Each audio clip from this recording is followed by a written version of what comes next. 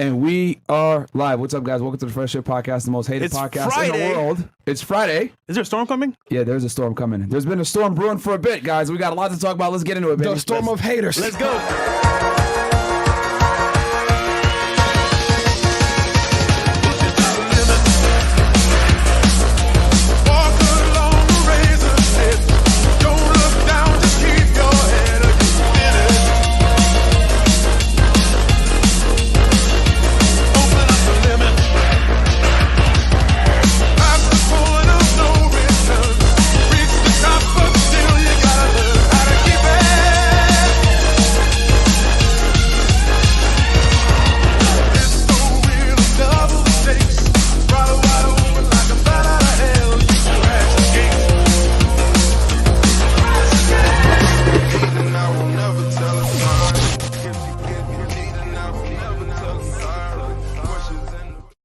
And we are back. And we are back, guys. What's up? Welcome to the FreshandFit podcast, man. We're live. It's Friday, aka the best day when we get to interact with you guys.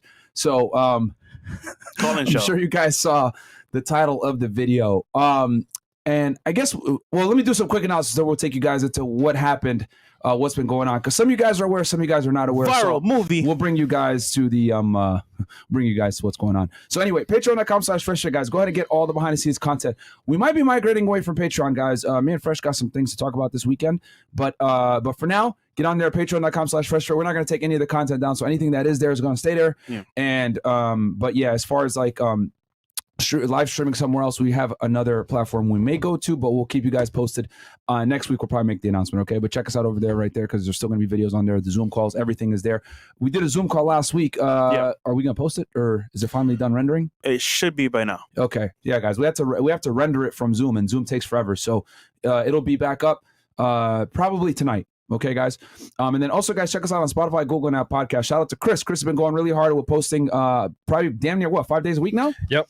Yeah, we're posting the audio recordings, guys, 5 days a week for the FreshandFit podcast. We're on Spotify, Google, Apple Podcast. Just go ahead and click that anchor link, anchor.fm/freshfit, and you'll be able to find this whatever destination you like to listen to the podcast. We're on pretty much every platform, guys. Small cast, all that shit. OnlyFans. We need to get on Pornhub, bro. Yeah, we do. And I don't mean as not to smash, but like not to smash, guys, but like a lot of marketers actually use Pornhub for their stuff.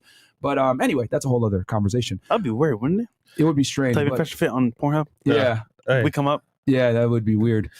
We could have been porn stars by now, but we ain't doing it, bro. We ain't doing it. Me and Fresh were talking about that shit. Like, we've gotten a lot of requests like, oh, bang me on OnlyFans and whatever. I'm like, nah, bro, we're not doing that. We could be the Adam 22. We could do that. Shout out to Adam. But we're not white. Yeah. Yo, shout out to Adam 22. Shout out to our guys over there. No Jumper, man. Shout out to them, man. They help us a lot behind the scenes. So great guys over there. Yep. Adam, AD, all of them over there. Okay. And also, guys, check us out on freshfitpodcaststore.com. All right. We get all the merch, t-shirts, hoodies, all that stuff. Go ahead and get that merch, man. And support the guys. And we got some new concepts coming, which shout out to Chris. We pretty much have. We're on the last draft of one of the shirts, and then we got another one working as well with Clown World. So we'll see you guys on the other side when those shirts come out. They'll be out by next week. Yep. They'll be out next week, guys. Don't worry. And then also, guys, check out our other YouTube channel. It's called FreshandFit Clips, guys. Yo, this channel has 75% of the people that watch it are not subscribed. Guys, subscribe to that channel. It helps us out a lot. FreshandFit Clips, okay? And then also check us out on Fresh Print CEO. Guys, for behind the scenes, check out the vlog channel. We do live streams as well, and we go behind the scenes of what happens when we travel, lifestyle videos, yacht parties. So the recent case was actually us going to Dallas. You had like a little mix up with our Airbnb where someone broke in. But if you want to check it out, check out the vlog channel. And 100K on the way. Let's go. They broke in while we're doing a meetup. Fucking try to take the jewelry, man. They try to take it, but hey, man, we still got all our shit, baby. You know what I'm saying? Bam. We still got all our shit. Even Fresh switched over to a plain Jane, baby. Yeah. So yeah, I still got the AP too. Oh, you still got the AP as well? Mm-hmm. Nice, Where, nice. Fresh? Where? Oh, at your mom's house. Oh, good one. Yeah. After I bang, I put it on her. Let her know that she's one of mine. Shout out feature. Shout out feature. Yeah. Guys, every day, this is what they fucking say. There's these terrible ass jokes you just heard just now. Listen, man, I'm just saying, Chris, be coming at me, bro. I don't know why. Love, man. It's all love, man. And then, guys, butter, go ahead and check out my other YouTube channel. It's called Fed at 1811. On that channel, I break down criminal cases for you guys I recently did a case where I talked about my first day on duty, where I was the on-call duty agent. I picked up 3 cases that day, arrested like 5 people. It was fucking crazy, man. So if y'all want to go ahead and check that episode out, I did it on a Monday, like at a different time, so the views are a little bit down on it because I did it not when I normally film Fed It, which is normally Sunday nights. But yeah, guys, if you guys want to go check that one out and see kind of like, because I got a lot of requests for you guys, from you guys to do cases that I actually did myself, which I'm gonna probably do another one this week. It'll be the case that made me grow my white hairs and started the balding to start beginning back in 2015. It was a case that I did that actually hit national news. It hit national news, and I'll break it down for y'all probably this Sunday. Okay, but yeah, you guys really enjoy those episodes where like I talk about my personal cases and give you guys the insight as to like all the trials and tribulations I dealt with to get that case brought to justice. But anyway, yeah, Fed 1811 guys, go check it out. And then Chris Mo, man, update the people on what's going on before we hit today's topic for y'all. Yes, ladies, DM me RNC Poxin. If you're a plant, you're welcome. If you're a hater, you're welcome. Just come on to a show. Don't flake. Let's make it happen. And shout out to the merch gang. You guys been active, sending me DMs and stuff like that. Show me love on Twitch, my streaming, some merch gang. Let's make it Discord, strong. though, them niggas roast you. Oh, Discord? Man, hey, it is what it is, man. Sorry, Reddit. I mean, Reddit. Hey, don't mention them niggas, man. So anyways, shout out to you guys. Why does Reddit hate Chris so much? Hey, they hate you too, apparently. Oh, they hate me? Yeah, man, they hate everybody, man. I don't know, man. No, they hate you the most. Hey, but you know why? I love Reddit, man. Because Reddit is mad, man. That's why. I like Reddit, man. I think they're cool. What was that smile, Chris? I don't really care, man. Yeah, you can't take criticism, nigga? No, it's fine. But it's like, it's one of those things where it's like, people say, oh, well, Chris, man, why don't you do this? I'm like, bro, do I really care what you think? Like, you guys come on towards it later and of the fucking panel. Say what you gotta say. Look, if you want to criticize something, yeah, let me know. I don't give a fuck. But don't be complaining behind your scenes. Chris is doing this and this and this and this and that. I'm like, all right, keep coming, haters. Let's go. I'm like, bring the heat. Because when you complain, I sit back and I'm like,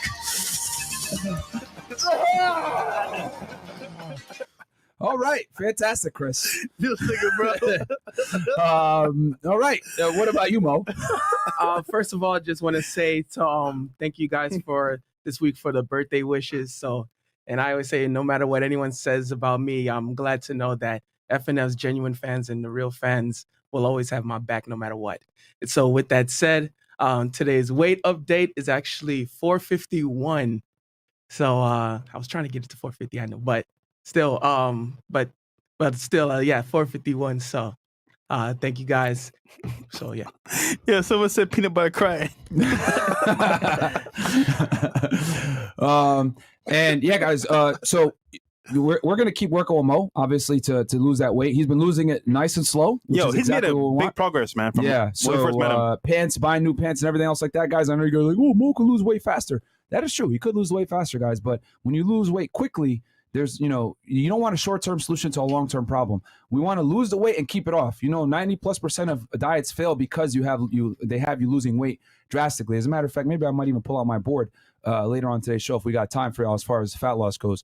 But today's episode, anything else before I get into? Go ahead, Mo. Actually, and also one more thing. One announcement that also products I have for a long time. I've been wearing 5X shirts, especially. Well, this hoodie was always 5X, but now this hoodie right here is actually 4X. So okay, yeah, 4X trading. There you go. What? Wait, what? Okay, so we are only doing one show today, guys, because the storm here in Miami. So we're doing one show today, call-in show. So hey, man, hop in here, ask questions. Yes, and yeah, let's do it. There's only going to be one show today, guys, because there's a storm brewing here in South Florida. Might be a double day after. Yeah, potentially. We'll see. But they're from here. But anyway, cool. So what was I going to say? All right. So anything else, guys, before we get into today's topic? No, we good. All right, cool. Viral movie, TikTok. Yeah. Okay, guys. So basically, about a week ago,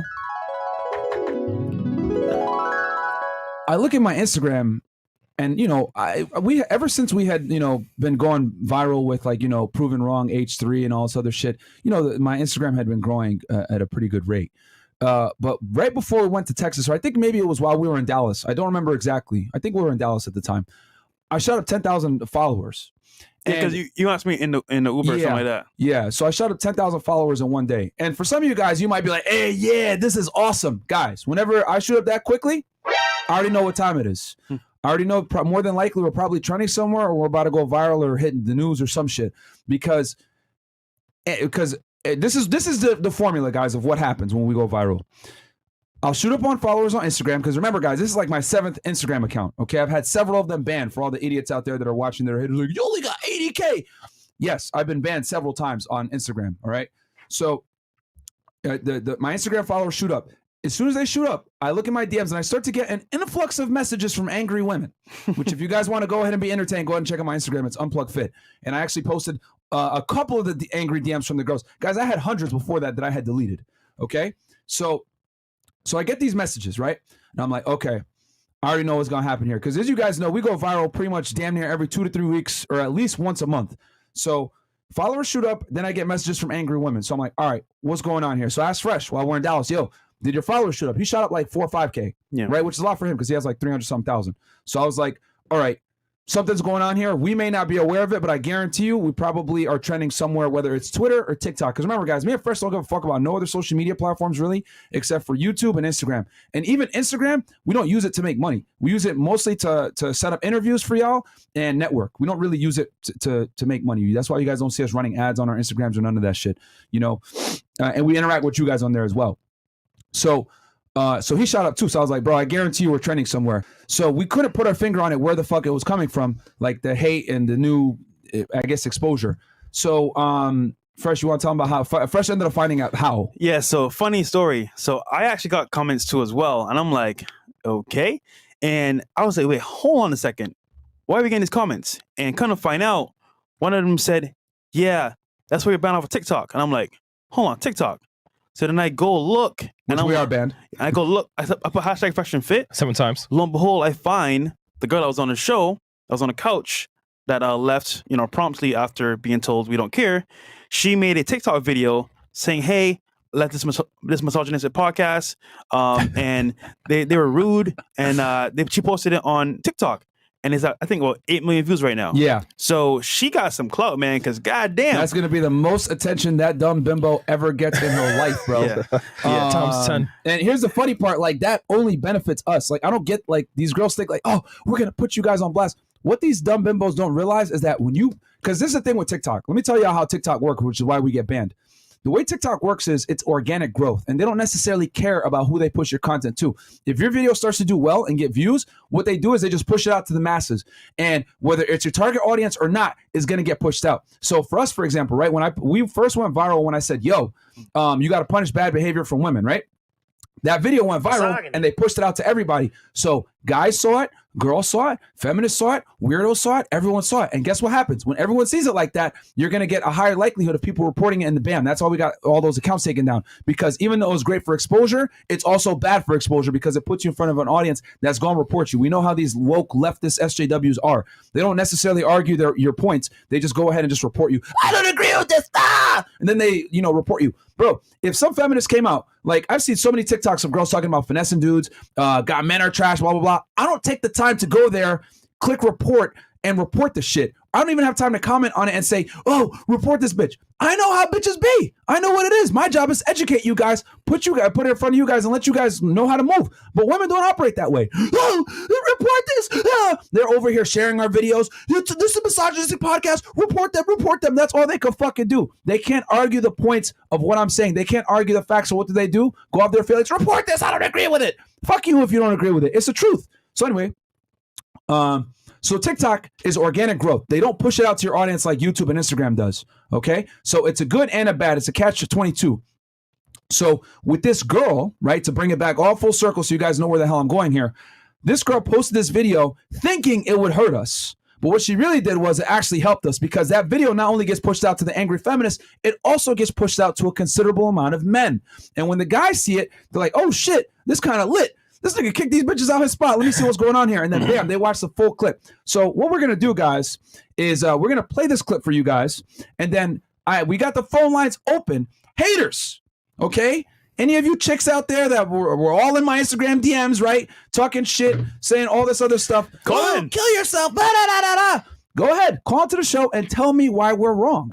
If you can. Most of you guys can't, though. That's the truth. Like, most of these women can't. They're probably not going to call in. But we'll see what happens. And so let's get this clip fun up. fact, views went up, followers went up, income went up. So, I mean, thank you guys for posting that on TikTok because now we're more viral. And actually, fun fact as well. Girls from the past are like, wait a second. What's this video on TikTok? You guys are going viral again? Like, it's just like constantly we go viral, bro. Bro, yeah. And the thing is that we don't even have a TikTok account, really. We have FreshandFit Business, right? Which is our like business TikTok, which they've tried to report that one too, by the way, which it has nothing to do with dating, only making money, whatever, from our Money Monday episodes when we have like us talking about real estate or guests coming and talking about the stock market, right? And they try to report that too.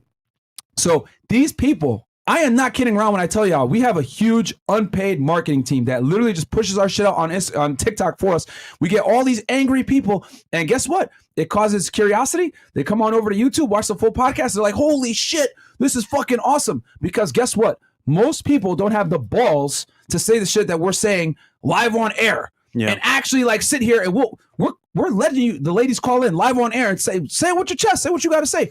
This is why most people do pre-recorded podcasts. This is why people don't let people call into their show, because a lot of the time they can't back what they're saying or they just aren't good live. We're good live, baby. We can do this. I do this shit every single day. 10, 20 girls in the fucking studio. This is what we do. You know what I'm saying? I am a black belt in debating delusional modern females, bro. I'm a black belt in this shit. I know what they're going to say before they even say it. So, and we go in the chat, Minister Jap as well. Shout out to our guy, Minister Jap.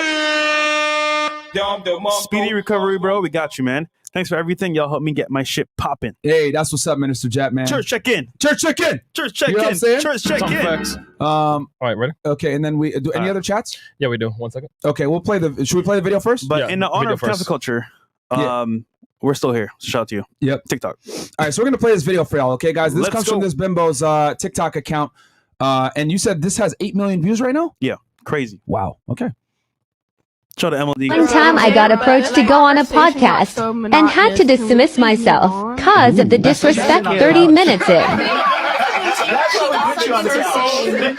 that Oprah / Harriet Tubman? Let me hold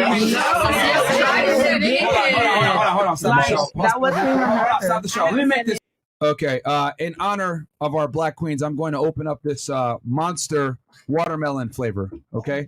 Call me racist, right? This nigga, bro. Yo, but just so we know, Let's continue on. So Miles is the one that said that. On the panel. No, but didn't it come from a super chat? Yeah. Yeah. Well, I believe so. It came from a super Miles chat. said it, but he's reading a chat out the air. Yeah. So just so y'all know, for some of you guys that may be new to our show, whatever it may be, we have supporters call into the show and or donate super chats. So we read the super chats, and a lot of the time, the super chatters, roast the girls that are on the panel based on how they look or whatever they say, whatever. And they called this chick Harriet Tubman, which I thought was fucking funny. And my thing is this, bro. Everyone gets made fun of on our podcast, regardless of race. It just so happens people only get offended if we make fun of black girls. Like, what the fuck, bro? We make fun of Asian girls. No one says shit when I say, love you a long time. Or no one says shit like, oh my God, Becky. Or when we make fun of Latina girls for cooking rice and beans. Nobody says shit when we make fun of them. It's only if you make jokes on black girls, Shaniqua's, Letitia's, oh, you guys are fucking racist. You guys don't dabble in that. Go suck a fucking dick, bro. We roast everybody on this fucking podcast. But if you want a virtue signal and say, oh, you guys are racist against black people, look at our skin color. This nigga's black as fuck. Look at him. Like, fun fact, I love watermelons. and for all you guys out there, oh, well, Myron, you're not really black. You're Indian. Oh, no, you're Arab. Arabic is a language, you stupid fucks, okay? Yes, my family does speak Arabic. Yes, I do come from North Sudan. But remember, and you guys want to say, well, your family wasn't slaves. Listen, you stupid fuck. All right, that's the dumbest argument ever. Stupid. If it was 1950, I'd be in the color section with you motherfuckers, bro. So I'm black, okay? In the eyes of Jim Crow, whatever you want to say, I am black. I'm right there with y'all, okay? If I was here in the 1800s, I'd be picking cotton too. Trust me, okay? I would be. They'd have Chris in the house. Me and Fresh would be outside. Fresh would be all the way at the end of the fucking plantation. I'd be somewhere in the middle of the plantation. Wait, can we pick coconuts? And then instead, Wait, you said me in the house? Yeah, you be in the house, nigga. You light as hell. And then Mo, I don't know where they'd have Mo. I think Chris would be serving the peanut butter. They'll probably execute Mo. He's too fat. That's useless. But guys, this is what it is, bro. Like these people, these woke people can't take fucking jokes. They just can't.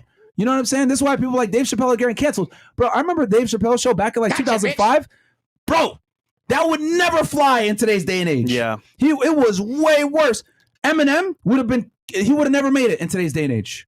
Like, he was way more controversial. We live in a snowflake pussy fucking society where you can't even make jokes. Anything that goes against a protected class, whether it's women, African Americans, minorities in general, it's considered misogynistic, bigoted, or racist. And it's like, no, man, like, you guys got to stop getting out. You got to get out the fucking victim mindset and understand that we give equal opportunity jokes to everyone. We're going to roast all y'all. I make fun of Arabs too, you know, about blowing shit up, whatever it may be. We make fun of everybody on this pod, bro. But people are fucking soft, man. Let's see here. Where we at? Our video? Yeah, let's go back to the video. So yeah, someone in the chat made fun of that girl and called her Harriet Tubman as I sit my fucking show. We choose when we want to go on or if it's going to be monotonous or not. That's right. You're a guest on our platform. Move it back a bit. Okay, ready? A little bit more. You got to move it back. All right. All right, we'll just play. You know what, guys? We'll play it in full, and then we'll break it down after. Okay. Let's That play it. one time I got approached to go on a podcast and had to dismiss myself cause of the disrespect 30 minutes in. Is that Oprah / Harriet Tubman? Let me hold on. Stop the show. That wasn't even her. Stop the show. Let me make this extremely fucking clear for all the ladies on the panel. This is our fucking show. We choose when we want to go on or if it's going to be monotonous or not. That's right. You're a guest on our platform. So if we want to keep going, you shut the fuck up and you listen. Don't tell us how to run our show. And if you don't like it, get the fuck off. Respectfully. Like this is you're here as a guest, whoever said that. Respectfully. So we're going to continue the show the way we want to continue the show. You're on our platform as a guest. Yep. You have an issue with it? Does anyone have an issue with that? No, Myron. I wasn't going off on you. I was going off on those two going back and forth over. It doesn't matter. If we want to keep going with the monotony, we're going to keep going with the monotony. Sounds good. It's our platform. That's right. Period. Y'all. Don't fucking tell us how to run our show, man. Come on now. Make your own show. You're a fucking guest here. Okay. Anyone have an issue with that? No. Rude. What? I said no. Rude. We don't What's have rude? an issue. What's rude? Like the way you're talking on. It doesn't matter. It's our platform. Calm down. You're here as a Okay. guest. All right. So do not tell us how to run our show. Do I go to your house and just tell you, hey, you know what? You should do this and that? Do I do that? No. Okay. Exactly. So no one's being rude. We're just run. All right. Get the fuck out then. There it is. Get the fuck out. It's happening in real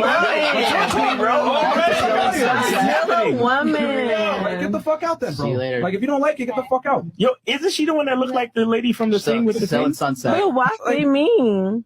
I'm not being mean. We have rules. You're not going to disrespect the platform. I said that from the beginning. I told y'all. I warned y'all. Don't do that shit. Myron, I wasn't trying to disrespect you guys. I have a random question just for you. Would you talk to anybody like that, like on the streets, or is it just only on the platform? I'm not No, him. No, I'm not. No, you That's talk like that. You talk like that in real life if you're a man. What men do is you have rules, and if the woman doesn't follow the rules, then So you talk to women like that outside on the street in the bar? Yes. Okay, so I took some notes as we played that video. Notice how she said, oh, I had to dismiss myself, whatever. No, you got fucking dismissed. You tried to take your headphones off, whatever. So like, all right, cool, get the fuck out the show. And here's the other thing too I want to say, that's make this extremely clear. She cut out the part of the girl, what the girl said that stimulated, that started that whole conversation. Yeah. So the black chick that was sitting here was made comments to Miles, right, saying that he was ugly or whatever it may be. She made some disrespectful comments. He's a bum, Yeah. whatever. Okay, and then her and Miles and MLD were going back and forth for her. Okay. Yeah. Then, One time I got a and then the girl on the couch, go back to the couch. The girl on the far right on the couch here interrupts and says, yo, this is monotonous. Let's just move on. That's when I said, yo, you're not going to tell us how to run our show. Because here's the thing you guys also got to understand. When you have this many, let me tell y'all something about how women operate, okay? When you have a lot of women in a certain place and they exceed the men, a lot of them try to get ballsy. And they say stupid shit that they shouldn't necessarily be saying. Now, we're about 30, 40 minutes into the show at this point, and a lot of the girls are interjecting. A lot of the girls are speaking at the same time. They're hurting the quality of the show. So sometimes you have to put your foot down because remember, guys, okay, these chicks are not fucking media trained, all right? They're not media trained. A lot of these girls are just like random chicks that maybe work a regular job, dancers, whatever it is.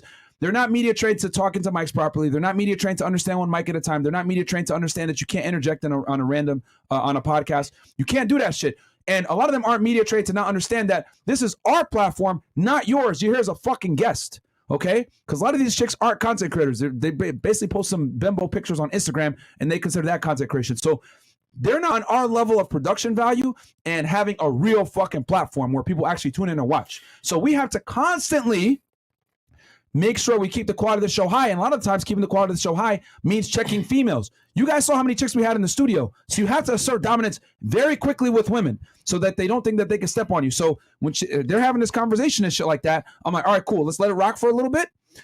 Because Miles was roasting her. And it was pretty funny. But that girl in there tries to interject and says, oh, let's move on, whatever, trying to dictate the pace of the show. And that's when I had to tell her, yo, this isn't y'all fucking platform. Let me make that extremely clear. All right. And then that's when they chilled out. And then the girl in the middle, oh, that's rude. Well, you could get the fuck out then. Like, we don't care what you think. Like, this is how we run our shit. But she's not going to put that clip in there where she says, oh, this is starting to get monotonous, blah, blah, blah. She only puts it. See how she clipped things out to make it look like we're just aggressors? But she didn't show the 30, 40 minutes that led up to us saying that or what the girl actually said to stimulate me saying that. Yeah. Nothing. They're just going to make it look like. And this is why TikTok, guys, is so stupid, because on TikTok, the girls always try to put themselves in a victim light to make themselves look better, okay? Versus not what actually, and they never give full context as to what happened. And then what she also didn't tell y'all was when she was walking out trying to leave, the bitch tried to use the bathroom. I said, what? Yo, get the fuck out the spot. We have a rule, guys. We have protocols. Once a girl gets kicked out, she has to leave the studio immediately. And there's a couple reasons for that. One of the reasons is we don't want her fucking up our shit. Number two, I don't let them use the bathroom because there's glass in there. Who knows what she gonna do? She gonna punch the thing or grab a glass to try to hurt somebody. These women are crazy. They can't take L's. You guys have seen it with your own two eyes. The black girl ended up staying here for an extra 20 minutes going wild. Okay? Well, 45 minutes. 45 minutes. So since we know women can't take L's and they make false accusations, they do a bunch of other fuck shit whenever they get embarrassed, especially live on air with 10,000 plus people watching. We had like 11,000, 12,000 people watching that night. They're going to say wild shit. So I told her, no, you can't use the bathroom. Go downstairs. There's one down there. Why the fuck do you got to stay up here? Like they always, and they try to take a power move all the time. When I tell them to get out, they go really slow. They take their time putting their fucking heels on. Oh, can I use the bathroom? No, bitch, get the fuck out. And I had other girls there too, helping me get her out. But we have a rule. Once we kick them out, we record what the hell's going on, and we tell them you got to leave right now. You're not going to sit here. But the girls think that they're entitled to sit there. And I'm like, no, you're not. Get out. But that's why she's mad, if she wanted to post that little clip there and cut out certain parts to make herself look like a victim. And this is what women do, guys. This is what Amber Heard did and failed. This is what that dumb bitch from H3 did and failed. And it's cool because you guys picked the wrong ones. We will sit here and expose y'all and make you look stupid because this girl has 8 million views on TikTok, and what she doesn't realize is that a bunch of those people got curious, went back, watched our shit, and saw what really went down. Yes, of course you're going to get the angry women that are like, oh, you're an asshole. You think you're tough, blah, blah, blah, blah, blah. I kick men off the show too. What you going to say? But you guys don't know that because you don't watch the show. You watch dumbass clips on TikTok that are put in a certain way to paint a certain narrative. I just find it hilarious that once again, clips are taken out of context, posted online, goes viral. Oh, they're the bad guys. I mean, look, at the end of the day, it's our platform. We don't go to other platforms and say, hey, do the show this way. We say, hey, you know what? Respectfully, this is your platform. We respect it. We're going to be quiet. You lead the show. Likewise, when you come on our show, we respect you. But at the same time, it's like, yo, if you disrespect us, it's like kind of like, you know, we're gonna return the favor. So I'm just saying, like, at this point, they're on the platform, they're acting crazy a little bit, not her in particular, but other girls, and we say, hey, you know what? Please be quiet, ladies, because we got a show to run. And at the end of the day, like, bro, it's our show. So hey, if we say we want to run it this way, it's what it is. And for her to post that, I just find it funny because like she wants the attention. That's pretty much it. So just for the attention. And guys, every show. I go over the rules many times. As the girls, you know, guys, as you understand, I used to be a teacher. So I go over the rules and the girls understand that. Yeah, I understand. Anyone has a problem with it. Questions, concerns, comments. I've even streamed it on Twitch. So Merch Gang, you know, I do the same shit every fucking night. Rinse and repeat. 5 days a week, well, now 3 days a week. So I don't know what the fuck what her problem was, but it is what it is. I told her, hey, listen, don't take anything personally. The chat is the chat. The chat niggas will go in and roast you. So if you take it personally, it is what it is. So don't. But I will say though, she wanted the attention though, because if you think about it, what's the gain from it? Oh, to look cool?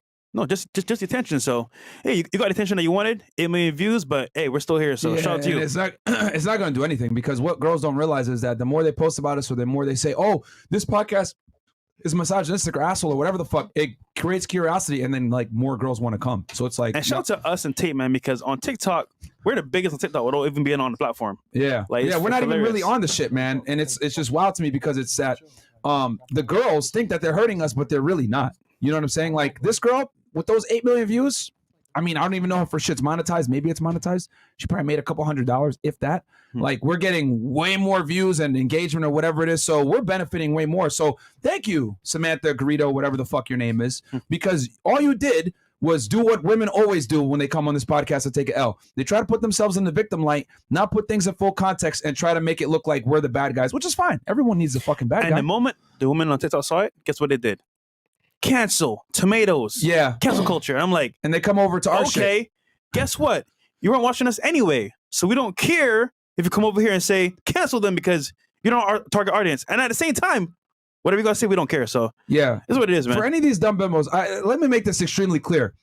We don't make content for women. So we really don't give a fuck what y'all gotta say. You know what I'm saying? It's to me, if anything, it's funny that they go out of their way to come over to our YouTube channel, to come over to our Instagram, and go ahead and leave comments, dislikes, or whatever the fuck. Because to me, I look at it like, yo, you guys really have this much free time? Because I'll tell you guys this, you'll never catch me on like a hater shit, like reporting them or whatever.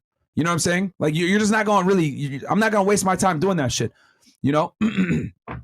or reporting them. Like that's even worse. Like let me report them for fucking misandry. No one gives a fuck, man. You know, and this is the world that we live in, though. Women can't take L's, man. They can't take L's. And when you prove them wrong or you make them look stupid, they're going to go ahead and, oh, my God, I'm the victim, blah, blah, blah. But this is what you guys got to do when you have a podcast or if you have a lot of girls in one place. You have to assert dominance and let them know, yo, this is not going to be acceptable. And let me make something else very clear. As you guys notice, we have a bunch of female staff that help us out. Here's a full protocol. If we have a girl in studio, in this case, we have Christina. Christina goes down there and gets them. She warns these bitches in the elevator. Yo, this is what they do. This is how it is. Don't interrupt. Don't be rude. Don't disrespect the platform. She gives them a whole fucking spiel in the elevator. Then she brings them in. She has them sign a waiver. And she explains to them again, hey, understand that this is going to get a lot of views and people are going to talk shit. It is what it is. Just be ready, okay? Then Chris goes in and gives them the talk. And then right before we go on live, I give them one more warning. Yo, this is what's going to happen. The chat's going to be here. We warned these girls before at least 3 times prior, okay? Not to interject, not to overtalk each other, all this other shit. But like I told you before, a lot of these chicks are not media trained. So they say stupid shit that they shouldn't be saying. Like this stripper on the couch, right? She goes ahead and says, oh, let's just move on. Bitch, it ain't your show. Who the fuck are you talking to? Could you imagine going to Dr. Phil and saying, hey, Dr. Phil, fuck your feelings, but let's move on. Let's move on. What? Like, but this is what I'm trying to tell y'all. Like modern day women come on your shit, think that it's okay to tell you how to run your shit that you built up from the ground up. People don't know how many hours, blood, sweat, and tears we put into fucking creating the studio and to building up our platform to get ourselves from 0 to fucking almost 725K subscribers in the span of less than 2 years. Yo, this shit took a lot of work. So of course we're gonna defend what the fuck we built with with some fucking arrogance, you know? Like what we did is not normal. So I'm not going to let no fucking bitch come in here and tell us how to run our shit. So yes, I'm going to check her on that shit. And then when the other girls come in and try to say, oh, that's rude. Fuck you. This is our shit. You know what I'm saying? Like what do you think this is? You think we're like some simps that are at the club trying to, you know, smash you and are going to let you say whatever? The thing is this, guys. And Twitch. And I've come to realize this, right? Twitch, come to YouTube. Yeah, come on over to YouTube, guys. We're going to have to kill the other shit. Because we're incoming rant. Real quick. Yeah. I made a post on Instagram, my story, and I said, the crazy thing about people who don't like you, they watch everything that you do. In this case, they report everything that you do. I'm just saying, man, yes, we can be a little bit controversial. We can be a little bit different. However, to put the clips up and only post the parts that make you look good, I'm like, bro, y'all are reaching out because at this point, bro, it's like, yo, post a full clip. If you're going to come at us in that type of format, post the whole thing because now you look stupid. So it's what it is. Yeah, I mean, it just goes like, I want to just let you guys see something here because that girl has a degree. On that night that we had, a bunch of the girls actually had degrees because one of the criticisms we get, which I get what you guys are saying, is the women that come on your show are stupid. They're not educated. They're retarded. They can't even articulate their points. Guys, we've had women that have master's degrees, PhDs, professional careers, etc. come on the show. The only difference between a regular girl and a girl that's educated is a girl that's educated uses much more word salad to say her fuckery. I'm telling y'all, bro, the hardware is different, but the software is the same. This girl comes on the pod, doesn't understand that we have boundaries and rules. We warn them in the fucking beginning.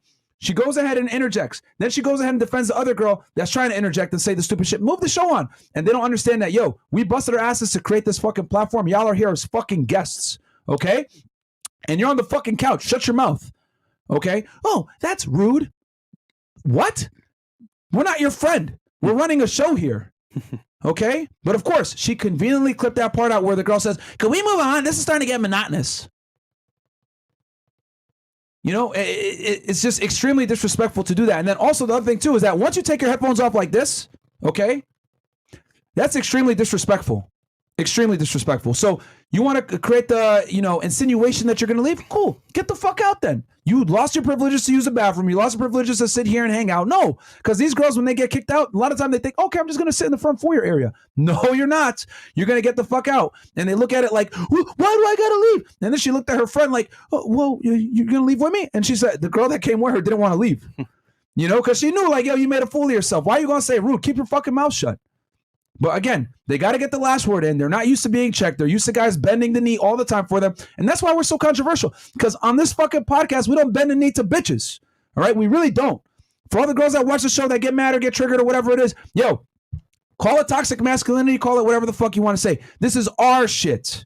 Okay? If you come on our show as a guest, we're not going to sit here on white knight and cape for you and like, oh my God, no, it's okay. We'll call you. Or, oh, no, you can go ahead and get away with that shit. If anything, all this podcast does is expose modern day female delusion, modern day female entitlement, and most importantly, modern day female lack of respect for masculine authority. Okay? Women do not respect men in 2022, and this fucking podcast proves it. These bitches that come into this shit 9 out of 10 times make less money than us, lower socioeconomic status than us. They're not on our level at all, right? And I'm not saying that to brag. I'm just saying it to illustrate a story for you guys. We're way higher up on the totem pole than they are. But guess what? They fucking come in here and still act like their shit don't stink, behind on bills for 7 months, don't have no fucking money in their bank account, and they still think they could come in here and fucking disrespect us. We do this so that you guys can see the fuckery of women in the West in general. You can have all your shit together and these bitches are still going to come in and disrespect you. No. I told y'all already. I'm losing my hair dealing with these chicks for you guys so that you guys can learn and see how these women fucking move. The only difference between a ratchet ass bitch that's coming in here talking shit like, I'm not leaving, and a fucking girl that's educated is, I'm telling y'all, the bitch that's educated just thinks she's a little bit more smarter and she uses a little bit more words out to articulate her stupid points that make no sense. And imagine we're in a podcast with like, I want to say 15 cameras in here. Imagine in your own household what's going to happen when you're with her alone. Yeah, so I'll just say as well, on the show, we have girls that have a great time, they enjoy the show, and they're respectful. On the other hand, we have girls that are disrespectful, they have a bad time because, once again, you're showing mad disrespect to the platform. And at that point, hey man, Myron has a little tolerance. I have a little more tolerance, but like, at the same time, it's a platform. We work hard to build this up, and you can come in and show disrespect. I mean, you get what you get. So it's like, bro, because for example, whenever we go to a platform, what do? We show love. Yeah. Hey, respectfully. Hey, here's your rules, bro. We'll follow it. Flagrant. No jumper. What else? Tim pool. Yeah.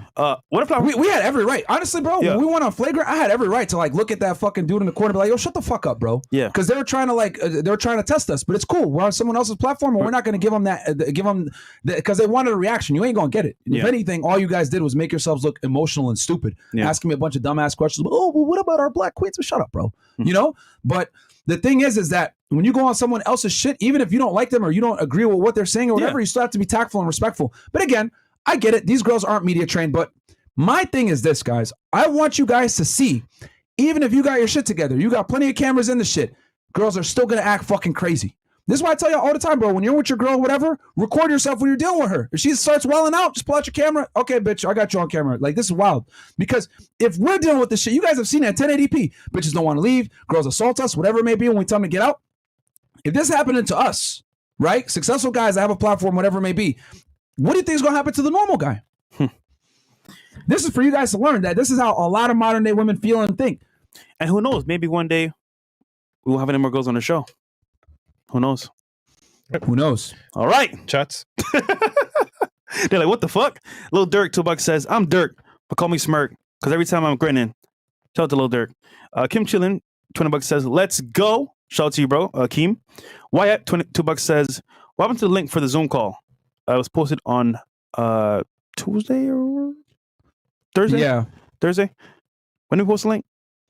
when we went live. Whatever day. I mean, when we did it. Yeah, we did Zoom call. So if you missed it, you should have been there on Patreon. Ray $2 says, please get Ari Spears. He's a fan of the show. Really? Don't know who that is, but it's an old school comedian from the 2000s. Okay. Comedian. Kuma-san, $10 says, I'm sorry, core fans, now's your chance. You were training all week for this. Okay. JBX $5 says, when you guys were in Dallas, what was the restaurant you went that you liked? Pangea. Pangea. Saren VX $20 says, keep up the good work, guys. The young guys out there need to hear your content. That's true. Yep. MG Garcia 23 $2 says, Ciao to Mo, muchas ganas, carnal, FNF crew up. I don't know what that means. Muchas ganas, carnal. Basically, looking forward to it, my friend, in Mexican slang, by the way. There you go. Yeah. We got Seto Kaiba, $2 says, Mo was mad because he didn't have any cake. Okay. Okay. Crypto Cat, $10 says, Chris got a side channel doing ASMR about mumbles. Be giving Pete some nightmares about peanut butter. It's funny. Sorry. Oh man, Jenkins 771 $2 says, you guys have a book with all your teachings? Yeah, it's the Book of Misogyny, Volume 2. Chris Booker, $2. What's volume 1? Hey you. Fat Albert. Hey, that one's a Quran. Oh wow. $20. Went from being homeless and broke and I dropped out of high school to having a job, working 8 hours a week, no license, no car, to 2 cars, 100 plus more points on credit, and just offered a traveling career to different states FNF. And let me say one thing real quick too, because I forgot to mention this. Most of the girls that come on the show, guys, are actually very pleasant and have a good time and come back on. As you guys know, a lot of girls do come back on the show and everything else like that. It's always a small percentage that fuck it up. But again, like I said before, it's a small percentage that go ahead and that are the loudest. Okay. And we're public enemy number 1. So if anyone puts anything out negative about FreshandFit, they're going to go ahead and run with that versus like putting out anything positive. They're not going to talk about all the people we've saved, all the guys that we kept from killing themselves, all the women that we helped get married. Shout out to Allie. We helped her get married. Yeah. Like, they're not going to talk about that shit. They're going to only talk about the negatives. Most girls that come on the show actually have a very pleasant experience. And we treat the girls that come on the show really well. We get them rides back. We get them rides here. If we're going to go out to eat and they want to come with us sometimes, we'll bring them if we know them. So we treat the girls very well that come on the show, bro. It's just that some girls come in and fuck it up for themselves, quite frankly, and are rude or do stupid shit. And they expect us to just sit there and tolerate that fuckery. No. And a typical argument is, oh, FreshandFit hate women. Bro, if we hated women, we wouldn't date them or have them on the show. So no, we hate stupid women. That's the difference. Okay. Well, and we hate stupid guys too. Well, I actually like stupid women. Oh, well. Yeah. I like them all. Okay. Fat Albert. No, I read that one. Minister Jap, $50. We read that one already. D Nice, fresh. Will you tell the NBA story? Yes, guys. So update on that. I spoke to an NBA player. He is just finishing up a game in a different country. Once that's done, I'm trying to get him to fly here in person rather than call in, because obviously it'd be better if he comes in person. So we're working on that right now, but he will be here soon, either call in or in person, to talk about the story, because you guys saw his cap. So hey, we'll talk about it in person, one-on-one. Maybe it was, maybe it wasn't. You'll find out soon. Yeah, and I saw people saying like, oh, why?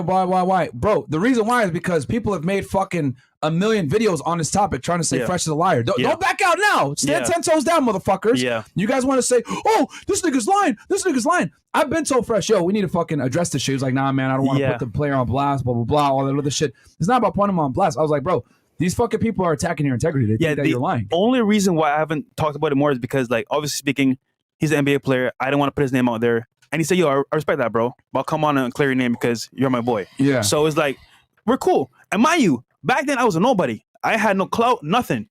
I was with some girls at the pool.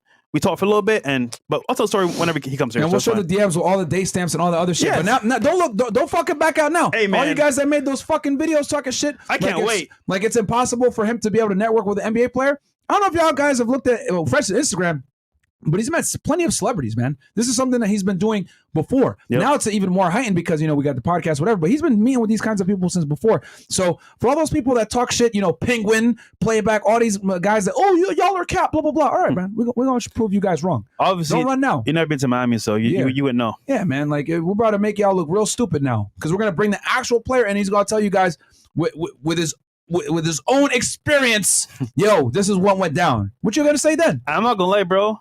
He set me free because I had no idea girls were like that or party like that, bro. So that experience was dope. It's just that, like, the reality is this, bro. I'm gonna fucking break the third wall here. A lot of you guys are jealous of Fresh because he stutters, he's black as hell, he's ugly, he's like under 6 feet tall. All right. He's not in the best shape. He's an average guy. And the thing is that you guys are mad that an average guy is doing what he's doing. And the thing is that, what did I say earlier when we had Moneyberg in here? Whenever you have haters, a lot of the times haters are mad, especially if you look like them, because you're shining a light in your success shines a light in their inadequacy. So they're looking at it like, yo, what the fuck? How is this guy able to get these girls? He doesn't look like he can get girls. This is bullshit because I look like him and I can't get girls. This is fucked up. And what you guys don't realize is that, Fresh the Smooth Operator, I told you guys before, he has way higher notch count than I do, like maybe triple. But, I'm not, and here's the thing, I didn't believe him at first either, but bro. Yo, hold on. That's a fun fact. Yeah. If you think you're hard to be convinced, imagine Myron GOES working with me. If I was Cap, bro, he wouldn't even be here right now. There's no way possible. He's straight edge, don't fuck around, doesn't tolerate bullshit. I'm still here. Yeah. For a reason, bro. I had to tell him he had to come back. It was that bad. It was going like 3-4 dates a day. I was like, damn, Fresh, chill, man. Nigga was living his life to fuck girls. I was like, yo, what are you doing? Like, what the fuck? So he had to come back. But when I met him, he was going on 3-4 dates on these bitches, bro. Like, I was like, what the fuck? And this is the middle of the pandemic, so he's able to work from home, do his thing, then go out, meet a chick, come back, work a little bit more, go out, meet a chick, come back. Yo, luckily my boss didn't find out. Yeah, and guys, you can do that in Miami because there's girls here. There's a lot of women here, and like a lot of girls here, bro. I'll keep it 1,000 with y'all. They don't fucking work. They got a sugar daddy. They're fucking hanging out on parents' money, whatever. Yeah. Like people here in Miami, bro. A lot of people here don't fucking work, bro. I'll be 1,000 with y'all. Like a lot of people here don't fucking work. So, like it's very common. Middle of the day, you walk around and it's like people are all over the place. Yeah. So it was easy for him to set up those dates, but it started to cut into like once we started taking the podcast serious, it started to cut into like us being able to be effective. So late nights, having to pretty much film every single day. Yeah. Can't go out. So yeah, we used to go on double dates at least once or twice a week, but we had to cut that shit back, bro. Yeah. If you guys look at our older Patreon shit, we were doing all that stuff, but like we had to cut back. So and then some we could put on camera because they didn't want to be on camera. So it's what it is. Yeah, there's a lot of times where So that's what it is, man. It's crazy. Go ahead. Amari goes, it's crazy. Tay has over 1.5 billion views on TikTok with his name and content FNF, and Tate's taking over. Yeah, bro, we're taking over because finally someone is standing up to the fucking clown world that we have here in the United States. And here's the thing, bro.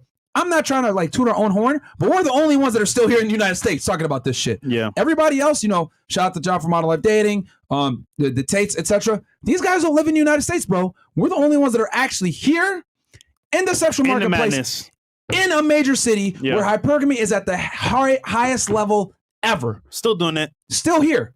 You know what I'm saying? So we're not in fucking Brazil. We're not in Colombia. We're not in any of these third world countries, Dominican Republic, whatever, again, third world pussy. We're here in Miami, the most competitive sexual marketplace. Real talk. Niggas be in the Philippines talking about, I get girls. Bro, if we went to the Philippines, we will clean up. We do well here in Miami. I already know if we went to Colombia or Brazil or any of these other places, we will kill it. So come to Miami. I want you to pull baddies from here and see what you do. I dare any creator. Come to Miami and do what we do here. Impossible. I already know. Impossible. I jinx you. Yeah, there you go. There you go. Because I've seen dating coaches, not even to come here and struggle. They come here and fucking struggle. Yep. And they leave. Niggas come here and live for a few months and they get the fuck out. They get mad, bro. Can't compete at all, Can't compete. And then they out here try to say FreshandFit are frauds. Why'd you leave then? Why'd you leave? I ain't gonna say no names, but there's a lot of coaches that come here, they stay here for a couple of days and they just fucking leave. Or they text all day and they get no result. Yeah, or they'll pull some ugly bitches from Miami Beach, some tourists. I want to see how pull some of these fucking baddies that are actually from Miami, bro. Pull these Kendall hoes, these Cuban Kendall hoes or some shit like that. Kendall, man. Secret gem. Yeah, $2 from August Alcina. How dare you? Okay, $5 from Hero Jones Gaming. Yo, FNF, we appreciate y'all, man. Let the haters keep hating. They're only helping your algo. Keep y'all foot on the snowflakes next. Yeah, we got you. Shout out to No Jumper Sharp putting snake waves in check. Yep. 275K 1 mil. Okay, and that's Bezo with the whale. Thank you. Keem chilling. Yeah, Keem chilling. Thank you. And then we got Albo Ace. Albo Ace. The same bimbos who hate on FreshandFit are the same ones who watch and admire the Call Her Daddy podcast where they teach them how to finesse dudes and all that BS. The hypocrisy is hilarious. Thank you fucking much for that, bro. Very true, Albo. A lot of the girls that hate us watch fucking Call Her Daddy, and we're nothing more than the male version of them. Pretty much. Keeping it real. But they don't want to hear our point of view. Oh, cancel them. Yeah. Like, I'm not going over to Call Her Daddy to fucking report them for misandry. If anything, I want to do a collab with her. Shit. Like, we don't, like, that's the difference between us and them, bro. Like, With women, like if they don't like what you got to say, they want you canceled. Yeah. Like if I don't like what you got to say, I just don't watch it. Common sense. It's not so common anymore. I was going to call in and troll Fresh for running from my rematch, but I figured I'd let the show rock out with this Nigerian flex. Back to the hyperbolic time chamber. F the haters. They hate while we become great. Just so you know. You smacked them, Sika, you got destroyed. Yo, I have been told multiple times, Fresh, you still got smashed. I'm going to smash you, bro. Pause. All y'all have been defeated. 3 stocks. Annihilated.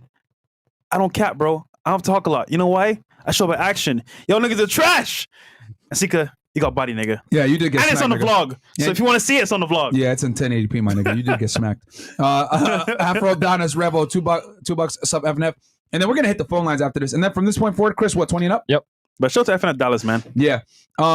Celis, sometimes I can't stand to watch your show when you got tons of women there. They overtalk each other and make the quality of the show go down. Yeah, it's true, man. I get it. That's why we got to put a stern foot down. And I don't know if you guys noticed, but once we kick out a girl or whatever, all the other girls get in check immediately, man. Women are followers, bro. I'm trying to tell you guys this. You have to assert dominance, especially when you have a million of them there. You have to make an example of a girl sometimes so that the other ones get in line. I hate to say it like that, but that's just how women operate, bro. They are fucking followers. They're not really capable of independent thought. Oh, I already know. Misogyny. Oh my God.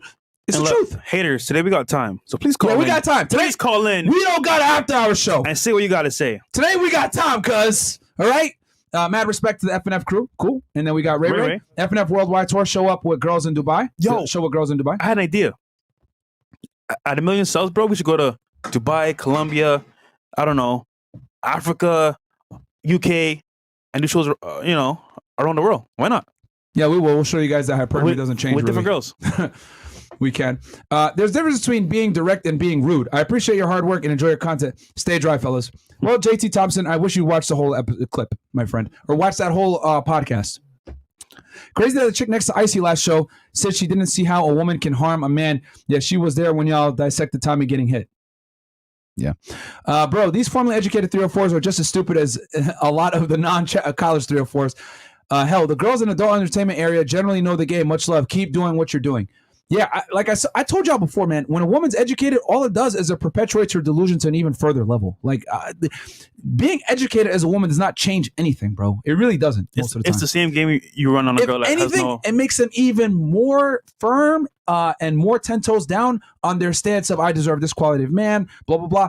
If anything, it creates even more entitlement. Right? With the more money they make.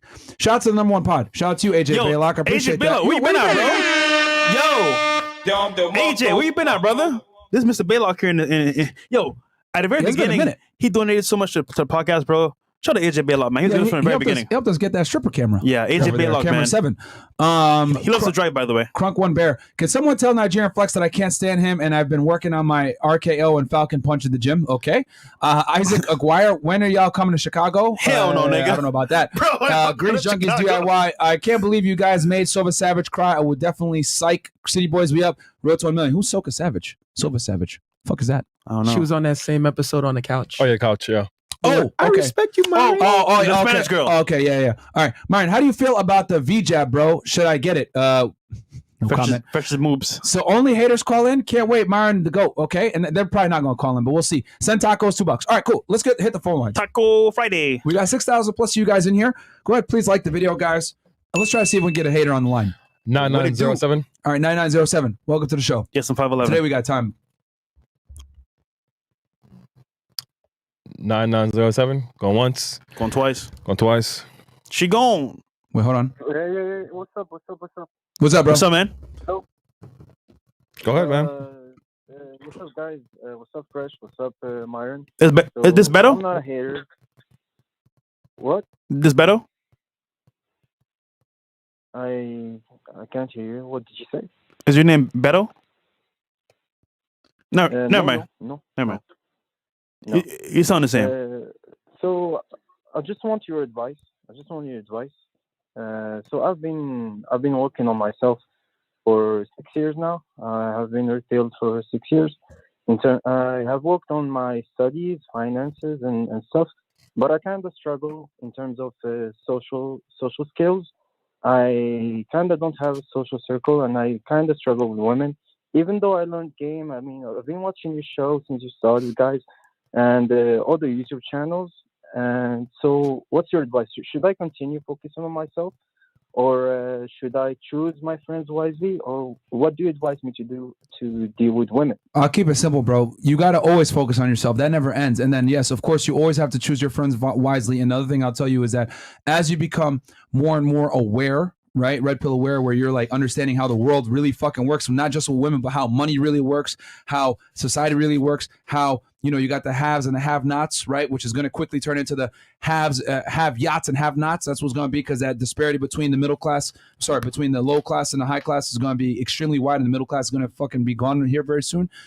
You got to really pick your friends wisely, and you can't hang around with guys that are, I hate to say it like this, but you don't want to hang around with like simps and blue pill guys, bro. They're going to fuck you up. So continue to improve yourself, continue to become the example, and then people are going to want to gravitate towards you, and then you go ahead and you select the guys that are best fit for your crew based on what you're trying to do. All right, caller, thank you. All right. Also, All right, man. We got a lot of people on the line, bro. Yeah. So one question, one comment. Come on, haters. 0338. All right. Farting guy. It wouldn't be a calling show without the farting guy calling. Yeah, facts. 5061. I wonder if it smells. Probably not. It's just doing it with his mouth. The fuck, Fresh? I'm just curious, bro. Of course it smells, man. I know mine stink, bro. Trust me. What? If you survive mine, bro, you're a G. 5061. Going once. All right. 5875. Haters, where are you? Hey, that's me. What's up, guys? What's going on? What's up, man? Not much. Just want to say I'm a huge fan of the show, and I got something I was kind of curious about watching your podcast. So, been a fan of the show for about a year now. I have been chasing the bag. I have been working the fitness, the finances, all that good stuff. My life has gotten a lot better, so I want to thank you guys for that sincerely.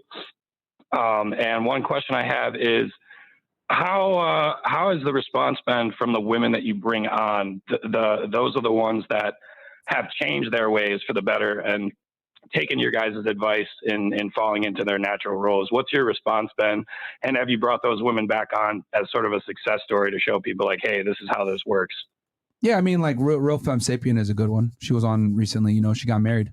So a lot of the people that get benefit from it, they just like take action, enjoy real life, and then they move on. I mean, they won't really always come to us, but like, you know, we'll say, hey, you saved my life, you saved my marriage. Yeah, or they'll message us a lot. I get a lot of messages from women that are in a relationship already. They watch it with their husband, right? And then because their husband kind of put them on, or sometimes, and even some cases where the wife put the husband on, and then they were able to kind of like, you know, make their relationship stronger because we're able to say a lot of things that their husband necessarily probably didn't want to say or never said. And, you know, the women are able to kind of just understand it and move and become a better wife. So, you know, yeah. All right. Awesome. All right. Well, I appreciate you both. You guys are the champions of us men. So keep doing what you're doing. All right. Thank you, man. I appreciate it, my friend. Yo, bring in the chat from earlier with Osmosis Reacts, Chris. Yeah, sure. No problem. This is why I said earlier, bro. It always happens. What happened? No. Bring it on the screen, Chris. Give me a second. Mo, you got it? Yes. All right, go ahead. In the yellow. So he says, one thing I noticed about hater call-in shows across YouTube, haters never call in. It's true, bro. They never call in, ever. Yeah, because here's the thing, bro. Like, y'all saw, if you go look at my Instagram right now, I got a couple stories up of just like messages from angry women. None of it attacked my arguments. All it did was attack me personally. And they're like, oh, you kicked those girls out, blah, blah, blah. And they go off for that dumbass TikTok clip and they don't understand like what led to me kicking that girl out. You know, it just insubordination, being rude, and not understanding where the fuck they're at. Like, this isn't your house, bro. Like, this isn't, you don't tell a host how to run their show, especially when you're a fucking nobody yourself. Yeah, you know what's funny? Like, it's a privilege. Like, yo, let me make this extremely clear for everybody out here. Every girl that comes on this show benefits from coming on this fucking show, right? We built up a platform. They're able to enjoy that.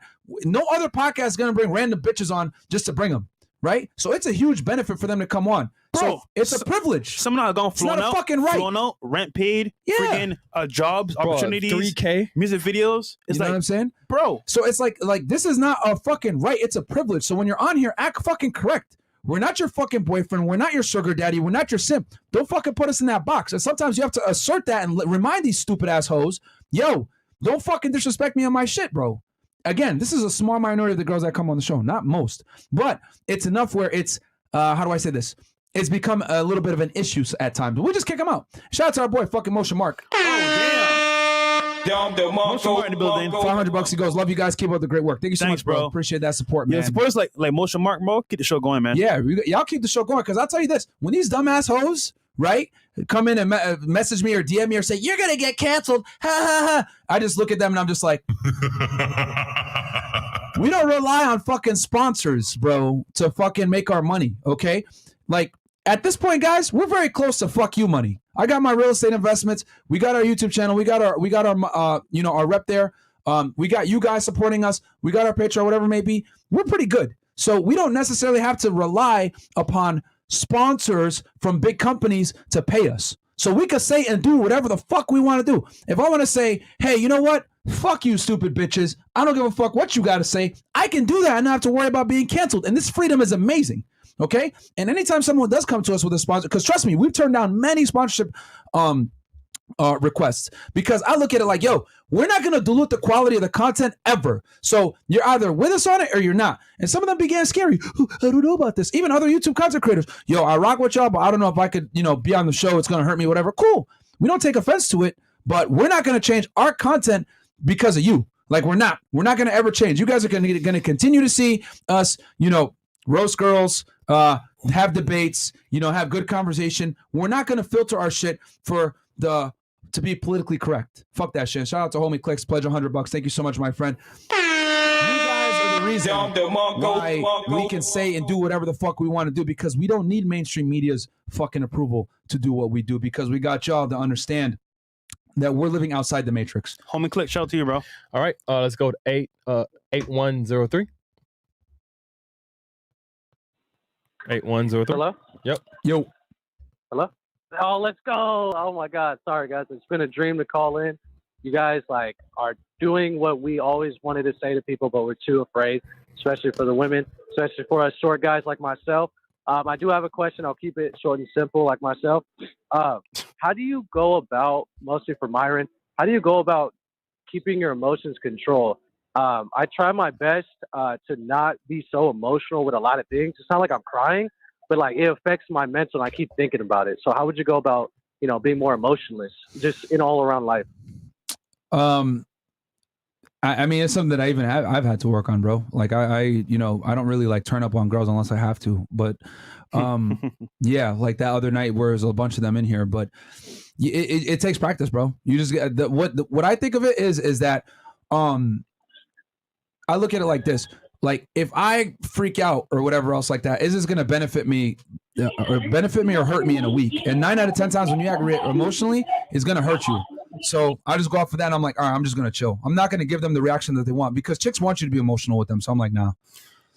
I'll just add to that as well. So most shows, I'm just chill, relax. And I be feeling type of way sometimes. I be feeling like emotional to an extent, because I'm like, yo, bro, this is so annoying. However, I understand I have a goal in mind with the team.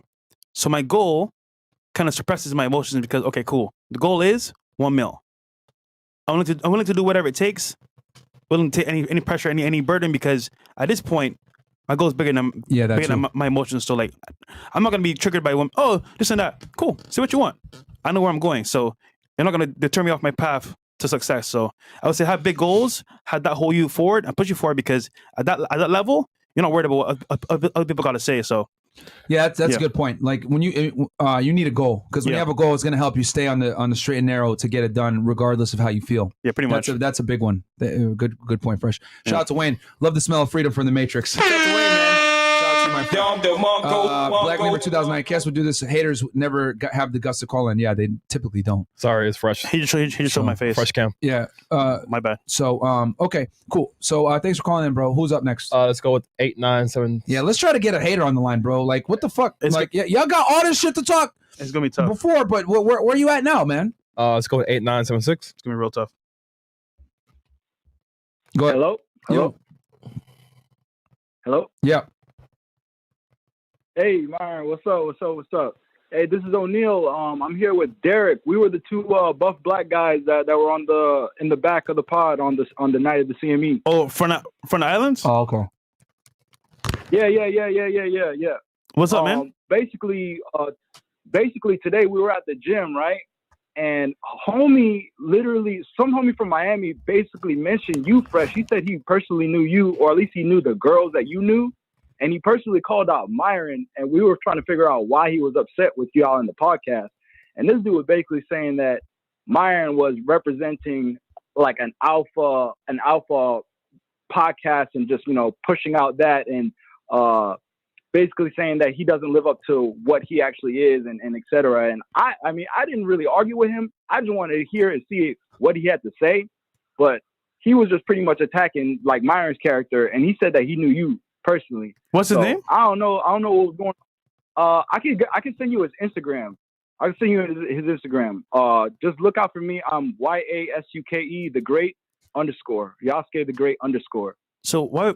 Hold on. Why would he tell you that? We were chatting with him in the gym. He actually came up to us. Some dude from Miami. He came up to us. We were chatting with him in the gym, and we just started talking about masculine shit and red pill shit. And he just mentioned you guys, and he said that he personally knew you, and he said like, yo, I don't really like the FreshandFit guys, and I don't really like Myron, and like Myron, he makes himself feel like he's an alpha, but he doesn't really live up to that expectation. And I was just like, all right, man, I don't know what you got against him. He was saying that Myron doesn't work like that, and send me that page right now, bro, because I want to see who this is. Hold on. I'll send you it right now, bro. That shit hilarious, bro, because he knows me. So that means that we're not friends. He said he knows the girls that you mess with, or at least the circle or whatever the case may be. No, but I'm a virgin, bro. I don't get any girls. Remember, I'm a lame, so I don't get any girls. So his name.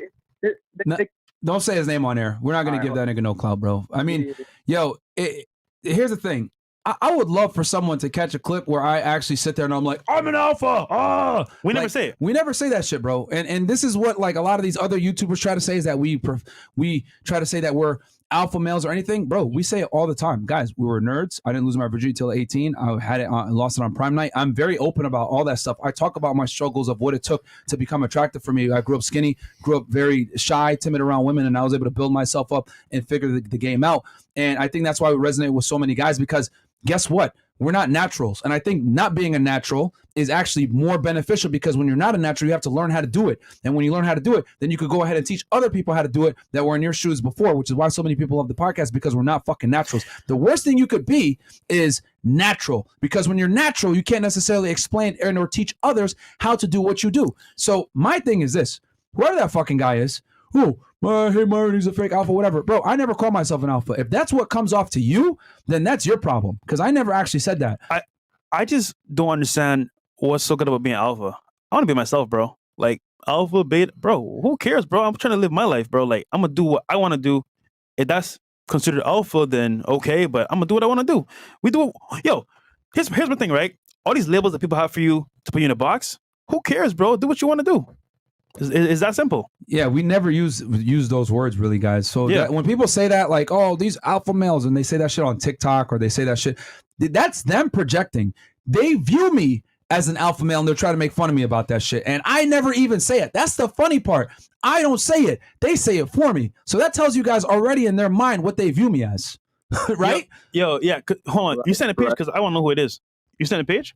I DM'd you. And the other thing too, bro, you got to understand is that we got a lot of jealous people here in Miami. Yeah, we don't really care, bro. Because the other thing too is that, you know, we're probably, I don't want to sound arrogant, but like we're probably the biggest channel out of Miami. So a lot of people, when it comes to like, we might not have the most subs, but by far we're the most recognizable. The most viral, bro. Most viral, most recognizable by fucking far. I don't know any other creator here in Miami that has the amount of like viral videos we have, or like going around the world. Like, like when me and Fresh step outside, we're gonna get stopped a million times. Yeah, we were in Dallas, Texas, like bro. Every corner. Yeah. Yo, I know you guys from podcast. I'm like, and that's not even us trying to brag or whatever, but like there's a lot of jealousy here in Miami too, because guys, you got to remember, Miami, this is like the #1 cap city.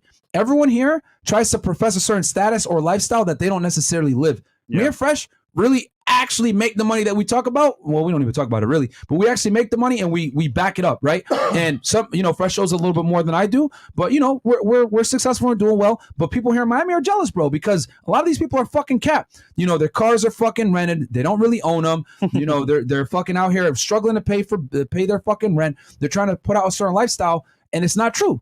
But with us, it's like, yo, we really are about this. And people forget, yo, before this podcast shit, we were professionals. Like Fresh was in tech.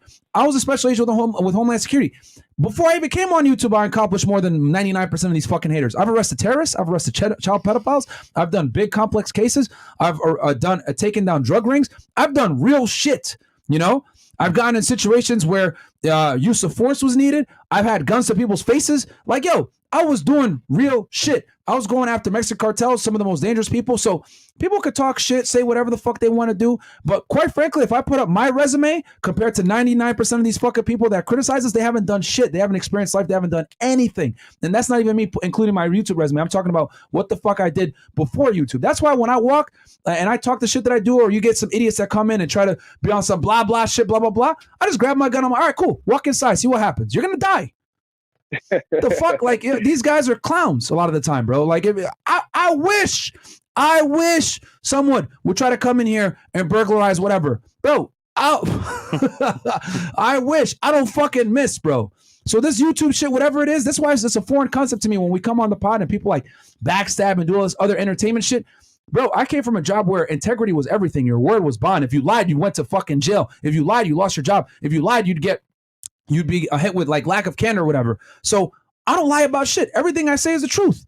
So when these people hate and say all this other shit, I'm like, man, I'll go fuck, man. Half these people are fucking bums and they've not accomplished anything. I will say that there is one person I've met in Miami that does YouTube as well. Steve will do it. Genuine guy, man. Awesome guy. Yeah, shout out to them. But see, I don't even consider them Miami YouTubers. They just came out here recently. True, that's right. You know what I'm saying? Yeah. Shout out to Bradley. Shout out to Steve. We'll do all them. They came out here smart though because California sucks. So does cheaper to live here too. But you know what I'm saying? It's like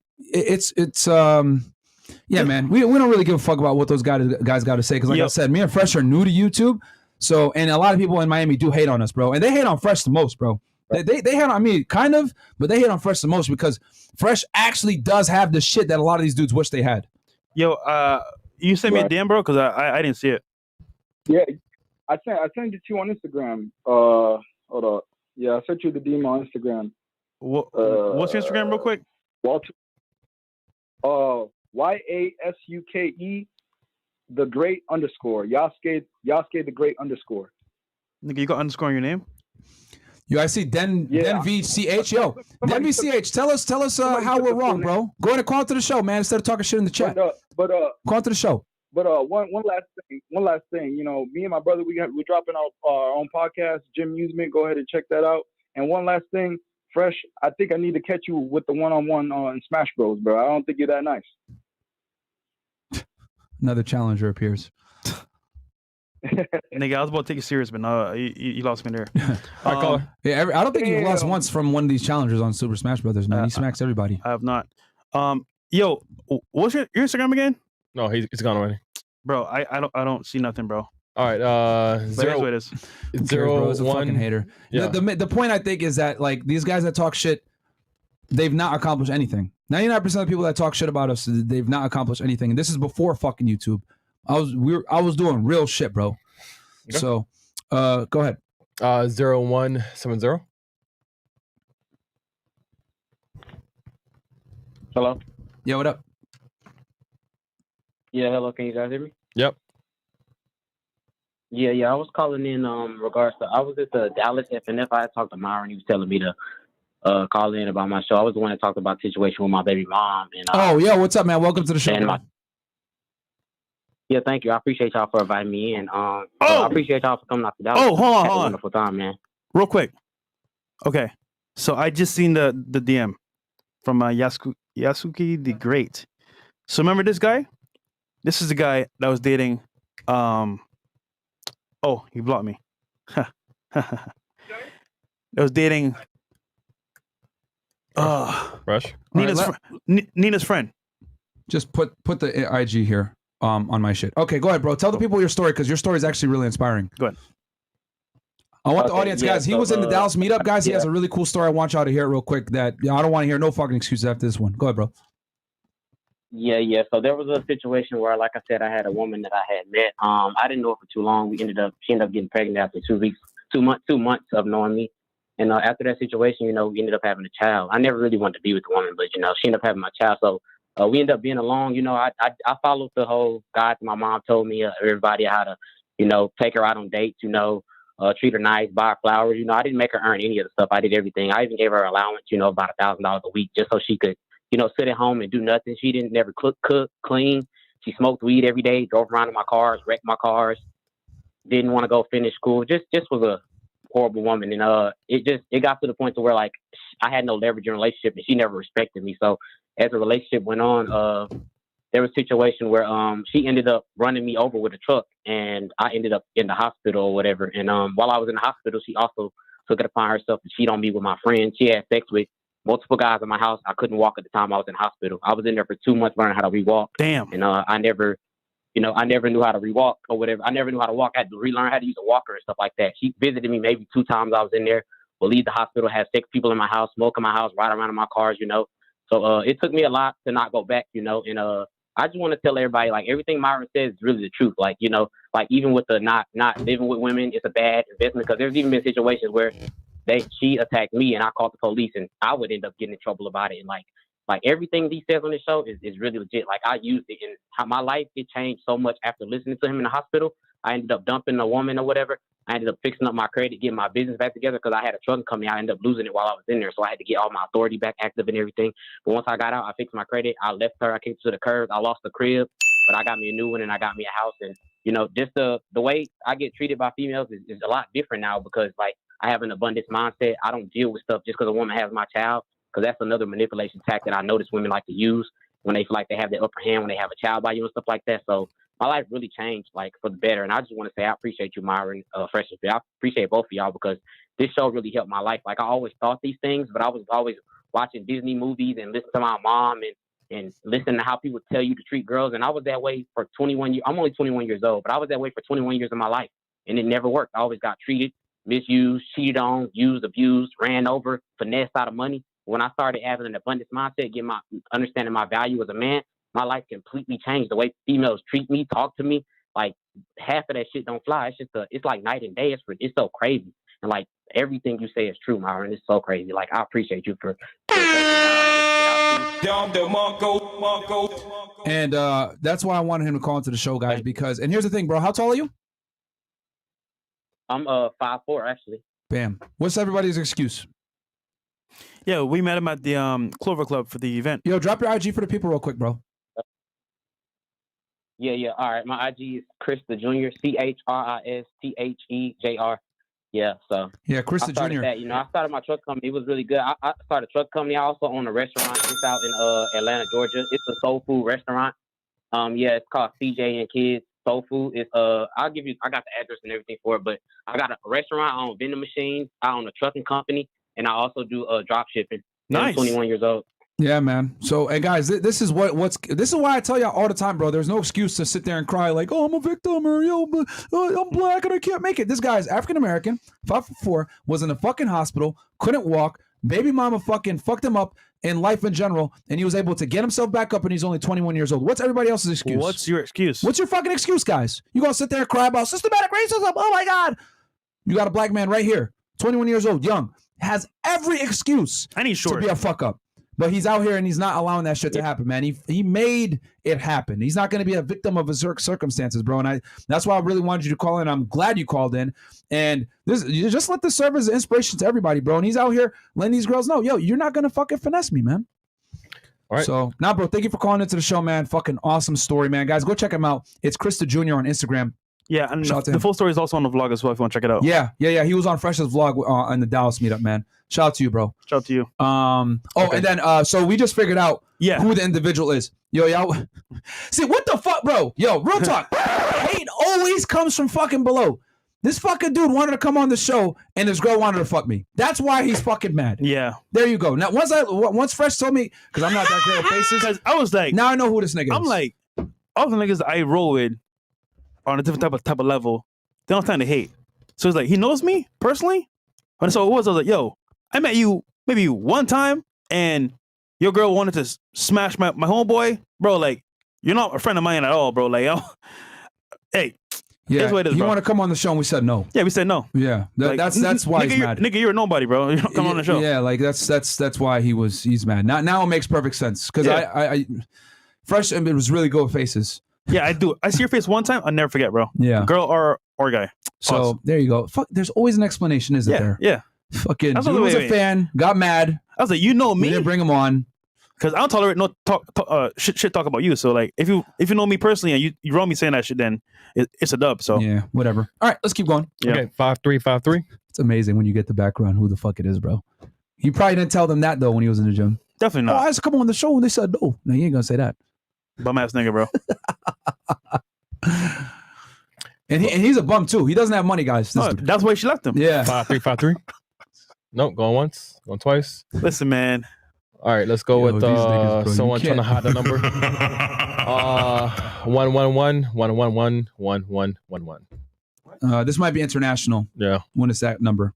It could be go ahead. Or a hater. Or a Sometimes troll. they could block their call. Yeah, what up? No. This is your time All right. to get at us. Come on, bro. Somebody call in, bro. Yo, I told you, bro. Hater shows, bro. No calls in. All right. 6003. Yeah. Hey, my name is Steph, and I just moved down to Florida. I work as a federal correctional officer. I probably watch some of the guys that Myron put behind the bars. So good work, brother. But I just wanted to call and ask. Bureau of Prisons? Since I moved to Central Florida. Say what? You were BOP? Yeah. I work with BOP. Nice. Okay. You guys have motivated me a good bit. I put in at least 56 hours a week trying to level up, but I want to get into the real estate game here in Florida. I was just kind of curious on what you would recommend me save. Should I go towards the FHA and do a duplex for myself, or should I just start saving and buy a duplex and rent it out and stay where I'm currently in? Because I've got a really great rate where I'm at right now. Go with the FHA, bro, because I know what are you? You're a GS what? I'm a GS7, about to be an 8. Yeah, no. Just yeah, go with the FHA, bro. It's gonna take you forever to save up the money for the capital to GS7. So, hell, I was a GS13, bro, and even then, with Leap and everything, 25% law enforcement availability pay is still was tough. And with BOP, if I'm not mistaken, when I was last working for Uncle Sam, BOP pretty much maxes out journeyman 9 or an 11. Unless you're a supervisor. Is that still the case? Yeah. So, yeah, bro. Yeah, FHA, to my get friend. anything above a 9, I'd have to be a supervisor. Yeah. So, yeah, bro. FHA 100% for you in your situation.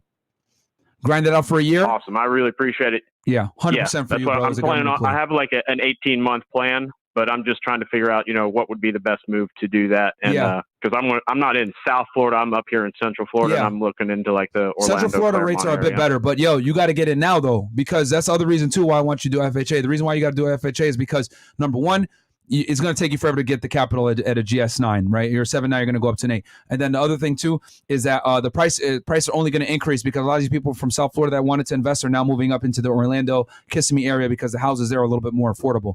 So get it now while you can. The other thing too that Noah's going to tell you that you need to do as government play, bro, is make sure you fill out outside employment paperwork, because you're going to start to, as you become a real estate investor, that could be deemed by the government as like outside employment or outside activity. So just make sure you get it signed up by your superior.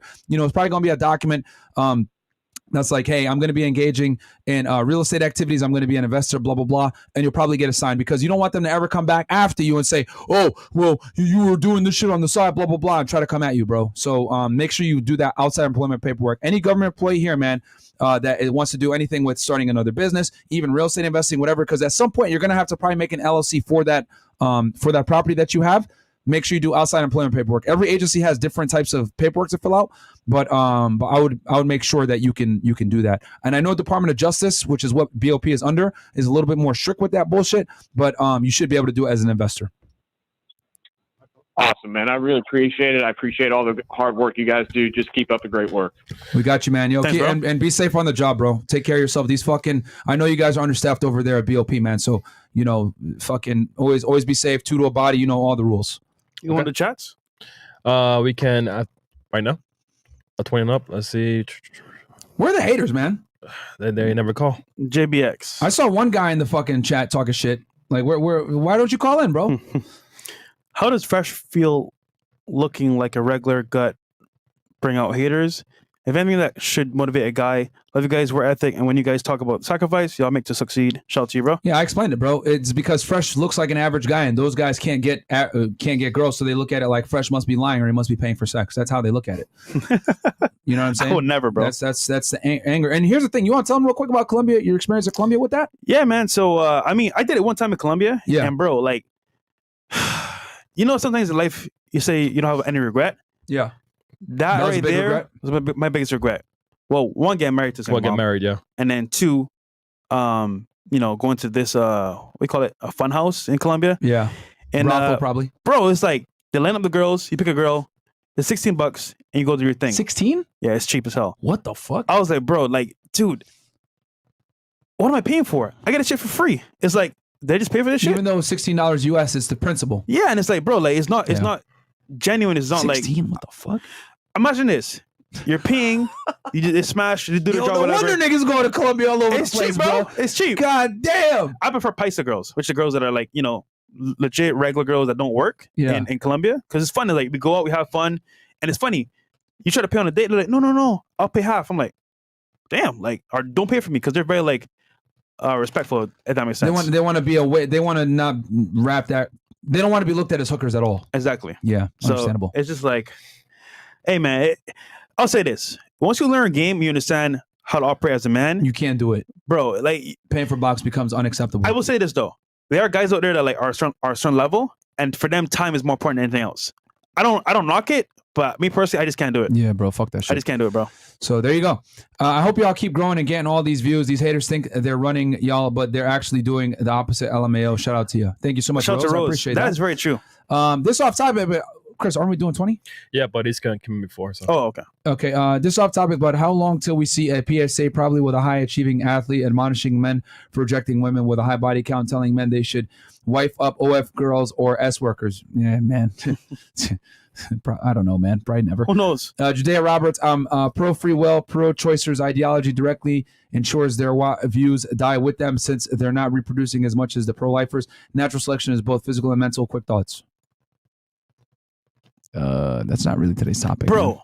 Okay, guys, let's tune in up, Chris, and then we'll bro. Please stay on topic, guys. Hey, Myron, this is the guy from Dallas meet and greet. You told me calling to tell a story. I told at the Dallas event about my baby mama and truck. Oh yeah, that's from Chris. Okay, shout out to you, Chris. Brett Dwyer, what are y'all guys' thoughts on AMS alpha male strategy? I feel like he's a real good leader for men, especially in the U.S. Well, speaking of the devil, quick little announcement for y'all. Alpha Male Strategy is going to be here, guys, on July 18th. We locked that in for y'all the other day, so he's going to be here in Miami in studio. Dog. And guys, I barely watch any RP content on YouTube, but I watch two people, Lucario and AMS, because I'm telling you right now, they got some real sauce and some real game because they're actually in the game, still doing it, and hey man, AMS is a legend, bro. So shout out to AMS. Yeah, Monday, July 18th, guys. AMS will be in studio. I know you guys have been requesting him forever. We got it. He's gonna be here, man. So we fucking got y'all. There's a reason why we're the #1 men's podcast on fucking world. We bring everybody on this motherfucker that's RP aware. Shout out to them. Yep. Eddie.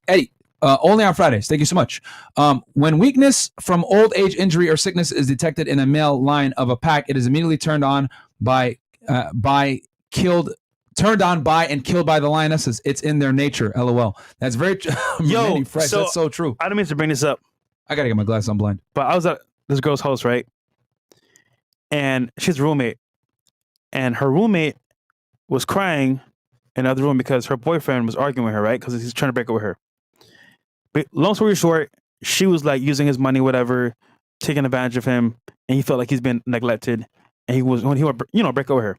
Good. So I'm in the other room with the other girl, and I'm like, what's gonna happen? What's going on? And shit, that's a little bit more personal. Anyhow, so what happened was she thought that because I had a pair of this gonna say who it is. Okay, I'll just say this. So she came out, right? And she wanted to get an item from the boyfriend that was talking to the girl, the roommate. So she came out and was like, hey, do you have the item? Because, Just say it, bro. I need These guys aren't gonna fucking. Hold on. These bitches are nobodies. Nigga. But the point is that like the nigga was telling her like, oh, I'm so sorry to bother you with the noise. Like, you know, I care about her so much, and even though she treats me badly, you know, I want her to have a good life and make it up to her because she's my queen. And I'm like, bro, you're here to break up with your girl. No, you sound like a pussy. So he actually showed up? Yes, and it's like he's trying to coddle and tell her friend like, hey, could you put in a word for me, like, because I care about her. I'm like, bro, what kind of pussy are you, bro? You're supposed to be here, break up with her, and leave. And I'm like, bro, why are you still here? But hey, we live in a society where like niggas don't have a backbone. So it's just he came to break up with her, and he ended up calling to her friend to say, hey, could you put in a word for me, like, you know, please look out for her. I care about her. I'm like, bro, what are you, bro? And he broke up with her because she was using him as an ATM. Pretty much. And was she fucking other guys too? I don't know that part, but she's probably doing some whole activity, bro. Probably, bro. I guarantee fucking to you. Like, yo, it takes a lot for a dude to break up with a chick. And a lot of the time it's being used and her doing thought activities. But the dude was crying, bro. Like, I'm like, bro. Of course. Man, bro. Fucking stuck in the Matrix. If he was a lion, he would be eaten by the lionesses. Yeah. And he's getting eaten. He just doesn't know it. Finesse. Shout out to the, this is from J Sparrow 009. Shout out to the JR, the buff North Korean, Ghanaian, Flex, God Eric, Joey from Nicaragua, and Cornelius from FNF Dallas City Boys. We out. Thank you so much. That's the guy that did the Airbnb for us. Oh, shout out to you, Jay. Yeah. And guys, I know you guys, they set y'all up. Guys, they didn't set us up, bro. We've known these guys for a while. Better part of a year. They didn't set us up, man. It is what it is. If they really wanted to set us up, like, they would have had the guys break it while we were there asleep, bro. Like, what are y'all talking about? They were with us at the event, man, and they knew nothing was there because we had everything with us. So if they really set it up, they would have been terrible setuppers. If you guys think about it. That's a good point. Yeah, like, we had all our jewels with us. So, like, if the dudes wanted to steal jewelry and the guys that set up our Airbnb set us up, they would have told them to go there when the jeweler was actually there. That's a very good point. Because they came with us to the airport. They knew what we had. So it's like, what stupid. You know what I'm saying, guys? So, guys, they didn't set up anything, bro. Shout out to those guys. Frank. To the haters, assume, and actually, they were the ones that, as soon as that bullshit happened, they were the ones to get us back, get us to a hotel and get us out of that area immediately. To the haters, assume that the person you are listening to might know something you do not. So it's okay to be wrong sometimes. You just might learn something. Shout out to FNF. Thank you. And that's from Frank Sonaro. Shout out to you, my friend. And then we got all right, we're caught up. Cool. Let's go back to lines. Chris, we gotta have a hater here on the line somewhere. I mean, I'm looking, I'm scanning. Hold on. Chris, do this. What's up? If they call in, they're not a hater, put down. That's simple. Call in, not a hater, put down. Damn, that's I mean, yo, hater. Put in the last 4 of your number. Because God damn it. On Tom Likas, right? What they would do is Jamie used to pick up the phone and he'd be like, hey, are you a hater? Great.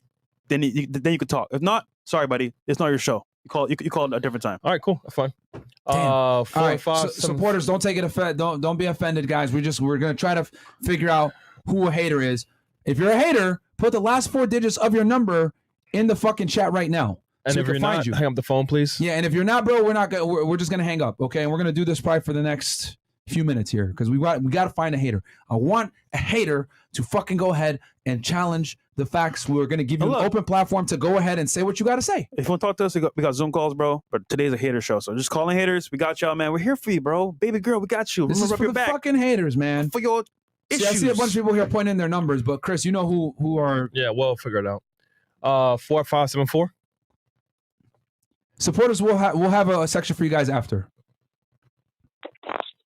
Hey, Caller, are you a hater? I'm not a hater. All right. 4225. Yo, y'all hear me? Yep. Caller, are you a hater? Yo, I have a disagreement. All right, go ahead. All right.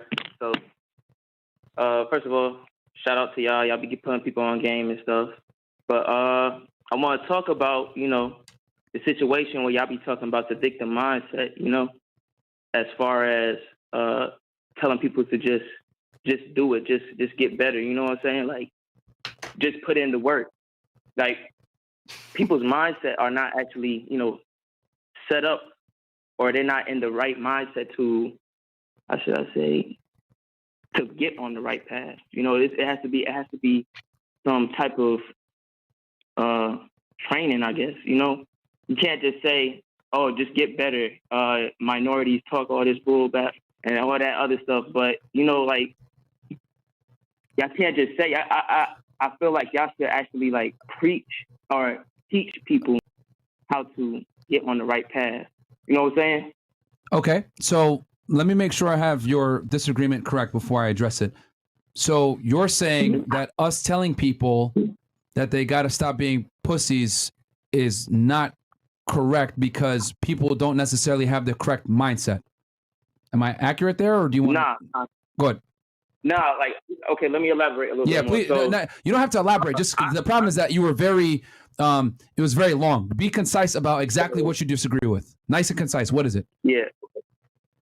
So I agree with y'all that y'all giving the right message out, but you know, y'all can't just say get better. I feel like you can't just put all this pressure on Black people that actually go through certain situations, bro. Like Merch. It's more to that than just saying it. It's like, you know, people go through things.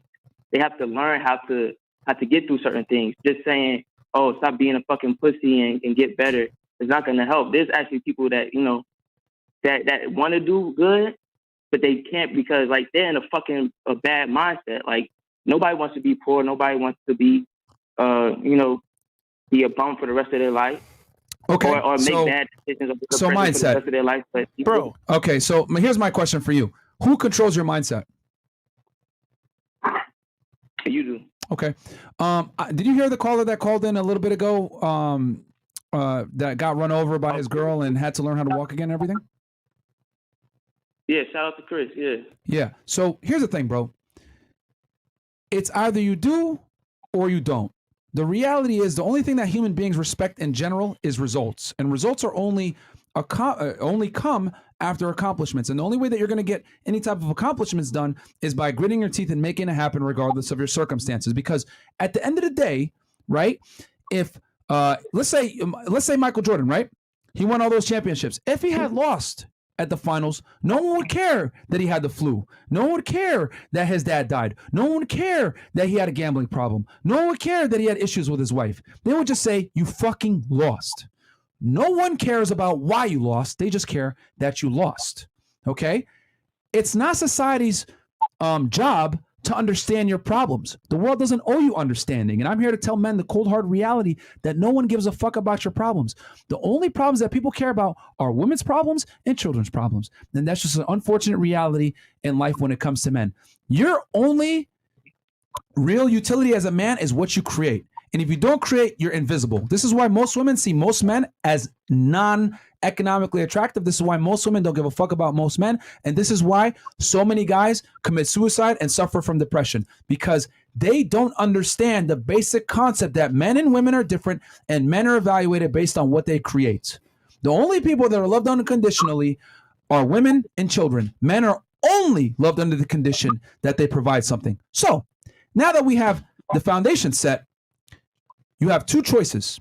You can either A, adapt and overcome and say, no one gives a fuck about my problems and I'm going to overcome this regardless of whatever disadvantages I may have.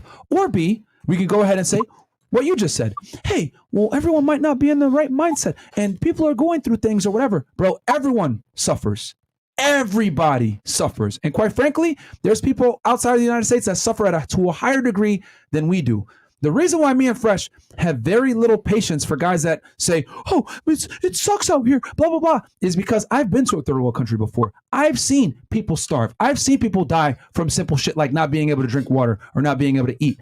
When I was a special agent with Homeland Security, I remember vividly seeing dead children in the fucking desert.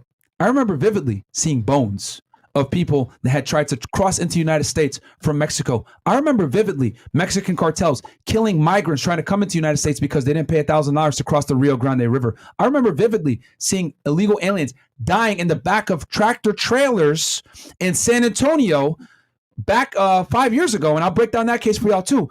Trying to come to the United States. They got left in the fucking back of a trailer, like 200 of them, like 70 or 80 of them fucking died, guys, because of heat exhaustion in July.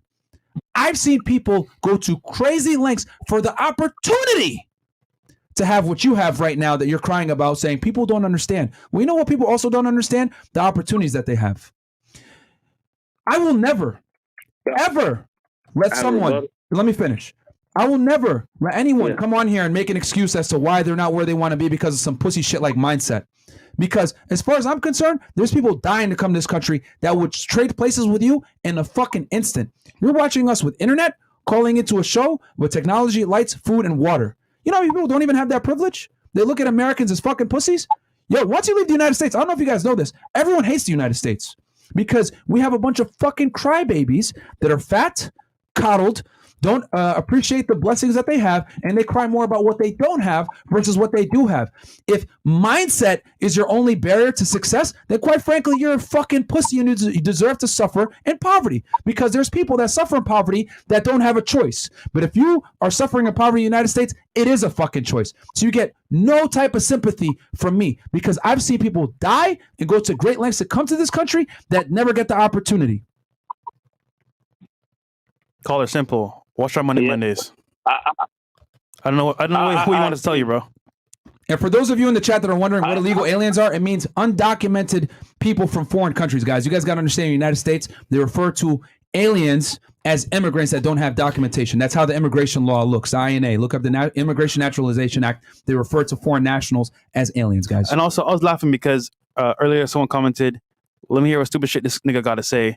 And then I know you probably made that up on the spot because you want to talk on the phone. I get that, but it's a hater calling show, bro. So, all right, man. Yeah. All right. Do you have anything to rebut to that? Hold on. Do you have anything you say to that? No, he's gone now.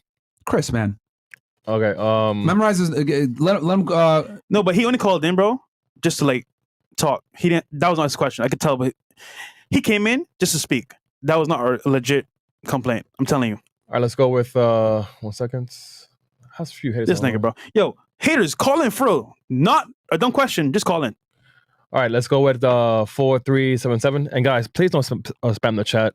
Just say your error code and you're a hater. Don't spam it in the chat, please. So it is easy work. Hey, yo, is that me? Yeah, I see you, hater. Let's go. Is that me? Yeah, hater. Let's go. It is. Let's go. Yo, Fresh. I just wanted to say, fuck Naruto. Read One Piece. Read fucking One Piece. All right. Fucking read. Okay. Nigga, I watched One Piece. What the nigga? All right. All right, guys. Luffy's my nigga, bro. Please send topic, guys. What the? All right, let's go with 1 second. This nigga, bro. Let's go with 0910. Shout out to Joy Boy. Yo, can y'all hear me? Yes, sir. Are you a hater? Yo, shout out to FNF gang. I wanted to piggyback off what the last guy said. So I'm an officer also, and Myron, I want to ask you this. Remember when you said you was, because I'm trying to escape the Matrix, and so I'm trying to find a way to escape the Matrix. It was through trucking. I got finessed out of $72,000 by some guru, and it's just like, so I'm trying to escape the Matrix. What I'm saying to Myron, my question for Myron is, when you was in that position to... Sorry, caller. Yeah, bro. Dude, you're not a hater, bro. Yo, any haters, call the phone line. 515-605-9740. I'm telling you right now, at this point... We'll do the Q&A after, bro. Yeah, but right now, guys, disagreements or hate. One of the two. Okay, let's go with 1074. Yo. Do you care? Y'all hear me? Yep. Yeah. Yeah, I've been listening to y'all, and I like some of y'all points, but a lot of y'all points, but your arguments be trash. So all right. you be having the right point and the right context, but your argument's trash. Okay, which argument is trash in particular? And please mute the music in the background. Oh, my bad. Yeah, turn the music off in the background so that we don't get hit with some bullshit. All right, what argument is trash then, bro? Go ahead. Well, I mean, off the top of my head, I'm gonna think about the one when you be like, "There's no such thing as a high value woman at all," or you'll say something like, That's not what I said. You said there's no such thing as a high value woman unless they got a man. I said yes. A high value woman does not exist without a high value man by her side. Yeah, but that's what I'm saying. Like when you go into it, breaking it down, your argument don't really make sense about that. That's what part of the argument don't make sense? It up. Because if a high value woman don't exist without a man, then that would mean that all women are the same. They are. And all men are the same too on the balance of probabilities. High value men are rare, my friend. That's what I'm trying to say. Because the reason why I say that is because every girl that comes into this podcast says she's a high value woman. And men aren't like that. Like if you ask a guy, are you a high value man? Men are more likely to be honest about where they stand from societal hierarchy level. Women are not. Every girl thinks that they're special and they're a high value woman, bro. That's why I have to delineate that and say, yo, you're not a high value woman unless you have a high value man that co-signs you. Because high value men are rare. So therefore, if you're able to lock one down, you are now a high value woman because you're taking that man's last name. That's the argument. Yeah, but a high value woman would make them like the opposite of a low value woman. So it would basically be like all the hoes is low value women, and all the women who basically got a low body count don't look for niggas with just only money. They don't only look for that. You know what I'm saying? They got a bunch of good qualities. They would be the ones that would be considered a high value woman. You see what I'm saying? And it should be put out like that so women can have something to aspire to.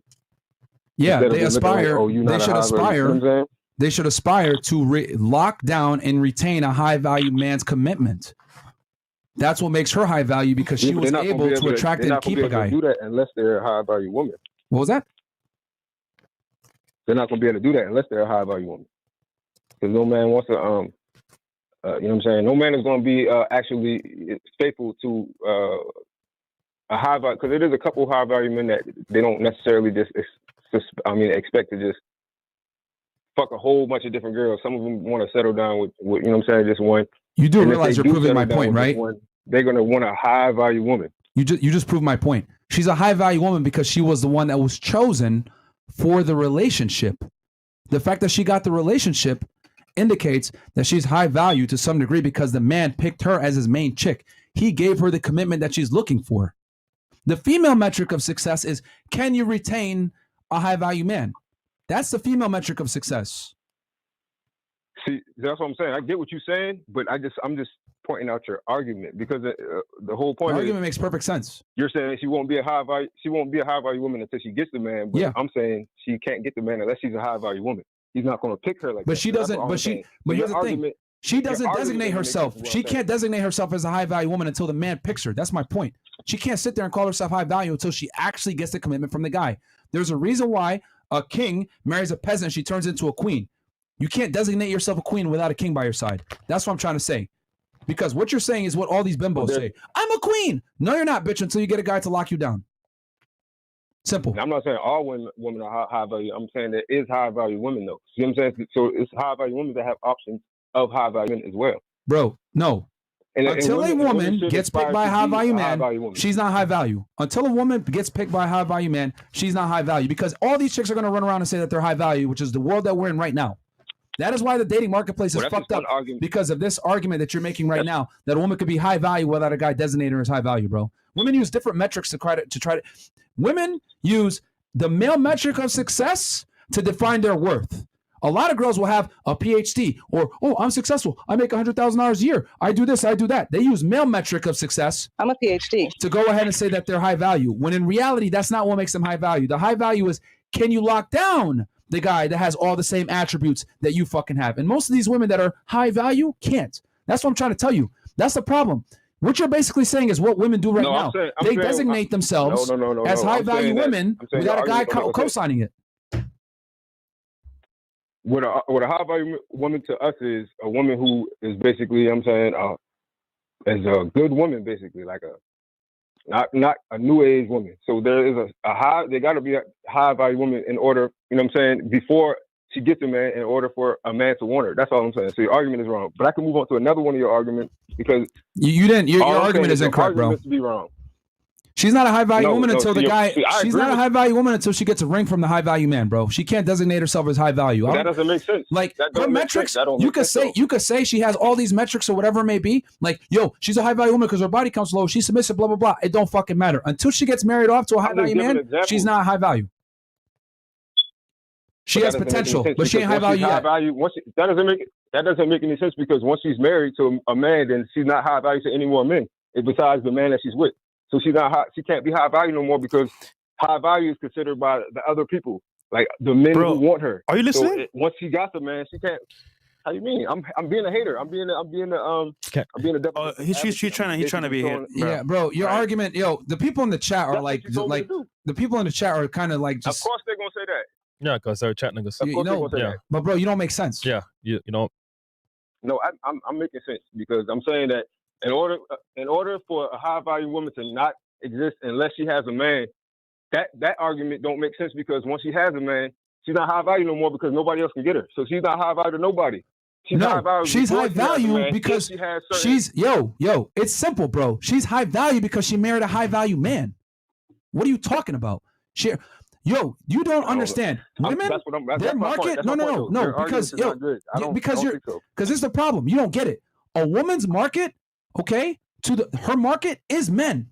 You understand? So her market, female beauty, is consumed by men. Okay, women wear makeup, heels, all this shit, surgery, putting themselves in fucking precarious situations where they can die for men.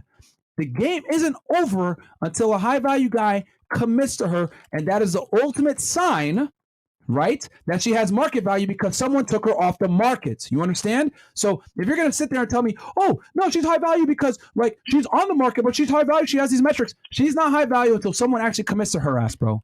Simple. She doesn't get the title of high value until a man gives it to her. You don't get the title of high value as a woman until a man gives it to you because men are the ultimate consumers of female beauty. Period. The argument makes no sense. But anyway, let's move on to the next one. Go ahead. Go ahead. Move on to the next argument. What is it? All right. You said me? Yeah. What's the next one? Next argument? Oh yeah. Oh, the next argument is you like women can't live without men. All right, because most of the things you say, I agree with. I just don't like when you get into the certain arguments because I can poke holes in them. So I agree with the basic concept, but the arguments that you talk about, all right, so women can't live without men. That's not true. They just wouldn't be able to live to the quality that they live with men, but they still would be able to live. You see what I'm saying? Just like, all right, so just like there's animals in the animal kingdom, right? There's certain animals that are weaker and worse off than other animals, but they've been able to still live in nature for millions of years. So therefore, they would be able to live without us. You know what I'm saying? So that argument is just not a good argument. Because when the women be trying to hit you back with it, they're just not smart enough to hit you back with a good argument. But one day when a girl comes in there who's smart, she's gonna be able to hit you with that because it's not true that women can't exist without men. Okay. Like living wise, surviving wise. Bro, here's the thing. They really can't. Like because here's the thing, they're gonna live do you want to live in like I go say, well, they're still gonna be able to live. Technically, the quality of life is gonna suck. They're always gonna be in danger. They're not gonna be able to thrive. They're not. They can't survive without men, bro. I mean, this has been because here's the thing. It would be the same way, other way around. Without men, they're gonna get conquered by other. Without men, they're gonna get conquered by other men. What are you talking about? Without men, there's no other men to conquer them. That's what I'm saying. So it's just other women. Let's live in reality, though. Let's live in reality. They can have sex with each other. Men is gonna be fucked up because we can't have sex with each other. Bro, so if it's just big or the earth, it's gonna be worse than it is if it was just women. Bro, let's focus on reality here. I'm not talking about in general. Let's operate in reality here. If you have a tribe of women that don't have men, they're gonna be conquered within 24 hours, bro. Huh? If you have a tribe of women, let's operate in reality here. Men and women exist on Earth. That's how it is. I'm saying without men, either other men are going to conquer them, they're going to die to other animals, they can't manipulate the world and create shelter to the same degree, they're going to die off. Maybe it might be a little bit slower, but they're going to die off and or be conquered. They need men to survive. They can't be conquered, though. If it's only women on the Earth, how can it be conquered? I'm operating in reality here. There's going to be men and women, bro. There's going to be men and women. Let's be honest. That's not reality because the whole argument is a hypothetical. So you can't operate in reality on a hypothetical. What are you talking about? That's my whole point. Yo, you lost me at worser, bro. Your arguments don't be making sense. That's what I'm saying. No, caller, you lost me at worser. No, caller, he's saying if women was on the island by themselves. I'm not losing. I'm winning this argument. Because you saying that you sound like a female right now. You said if men didn't exist, then women couldn't survive. I'm saying that, and then you used that. And then you said if men didn't exist, women couldn't survive because other men would conquer them. That doesn't make sense. No, if they didn't exist on the island, nigga. Yo, listen, bro. This isn't science fiction, bro. We're talking about the reality is if women don't have men, they will die off to either other men. They're gonna get conquered. They're gonna get killed off by nature. That's my point. Animals. That doesn't make sense. Bro, I'm operating in reality here. Women can't because the reality is we're not gonna have women without men. Who's going to impregnate the women for them to even exist in the first place? There's always going to be men. But that's not what we're doing. We're using That's not what No, we're doing. bro, we're though. not using a fairy tale hypothetical. We're scenario. saying if it was We're just not the using a world was fairy just- tale scenario, bro. We're using reality here. Men and women exist. But it's not a Period. reality hypothetical. We're not going to go off a hypothetical where it's just like, oh, let me go into some lunacy clown world where it's like, yo, only women and there's no men.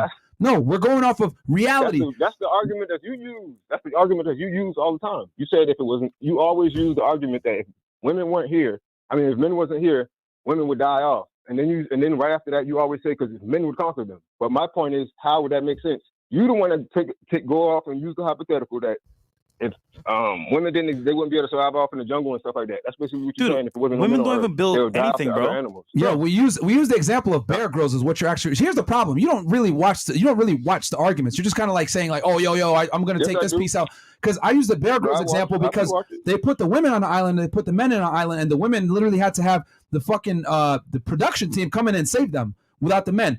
So they were struggling to survive, right? And the production team had to come and save them. Now, let's add in a scenario where it's actually real and there's other men on the island too. The men would have if there's men, right? And they could barely survive with the wilderness there, what you know is going to happen when the guys come in? It's going to be even worse. So you actually proved my point even further. But let's operate in reality here. Men and women exist on Earth. So if men and women exist on Earth, there's always going to be that threat of other men. So if women are in a tribe by themselves and they don't have men, they're going to get conquered. And if they don't get conquered, they're going to die to the wilderness. If they don't die by the wilderness, they're going to get eaten by animals or some shit. They don't have the physical strength to manipulate the world. And Bear Grylls demonstrated that perfectly. And they only had the scenario of them on the island by them fucking selves. So if anything, other men being on the island is even more dangerous, bro. So you didn't argue anything there. Because we got to operate in reality here. You can use the example about women in like Haiti, or you could do like. All right, let's move on to the next argument. Like a dude who be. Let's move on to the next argument. Next caller. It's strong. Okay. No, Chris. Why'd you cut him off? But it's the next caller. No, he had another argument. Oh, you had two. That was two. You only had two? Yeah, I only two. That's the second last one. Yeah, he was using the Bear Grylls thing, but the Bear Grylls thing is like they were going to die with no men on the island. The fuck? Let alone add like some dudes on there that can conquer them. It's going to be even worse. Can we get a real hater on the phone? Let's go with 0593. Yo, you hear me? Yep, we can. Yo, so I got one disagreement. I hear you guys. I've been watching for a while. You guys often like bash like people that are like left, that lean more left with their like arguments and stuff with like how they view the world, like political and stuff. But like there are people on the left that don't believe in all this like woke. Okay, what's your specific and, like, argument? Go ahead. What? Oh, so basically, I'm saying like, why do you guys focus on like bashing like the left and stuff when there are people that are on the left side that lean more left that don't agree with like a lot of the modern day BS that goes on the left side? If that makes any sense. Because in general, people that are woke tend to hold on to liberal ideals that typically aren't rooted in reality. In general. I got you on that. Yeah, I got you on that. But I mean, like, people that are more liberal, there are liberal people that don't agree with that kind of stuff that are like, I've been watching for a while. Then you're an exception to the rule then. Generally, That's why I said generally, bro. Then you might be an exception to the rule where you lean left on certain topics, but you lean right on others, or you might be, able to look at things from a logical and rational perspective. But unfortunately, the left in general is extremely, how do I say this, biased and doesn't operate in reality. They operate off of feelings. But if you can give a specific thing that you disagree with, let us know. But that's why I said in general, you might be an exception. Yeah, I know what you're saying. I just think that that makes sense. We just hurt your feelings. It's okay. I was basically because I agree with like all your guys' like topics and stuff, but like with like the bashing like people that are more liberal, like there are people that are like liberal that do have like ways to think about stuff that isn't just about feelings. You know what I mean, unless you have something specific, bro, we'll move on. I got you. That you disagree with. Honestly, I'm not even really a hater, but like. All right. We could tell, bro. No problem, man. All right, cool. Appreciate it, though. All right, man. Peace. All right, man. All right, let's go with 4547.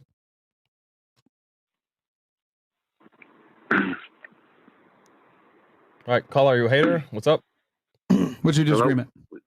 Can you hear me? Yo, this 100K main guy, let's get him on the air. Yo, 100K main, go ahead, call into the show, bro. You keep saying L Myron. Call into the show and Look, prove I got me that you, we're I an got L. you. Listen. Go ahead, bro. All right. So my problem with what you guys say, I don't have a problem. Everything you guys say is correct in terms of how you look at the world and dating. But it's what you say after that just like that doesn't offend me, but like it drives me crazy. So, for an example, you guys will state facts like marriage statistics that are just right. That is just correct. You can't argue with that. Yep. But it's what you say after, and you promote like this lifestyle. Well, like if you're a young man, you just got to get out there and just screw anything that moves, basically, and have no emotions and become like, even though you don't use that language, when you say stuff like hook up with 100 girls, hook up with 150 girls. It's actually 50. Like that. How much? It's actually 50. But it's who's counting? Keep going. Oh, 50. Excuse me. Yeah, but when you promote that kind of behavior, it just I don't know how to. I like the program, but it just drives me. It drives most people crazy, and it turns out because it's such a offense to common sense. Like, no, if you're a young man, you shouldn't go out and sleep with 50 women, 100 women, just because girls are thoughts nowadays. Okay. And that's just kind of the argument I want to push forward. Where you guys, I want to make sure I have this right so you before guys, we address this. So Yeah, your issue is that you don't like that we tell guys to get out there and have sex with multiple women. We cite correct marriage statistics, everything else like that. You just don't agree with what we with the I guess the solution that we tell guys on how to deal with the modernized dating marketplace. Damn, yeah. I mean that's my argument. Go ahead, Fresh. So caller, because again, I gotta ask you, bro. It's like going. Oh, go ahead. My bad. No, go ahead. Go ahead. Finish your point, and then he'll address you. It's like if you go to the doctor and you have a broken arm, and then he pointed out, oh yeah, you got a broken arm. Start doing some squats to save your broken arm. It's like you're not helping this. I don't know if that makes sense. Like the idea you guys are pushing is not going to help us as a society, as a country, as a culture, as everything moving forward.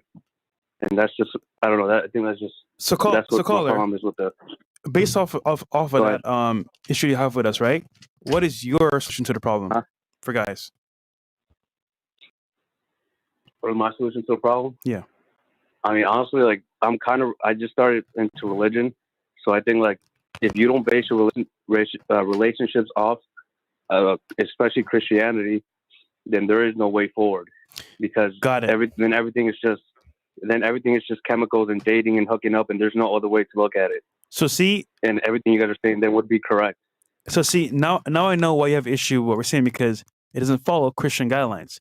Now, I'm not gonna lie to you, but the Bible does have some good, I want to say, restraints and things you can follow for relationships. However, at the same time, in a modern world, bro, keeping it 1,000. If you were to be a good Christian boy and go out there and date and do your thing, you're gonna get destroyed, bro. And at the same time, I understand what you're saying, but for us to tell most guys what to do, this is the best route, because with this route, at least you have experience to know how to maneuver. If you don't know what you're doing, bro, in this current dating market, you're gonna get destroyed, bro. So we get guys, hey, you know what? Go get experience, and 50 is a good number, but it could be less, could be more. But go get experience, because in this dating market, bro, if you don't have experience, you'll be destroyed, bro. So that's what we say to do what we do, because you need experience, bro, no matter what. Yeah, I agree. All right, so and if I just go ahead. Yeah, go ahead. No, I'll let you finish your point. I'm taking some notes here. And by the way, just one more point just so you know, caller. Like, oh yeah, go ahead. Jesus saved a lot of hoes, bro. Yeah, go ahead. I'm not saying you need to see a hole. I'm just saying. Yeah. Well, I'm not even that. Like, I'm not trying to come off as a religious seller. I just started reading the Bible like a month ago. But real quick, like, just to go on this, the same notion, the same point. Like, if women nowadays are acting like hoes and acting like degenerates, men are. When you guys say men are better than women, yeah, that's true. But we're better because we act better than them, and we got to. We say they're better in we're better at certain traits. We never said that men are better than women. We said that men are better than women at certain traits. Okay, yeah, exactly. Not overall, of course. It's impossible to measure everything, but in general, men take that responsible role, and in order to do that, you got to, not be above them, but you know what I'm saying, like act better than them, not stoop to the lower and act like degenerates and go around and contribute to what this hookup culture and this trash society we live in. So I guess that's my point. Okay, cool. All right, so here's the thing, bro. I'm going to break this down for you because I took some notes on what you just said. So just for the people that are tuning in, we've got 7,400 you guys in here. Please go ahead and like the video because we're going to break this down. Because we get this complaint a lot, so I'm going to make sure that we address this and put this to bed forever. Yeah. Because we get a lot of criticisms from people saying, yo, your guy, we live in a market, the girls are hoes, whatever it is, but you guys aren't helping society by telling guys to go out there and sleep with 50 girls and be promiscuous themselves. Okay, fair critique. All right, and you're citing that, hey, religion forbids this, it's not acceptable, blah, blah, blah, which you're correct. But here's the problem. Let's operate in reality. What's going on in 2022? Well, I'll tell you what's going on in 2022. We live in a sexual marketplace that is now globalized, my friends, which means women have more options than before, and religion is no longer a buffer against female promiscuity. What does that lead to? It leads to this. We live in a deregulated sexual marketplace. What the fuck does that mean? That means if age of consent is met and the people are attracted to each other and both people are consenting adults, you can pretty much fuck anybody, okay? There is no type of barriers or buffers or stopping points when it comes to sexuality in the West in general. So now that we have the foundation kind of set as to what kind of sexual marketplace we're in, what you're advocating against is, quite frankly, dated and is not going to work. If guys follow your advice of, hey, be religious, vet a woman for a period of time, try to find a girl with a low body count, all this other stuff, be a good Christian man, well, we know what happens to good Christian men. They get married, and then they become the same statistics that we cited earlier as to why the divorce rate is so goddamn high. Because, quite frankly, you're using a rule book that was made in 1950, which women no longer adhere to. Okay? So women have changed the sexual marketplace, whether we want to accept it or not. It's not the men that changed it. It's the women that changed it. Feminism, okay? Women being educated, being progressive in general, has made women become empowered. And with them being empowered, they become more promiscuous. With them being more promiscuous, they've had more options. With them having more options, they've had more sexual experience. With them having more sexual experience, their ability to pair bond and be good wives has diminished with it. So I would be stupid to tell men in today's day and age, yo, find a good woman, don't vet her, and get married immediately, don't have sex, and be a virgin. Because that's going to set you up to fail. Because what a lot of girls do is they'll run circles around their fucking guys sexually, had their fun in college, have their hot girl summers, and then when right before it's fucking too late, 29, 30 years old, they find some fucking simp, marry his ass, okay? He marries her thinking, like, oh my God, I'm going to get sex now consistently. Yeah, this is awesome. And he doesn't have as many bodies as she does, or he doesn't have as much experience with the opposite gender as she does, and she takes him to the fucking cleaners. And then that's why we have the divorce rate so high, because these women, quite frankly, are not worthy of being married, bro. That's the reality. Okay, so that's why we tell guys, yo, I get it. It sucks. We live in a deregulated sexual marketplace, but women are more promiscuous than men nowadays, guys. These chicks have crazy high body counts. It's all you guys, that's not true. That's not true, Myron. That's just only in Miami, blah, blah, blah. Bro, if a bitch went to college, I promise you, she probably has sucked a couple of dicks.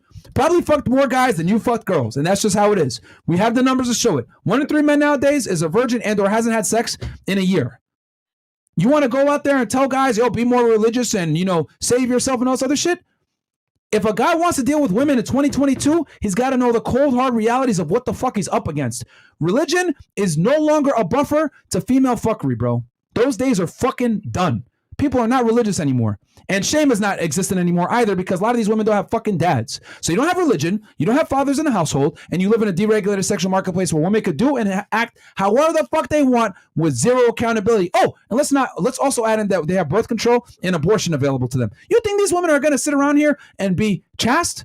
Fuck out of here. No, they're fucking hoes. That's the world that we're in. Women are promiscuous nowadays. So how do you adapt to that? Well, you got to be promiscuous too. You got to date the same way that they do. Why? So that you can identify, because since you're out here fucking bitches, you know what hoes look like. And you're able to identify that woman. Okay, this girl is not worthy of a relationship. I'm not going to take her serious. Recreational use only. Put her in that category. And then you go ahead and continue to scam for a girl that's worthy of your commitment. You must fight fire with fire in 2022, bro.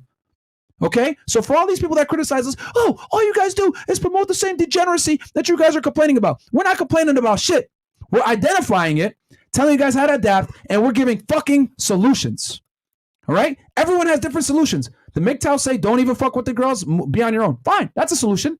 Okay? There's some guys that say go to a foreign country. Cool, that's a solution. But let's be honest here. Most of our viewers live in a Western country, whether it's Canada, United States, Australia, New Zealand, etc. They're dealing with this fuckery. There's a reason why we get super chats in all different types of denominations of currency. And the reason why is because everyone's dealing with feminism and the bullshit that comes with it. So what do? We're going to give you guys a strategy on how to deal with it. Is it ethical? Maybe not. Is it the best? Maybe not. Is it optimal for having a long-term family, whatever? Maybe not. But you know what? If I could keep a guy from fucking going out there and thinking that the world is sugar and spice and everything nice, and I'm going to marry this girl and she's going to give me a family and all the other shit, and then he finds out 10 years later that woman's a fucking slut, she never deserved the relationship, and he puts a fucking gun in his mouth and says, I'm going to end it, and then he goes ahead and sees, wait, shit, FreshandFit is on, and they watch and they see what the fuck is going on, because we explain how women really fucking operate in 2022, and he puts that gun down and says, you know, I'm not going to do this, now I understand.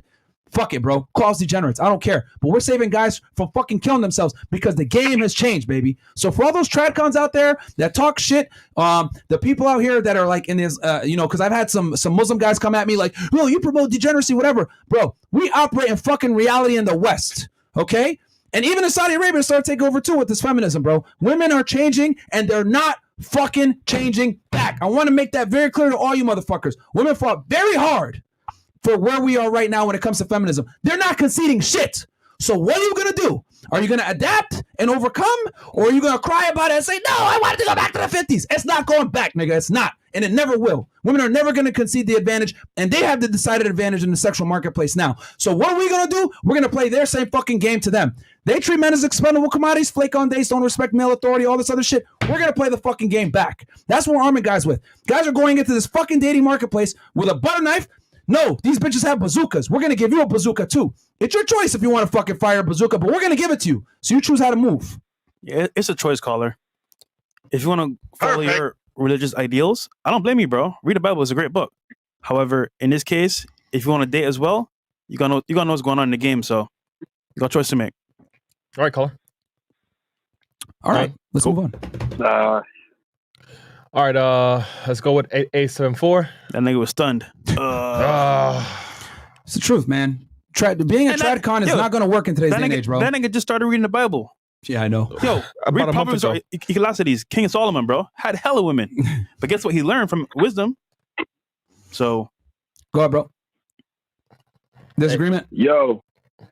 Hater? Are you a hater? Yeah, no, I'm not a hater. I just got a disagreement. Go ahead. I didn't like the way that I just felt some type of way about the fact that like the civil rights movement made it possible for Bajans and Sudanese to, become great in this country, and then in the process of that sacrifice, it's like African Americans that getting shitted on by the same people that they sacrificed for them to get here.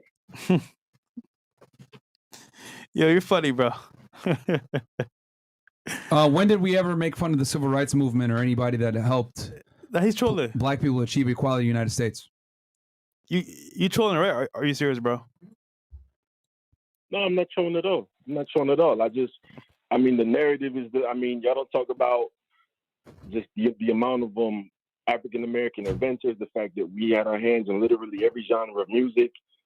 There's a lot, to be said, and I just felt that, to just single out Black Americans from out the entire diaspora. Like we don't go to Barbados and pop shit about Bajans. We don't go to Sudan and pop shit about Sudanese. Like we have home training, we have manners. Okay, so what is your issue in particular? Because you're speaking in. I want you to narrow it down. Like I'm trying to understand here. Like where did we ever say that the civil rights movement was like? We've never insulted anyone that was involved with civil rights or any of that. Well, you said that Black Americans are lazy, that they're soft, that they're pussy, and they're bitches. To put it in verbatim.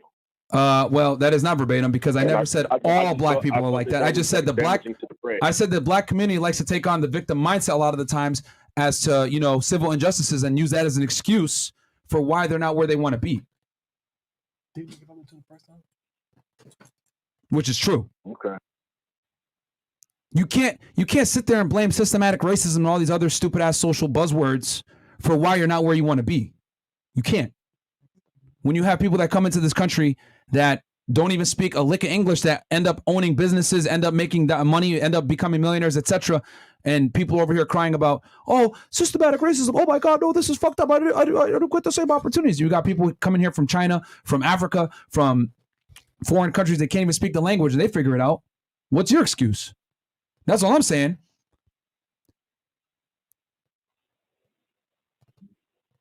Caller, you're still on the line? Yeah, I'm still on the line. Yeah, go ahead.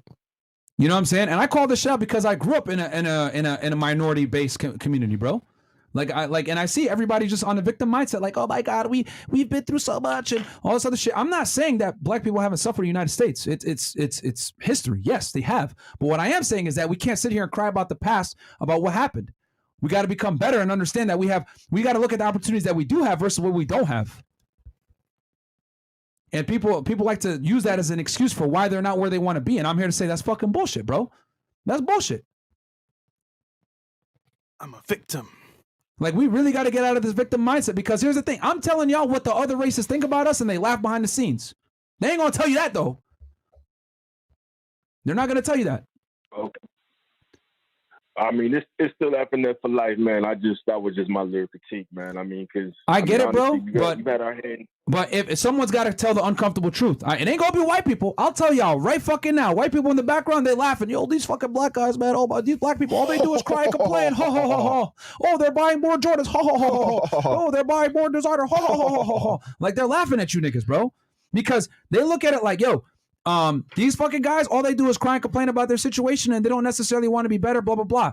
And they just laugh about it. They'll never say it out in public, of course, because they don't want to be called racists or bigots or whatever. But I'll call it out because, yo, too many people have a victim fucking mindset. I'm saying what a lot of people wish they could say, but they can't because they're not colored, so they can't say this shit. You can't talk on black community situations because you ain't black.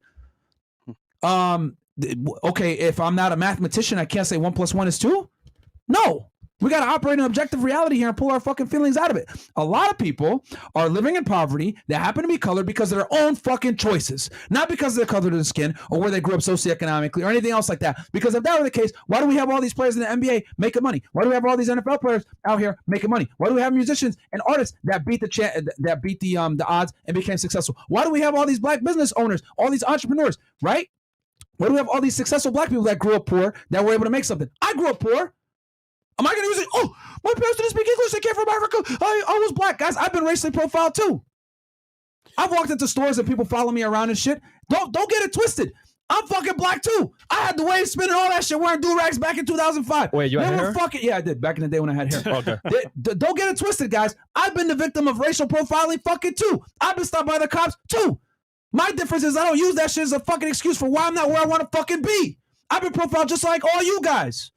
Because I'll tell you guys this, in the eyes of the police, they see my skin color, they saw my hair, which was curly back then and I had more of it. They look at me as a black guy too. They don't give a fuck about my name or my language or this other shit that you guys are trying to fucking differentiate me on. Yeah. We all get treated the fucking same. That's what I'm trying to tell y'all niggas. I dealt with all the same shit you did. And I'm not going to sit here and cry about, oh, systematic oppression, oh, this other fuck shit. Stop being a fucking pussy, man. That's what it comes down to, because I've suffered the same shit you guys have, and I chose not to. Matter of fact, I have even more excuses, because not only did I get it for being black, I also got it for being Muslim. I also got it for speaking Arabic. I also got it because of the way I look. So I was being made fun of, being called a fucking terrorist on one end, and then also being called a fucking black guy on the other end, and being made fun of for being both. So I don't want to hear no fucking excuses. Okay? Because if the KKK comes after me, they get like a double kill, triple kill. Y'all niggas over here crying, oh my God, oh, this is fucked up. You're not even black. Shut the fuck up. Because the same people that oppress us, the police, the white people, the man, they look at me as black too. The difference between me and you is that I don't use that as a fucking excuse for why I'm not where I want to fucking be. I use that shit as motivation. A lot of you motherfuckers, just quite frankly, you don't got heart, man. You don't got fucking heart. You're a fucking bitch. You're a pussy. You want to cry about your situation. You're out here fucking living on food stamps. Got Section 8 housing and all this other shit. Why you gotta improve? I'm just chilling. Oh, man, yeah, I'm doing. Fuck out of here, bro. Stop crying. I went through the same shit and I made something to myself. I grew up in a poor household with foreign parents that didn't even fucking speak English, making $8 an hour. My fucking dad getting robbed by people, being a cabbie in New York City. I don't want to hear no fucking excuses. None. I think just add to that point, especially immigrants, right? They come to America, and most people say, "Oh, you know, we're suppressed. You know, we're victims." And you know what immigrants see? They don't see color; they see opportunity. And as a result, they go through life here in America, building themselves up, your credit scores, your business acumen, learn from people, white, black, doesn't matter. And eventually they find a way for themselves. So if you're out here, you live in America, you're blessed. Now, how you see the world will determine how you operate in the world. And if you see color all the time, then it could affect you. But if you see opportunity, you see people for what they are, you can win. But don't use color as a victim mindset, bro, because it doesn't help you at all. And for these losers, because I don't know on Twitter, well, Myron's not even black because his parents weren't here in 1951 and they didn't suffer from the civil rights bullshit, blah, blah, all that. Shut the fuck up, bro. Because let me tell y'all something. When the police or the men or the white people come, they're not going to pull up on me and be like, hey, listen, excuse me, sir, were your parents here in the 1800s during times of slavery? Okay, no, okay. Were you, did anyone in your family march in the civil rights movement? No, okay, all right, we're gonna let you off. You're not really a black guy. No! They don't fucking care about that shit, but you stupid motherfuckers on Twitter, well, you're not really black because on Ancestry.com you only get back at 73% because you come from North Africa and you don't be in the sub-Saharan, blah, blah, blah. Shut the fuck up! The same people that you cry about that are oppressors don't give a fuck about all these other stupid ass little asterisks that you guys want to use to say, I'm more black than you and I'm more black than you. All you motherfuckers are doing are trying to sit there and say, well, I should be a victim more. I should be a victim more. I should deserve to be a loser more. That's all I fucking hear. Why? That's all you motherfuckers do is cry, bro. That's all they do on fucking Twitter. Well, I'm really black because my parents were here in 1945 and they know Martin Luther King. Shut the fuck up. That's why foreigners come to this country and laugh at you niggas, bro. Real talk.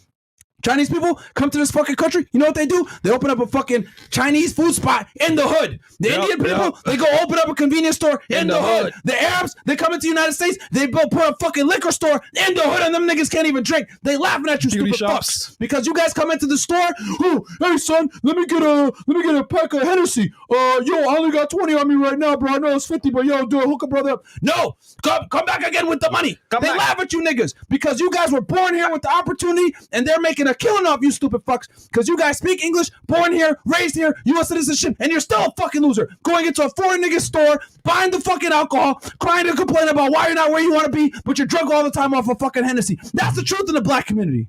That's the fucking truth. You choose to be a fucking loser. Okay? And I don't want to hear nothing because if I get pulled over by the police versus you get pulled over by the police, the only difference is that I'm not going to be a fucking retard. I know how to move. I'm going to tell him, how you doing, officer? I'm going to keep my fucking hands on the steering wheel. I'm not going to call him a fucking dirty pig and say all this other stupid shit. I'm going to walk off with no ticket. Your dumb ass is going to get in trouble because you want to sit there arguing with the police and say, defund the police, fuck the police, yeah. You create your reality based off of how you fucking behave, based off of how you act. Okay? So stop fucking crying about the situation. Yes. Does police brutality exist? Yes. Are police biased towards black people? Yes. What are you going to do about it? Are you going to add fuel to the fire and act like a fucking dumbass, pull out your phone and say, oh, you fucking racist pig? They're human beings too. And if they can fuck you over for you acting like an idiot, they fucking will. All right? It's your choice to operate in reality. Don't be a fucking idiot. Don't commit crimes. Don't put yourself in precarious situations. Don't fucking do stupid shit. Don't do drugs. Don't drive drunk. But guess what? That takes what? Accountability. No one wants to be fucking accountable anymore. Day word. That's the truth. That's the cold hard reality. Go ahead and clip this shit, put it on fucking Twitter. So they can go ahead and say, you're not really black. You're sub-Saharans, whatever the fuck they want to say. The fuck out of here, bro. I've been through all the same bullshit that every black person's been. I've been accused of stealing. I've been fucking stopped because the way that I look or the way that I dress. I went through all the same shit. The difference between me and you is I don't fucking cry about it. That's the difference. Fucking pussies. You're a loser because you choose to be a fucking loser, man. It's amazing to me how many of you motherfuckers are fucking soft, bro. Fucking soft. Fat, triple chin, looking like shit, fucking doing drugs all the time, drinking alcohol. Not going to school, not fucking getting a job, and you wonder why you're a fucking loser, why the police look at you crazy. Because you're not worthy of being fucking respected. And then your dumbass has the audacity, you fucking pig, fuck you. What the fuck do you think's gonna happen? You're disrespecting him. Just because he has a uniform doesn't mean he's not human. And if he can't fuck your life up, he will. And that's what ends up happening because you niggas want to talk. I get it. We have a chip on our shoulder because we're black. Act correct. The world isn't fair, man. The world isn't fair. I'm telling you, I've been profiled too. I just choose not to let it affect my reality. I operate in reality. I understand that I need to be respectful to the police because they're the authority. Damn, man, people fucking cry all the time, bro. My skin color is fucked up. We're the only race of people that fucking cry all the time, bro. I don't see Indian people crying. I don't see fucking Chinese people crying. I don't see Hispanics crying. They fucking come here and work. They don't fucking cry about their situations. Even Africans that are black just like you that suffer the same bullshit, the same fucking racial prejudice, they fucking work. It don't matter if your name is fucking John Jones versus fucking Dikembe Mutombo. When they pull you over, all they see is black skin. So stop trying to fucking separate this shit. You're a loser because you're a fucking loser. Has nothing to do with, are you some heroin or whatever else? Like on fucking Twitter, you guys are out here saying some stupid shit. Oh, well, you're Dominican, so you're not really black, blah, blah, blah. Get the fuck out of here, bro. If he's dark skinned and he's fucking Dominican, it don't matter. They're going to consider him black too. Damn, man. Just accept the fact that you're a fucking pussy and you're a loser and keep making excuses for yourself. But don't sit here and try to say, oh my God, it's the man. He's holding me down. Fuck out of here, man. Is the caller still on the phone? Yeah, he's on the phone. Caller, what do you think? 100K, man. Go ahead. Call into the show, bro. L. Myron. Go ahead, man. Call in. That caller gone. Caller? No, he's there. I'll keep destroying you fucking weirdos, man. All right, caller. You got anything to say? Hey, caller, that's not all addressed at you, but this is in general because this is what we get all the time from fucking people crying about racial situations. All right, caller. Going once? Yeah. Go ahead. Nah, I mean, that's on point. You know, I'm not against personal responsibility and, you know, accountability and whatnot. All right, man. Well, thanks for calling in, bro. Thanks, man. And again, that wasn't directed at you. That was directed towards everybody out there that has a victim mindset when it comes to race. All right. That was a good clip, though. God Yeah. A636. That vein was about to come out. Lost some calories. Bro, if you're scared, you don't do shit like that, bro. You don't. No, it's okay to have your camera on. You can do stuff like that. Sure. If it makes you feel better, go ahead and do it. By any means. Don't try to flail your arm and reaching and all that stupid shit. Wait, what? All right, so what's your argument, bro? These niggas, bro. What the fuck is wrong with these niggas, bro? What's your argument, bro? Oh shit. Shit. Yeah, you're on air. What's your argument? Shit, I'm on the phone with SNL. I'm talking about little brother, bro. All right. Yeah. What's your argument, bro? Oh yeah, bro. I had a second-hand argument, bro. You had a what? Get out my room, bro. Get out my room. Yeah. I had a second argument, bro. Yeah, I was with this girl one time. She saw on my Instagram that I had I followed y'all, and she was like, "Oh, you like FNF?" Dude, I just turned the car right around, bro. I'm not getting caught in that shit. What the fuck, bro? Yo. What? Yo, you're funny, bro. You should be a comedian. All right. All right. Caller, that was funny. All right, we'll move on. Okay. Yo, I want this guy at Mac 100, whatever the fuck, keeps saying L Myron. Yo, bro, what's the phone number that you calling, bro? Call in. Hey, Mons, if you can talk to you, help bro. me out, screen out the haters, because I've been trying to, and these haters are supporters. So I think we've understood that haters are not going to call in. Yeah, they won't call in. Let's try with 4-5. Oh, the menace as well goes L Myron. Yeah, man. Yo, call in, bro. L menace. Let's go with 4574. Go ahead. Hey, Myron. Yo. Can you hear me? Yo. Yeah, I had a question to ask you. Are you a hater? You said no, man. Ain't no.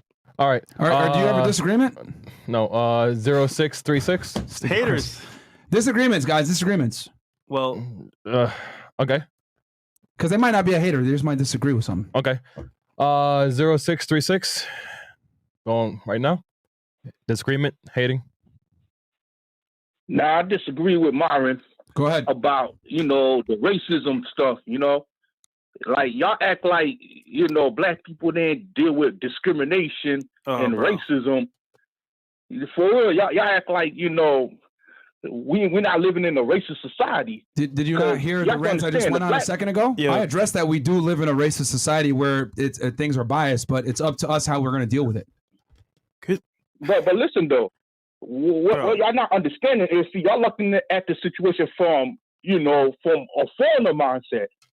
You know what I'm saying? Because with black people, from a foreigner mindset, denied opportunities. You know what I'm saying? You said from a no, foreigner. that's what I'm saying.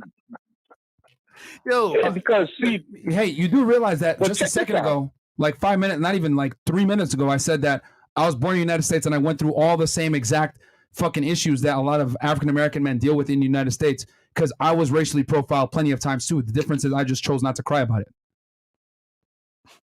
I mean, I understand that, but a lot of black people, you know, they get discriminated, they get denied opportunities because they have to go through discrimination through housing, jobs. A lot, you know, these situations is real. You Same know, thing it's here, not bro. no myth. Same thing here. Yo, caller. I went through the same shit. Caller. What's the question here, bro? Because bringing up race, bro. I mean, bro, we're past this, bro. What's the next topic, bro? Because this is going nowhere. What's the next topic? No, I'm just saying that I disagree with that. You know, I mean, I understand what y'all saying, that we got to figure out how to overcome this. Yeah. But you So know, what's the problem? The racism is real. You know what I'm saying? We never said it doesn't exist, though. That's what I'm trying to tell you. That I want to make this extremely. Okay. Let me make this fucking clear for everybody. I never said racism doesn't exist. I said it's either you're going to be a victim of the racism or you're going to become a somebody through the racism. I choose to become a somebody. I'm not going to let it change my mindset and make me think like, oh my God, I have a disadvantage. Okay. And I respect it. I understand That's that. what I said earlier. So I never said racism doesn't exist. It's your choice how you're going to adapt. You can either adapt and overcome, or you can cry and say, oh my God, it's fucked up. The man's holding me down. Cool. Yeah. Because I went through the same shit too, bro. Where you coming from with that? You can't say a foreigner's mindset when I was born in the United States and I went through the same bullshit, man. Now, the reason why I said the foreigner mindset, because a lot of immigrants come here, it's like they look at the African Americans like they lazy and all that, and that's not really the truth. That's the truth, though. You know? They do come in here and think that they're lazy. That's why they open up their stores in African American communities and laugh at them. Nah, it's not that they lazy. It's because I never said that. I said they think that. I never said that. I said they think that. The immigrants do think that. That's true. Oh. Yeah, and that's not really the case. It's fucked up, bro. But that's the way we're in. You know, it's fucked up, but that's the way it is. A lot of the, you know, the black folks, they don't know how to overcome it. You know, they don't know how to navigate around the racism so they can get ahead. Because, you know, whose fault is that? Whose fault is it? Stop. Whose fault is it that they can't navigate the racism? I mean, who is it? No, whose fault? Whose fault is it that they can't navigate the racism? You can't put the 100% blame because they don't know how to get around it. You know, whose fault is that? Like it's just. I mean, you're right though. They gotta figure out how to get around it. You're right. Thank you. That's why I have no fucking. That's why I have no sympathy.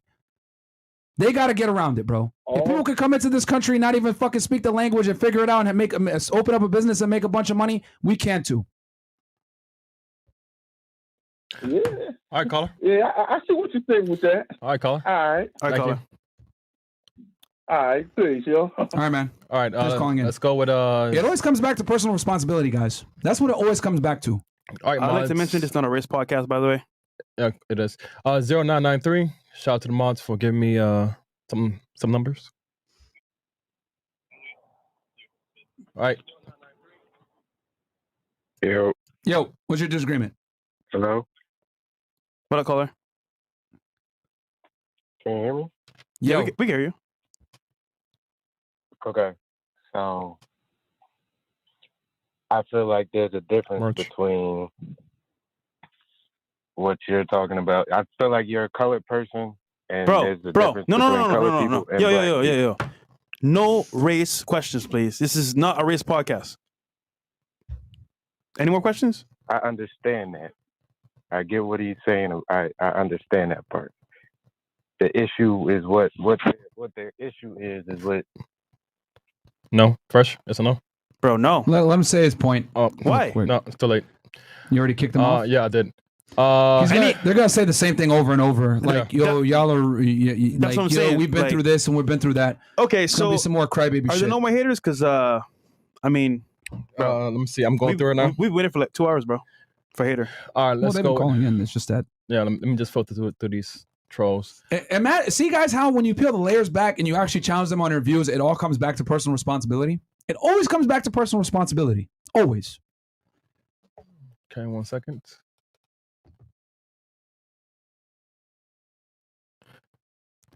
$3176 is main. Yeah, get that fucking clown on.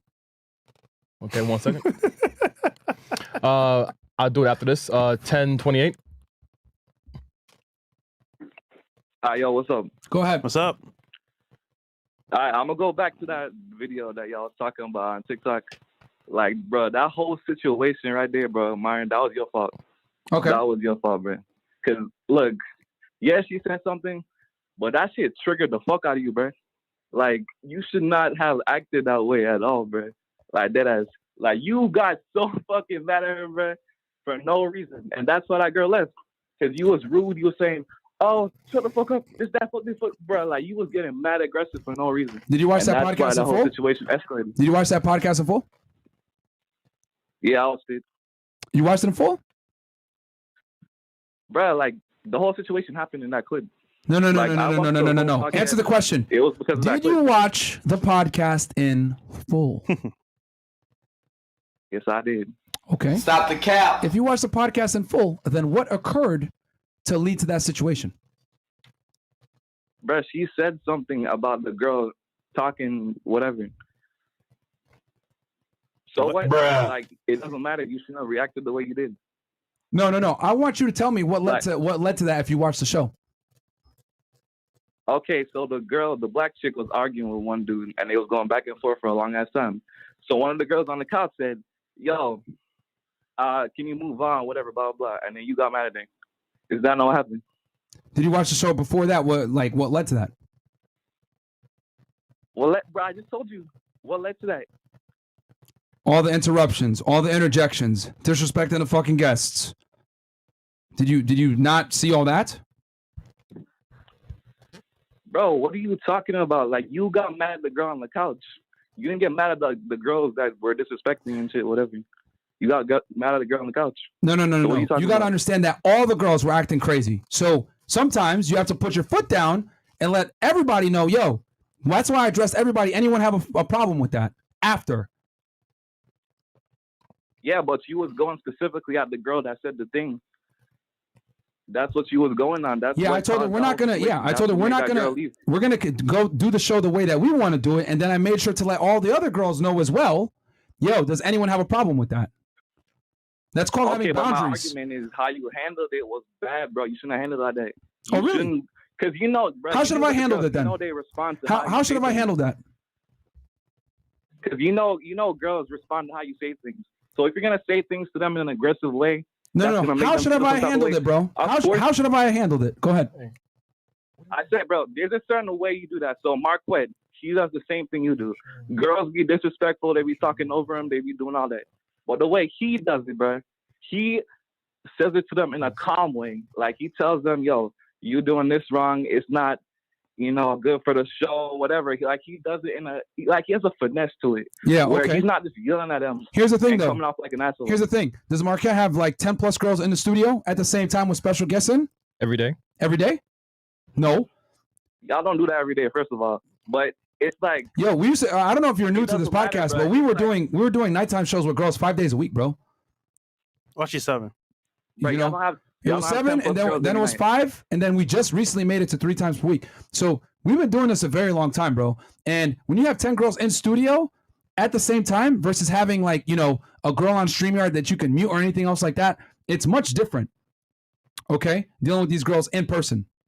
And then also, that girl Bro, that I Marquette personally does it in told, person. I don't know if you know What are you this. talking about? Yo, I don't know if you know this, but that girl that I told on the couch, we're gonna move it when we want. She had been on the show before, so she knows better. She heard the rules Okay, but 6 different times. Okay, so she knows better because she had been on the show. She understands the rules. She met Christina before. She knows exactly how we operate. So for her to say that, it's even more out of line. But you didn't know that, did you? no, but it doesn't matter, bro. 'cause No, you realize the way you but that actually changes caused the things, whole bro. thing. That changes things significantly because when you know better and you do some stupid shit, now you got to get checked. But you bro, don't you know don't this. realize that what you did disrupted the whole flow of the show, And that's here's why and she here's the got other thing that viral too. TikTok. Here's the other thing too that you don't get. I had been polite before saying, yo, one mic at a time. How many times you got to tell girls one mic at a time or don't disrupt the show or don't disrespect the platform before you actually have to put your foot down? See, you don't know this because you don't deal with 10 girls at once while trying to run a podcast live on air with 10,000 plus people watching, making sure that the quality of the show is high while still making sure that the guests are having a good time, everything else, managing a chat. You don't understand all the pieces that go into it. So, of course, you don't know what the hell you're talking about. But you just proved it right now. Okay, Myron. This girl knows Myron, better. You're trying to deflect. That's what you're doing. You're deflecting. I'm not Dude, deflecting the whole anything. issue- I'm explaining to you. Yo, I'm not deflecting anything. I'm telling you the facts and circumstances that led to that decision, which you're conveniently, right, trying to minimize. The facts and circumstances of the overall situation, aka in the law, we call it the totality of the circumstances. Based on the totality of the circumstances, I responded the way that I did because the girl should have known better. We have a bunch of chicks in here, they're acting crazy, and I know when I tell one girl, hey, call her out, all the other girls are going to get in line. And I don't know if you noticed this, but once we kicked that black girl off and those chicks left, the quality of the show went up significantly. We do this all the time. Okay, can I ask a question? Okay, and I know what you're saying. Oh, well, you could have Marquette has a certain way that he does it. He finesses or whatever. Well, hey, man, with all due respect, me and Marquette are not the same people. And when you have 10 plus girls in a studio, it's a different game, my friend. Way different. Okay, can I ask a question? Sure. Yo, Fresh, if you were in that situation, what would you have said to the girl to make her, to understand that she's not supposed to say stuff like that? What would you have done? Well, once me and Myron have two different approaches. So his is a little bit more, assertive. Mine is a little bit more chill. So I'd have been more chill about it. You know what I want you to do, caller? Okay, and this is what I want you to do, caller. You know what I want you to do? This is what I want you to do. I want you to go back on our YouTube podcast, right, and search the podcast that we did with Slim Jimmy. Okay, no offense to Walt, but we have different roles on this podcast. Okay, I want you to watch that podcast and see what happens when there's no type of moderation or no one putting their foot down with the girls. Watch that fucking show and come back. Okay, look. That's all you need to do. No, that's what happens when there's no one. There's yo. That's what happens. That's what happens when you don't put your foot down and control the fucking show. Watch that episode and tell me what you think. Because everyone everyone thinks they could do it better, and 2020 hindsight, and you should have done this, you should have done that, blah blah blah. Yep. Cool. Go ahead and watch that episode and go back and see what happens when there's no one putting their fucking foot down with the girls. Go watch that and call back in. I did. You saw it? I did watch it, man. I did watch it. Then why the fuck are you calling? Yeah, it was crazy. No, but look, I couldn't handle it. The issue was the dudes, bro. It wasn't the girls. The dudes was getting out of hand. That's why that show was so bad, bro. Because the dudes was getting out of hand. They was doing the most. They was doing all that shit because they know that they cool with Fresh, and Fresh was letting them do whatever. That's why they was acting up. It was the dudes. Well, that kind of approach works for dudes, but it doesn't work with girls, bro. Because a nigga not gonna walk out, bro, because you yell at him. But a girl gonna walk out, and that's what happens. Like, you can't talk to girls and guys the same way, bro. You gotta learn how to do it in the right way, so you don't get bitches posting shit about you on TikTok, getting 8 million views and shit. Like, that whole that's thing. Good for us, though. Did you not watch the beginning of the show where we said that's actually good for us? It may be bad for you, caller, but it's good for us. Yeah, like what the fuck? Like, we don't work at a company where we got to worry about our image. Is good. Huh? So y'all think any publicity is good? Of course. That's the number one rule in marketing, bro. Guess you didn't do your homework. All right, y'all too fucking. All right, I got a different point too. Like, Myron be talking about bullying a lot. Like, Myron be saying bullying is good or whatever. It is bullying good. Is not good, bro. Yeah, it is good. And you need to stop promoting that shit. It's not good. But, bro, you know the amount of atrocities that happen because people got bullied? A bunch of school shootings, all this shit because people got bullied. Like, bro, bullying doesn't affect everybody the same way. Not everybody has a strong mind to rise above bullying. Yeah, and you know what the difference? You know what the similarity is with all those school shooters? None of them had dads except for one. That's the difference. Well, yo, what does that have to do with anything, bro? It has to do a lot with it because when you get bullied as a man, you come back to your father and you say, "Yo, dad, these fucking bullies are bullying me. What do I do?" You know what my dad used to tell me? Go punch them in the fucking nose, and they won't bully you anymore. Not go get a gun and shoot up a school. Don't even talk about their bullying, bro. Like, what you talking about? Like, most people keep that shit a secret because it's embarrassing. Or like they feel some type of. How old are you, bro? Yo, how old are you? Most people not gonna speak up about it. How old are you? I'm 21. Yeah, that explains a lot. So, bro, I don't know. Like I said before, like this is a different era right now, right? A lot of you young guys are I'm not gonna lie, Brandon. A lot of you guys are fucking pussies and soft. But it used to be you get bullied, you go to your dad, right? Back when the father was a staple in the household. Hey, dad, this guy's fucking bullying me. And your dad will tell you, go fucking punch him in the nose. And if you lose a fight, you're going to get beat up by me. That's how it typically goes. You don't got to bring a gun or do any of this other stupid shit. You just deal with the bully and you punch him. And when you punch that bully, he's going to respect you. Okay? That's what it really comes down to, bro. And you guys can go ahead and get mad and say, oh my God, bullying is fucked up and blah, blah, blah. Listen, man, bullying, you need to deal with adversity as a man. You need to. Because if you don't, then you're going to have a victim mindset like a lot of these guys that call into the show. So, caller, you sound Jamaican, right? You're Jamaican? Yeah, I'm Jamaican. So, now, look, you know what's going to happen so you want guys to be soft then? You're going to end up getting suspended. No, caller, so you want guys to be soft then? What's the point of fighting back if it's going to result in something bad happening to you? Like, what's the point of it? Bro, you're 21 telling men how to be men. I don't see the correlation here. And then secondly, you want men to be soft? I mean, why? Bro, I'm not telling you I want men to be soft. I'm saying not everybody can handle bullying the same way. I'm saying bullying affects people differently, bro. And bullying should not be encouraged. Because people, you might bully the wrong person, they end up shooting up the school, bro. Like, what you talking about? Like, not everybody gonna handle that shit the same way. So don't encourage bullying, bro. Well, let's peel it back a layer, because like I said before, there's no fathers in the household. Because a lot of people commit suicide. There's no fathers in the household. That's why. Suicide and all that shit. Yo, caller. There's no fathers in the household, bro. One mic at a time, please. Let someone talk first. Like I already told you what the issue is. The issue isn't necessarily the school shooters. The issue is that there's no fathers to stop the fucking school shooters. That's the problem. What I'm trying to say. This is what happens when you don't have the father in the household. You understand? Because your father tells you how to navigate adversity. Okay? When you have a bully or you have people talking shit or whatever, your dad is there to tell you how to deal with the fucking problem. And we don't have enough of that. Okay? And quite frankly, man. Exactly. So why the fuck would you encourage bullying in a state where you know there's not a lot of fathers to teach kids to be tough? Why would you encourage that? Because bullying is going to happen regardless. So we can embrace it, or we could cry and run away from it. But it's going to continue. Kids are going to bully. Because here's the thing about bullying. You know what bullying is, right? It's simply kids being kids. Because the difference between children and adults is that children don't lie. And they're honest. And they're honest. So if you stink, they're going to say you stink. If you have a big nose, they're going to say you have a big nose. If you're ugly, they're going to say you're ugly. Children don't lie. Yeah. Facts. Okay? So since we know that children don't lie, they're going to tell each other things that hurt their feelings. It is what it is. You know, not everyone is built to succeed. Not everyone is built to succeed. Some people are going to get broken by bullying, but you know what? Pressure creates diamonds, bro. Life is tough. It sucks. Okay? But you know what? I'll take getting made fun of on the schoolyard over not having fucking food or not having running water. Again, here in the United States, we cry about fucking luxuries that no one else has the ability to enjoy. Life is way harder than being told that you stink in school, bro. Life is way harder than that shit. It doesn't matter, bro, because you can't compare issues, bro. You can't say just because people have it harder than you that your problems don't matter, bro. You can't compare issues. Like, people have different problems that they deal with day to day. Like, you can't compare issues, bro. And, bro, bullying is not a good thing, bro. So that you shouldn't promote that. Like, guys don't have, bro. I've seen a lot of people get bullied and go through just the worst shit, bro. Like, trying to kill themselves, all this stuff, bro. Like, bullying is not a good thing, bro. And people out here trying to correct that shit for a reason. Like, how many atrocities need to happen before you stop that shit? Like, bro, bullying is not, you shouldn't be encouraging that shit.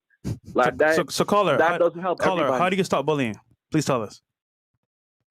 No, I'm saying you shouldn't encourage that. No. How do you stop bullying? It's never going to stop, bro. No, caller, how do you stop bullying? Please tell us. Look, it's not going to stop, but we can. Thank you. End discussion. There you go. We can Can't stop it, bro. So just embrace it, bro. We can reduce it. We can try to prevent it. Like, try to prevent it? How? Oh, tell us. There's nothing we can do about it. Nigga, then shut up. There are stuff what are you trying to say then? Like, bro, like, your point is mute. Hey, how do you stop bullying? You can't. Cool, but then embrace it. What do you want us to tell us? I never said that we gonna stop bullying, fresh, bro. That's not. So you're gonna ignore it, bro? You're telling us don't promote it for men because it's not. We're saying embrace it, deal with it. Men to get bullied, so don't promote that shit. Say Nigga, don't bully. it's gonna happen regardless. Try to help somebody. Do that. Yo, I can tell you, bro. Why are you trying to promote that? You're Jamaican, but you're probably born in the U.S. because a real yard man would not be saying this dumb shit, bro. Yeah, I ain't gonna lie, bro. You're not Jamaican, I'm gonna keep it all the way 1,000. You're soft, man.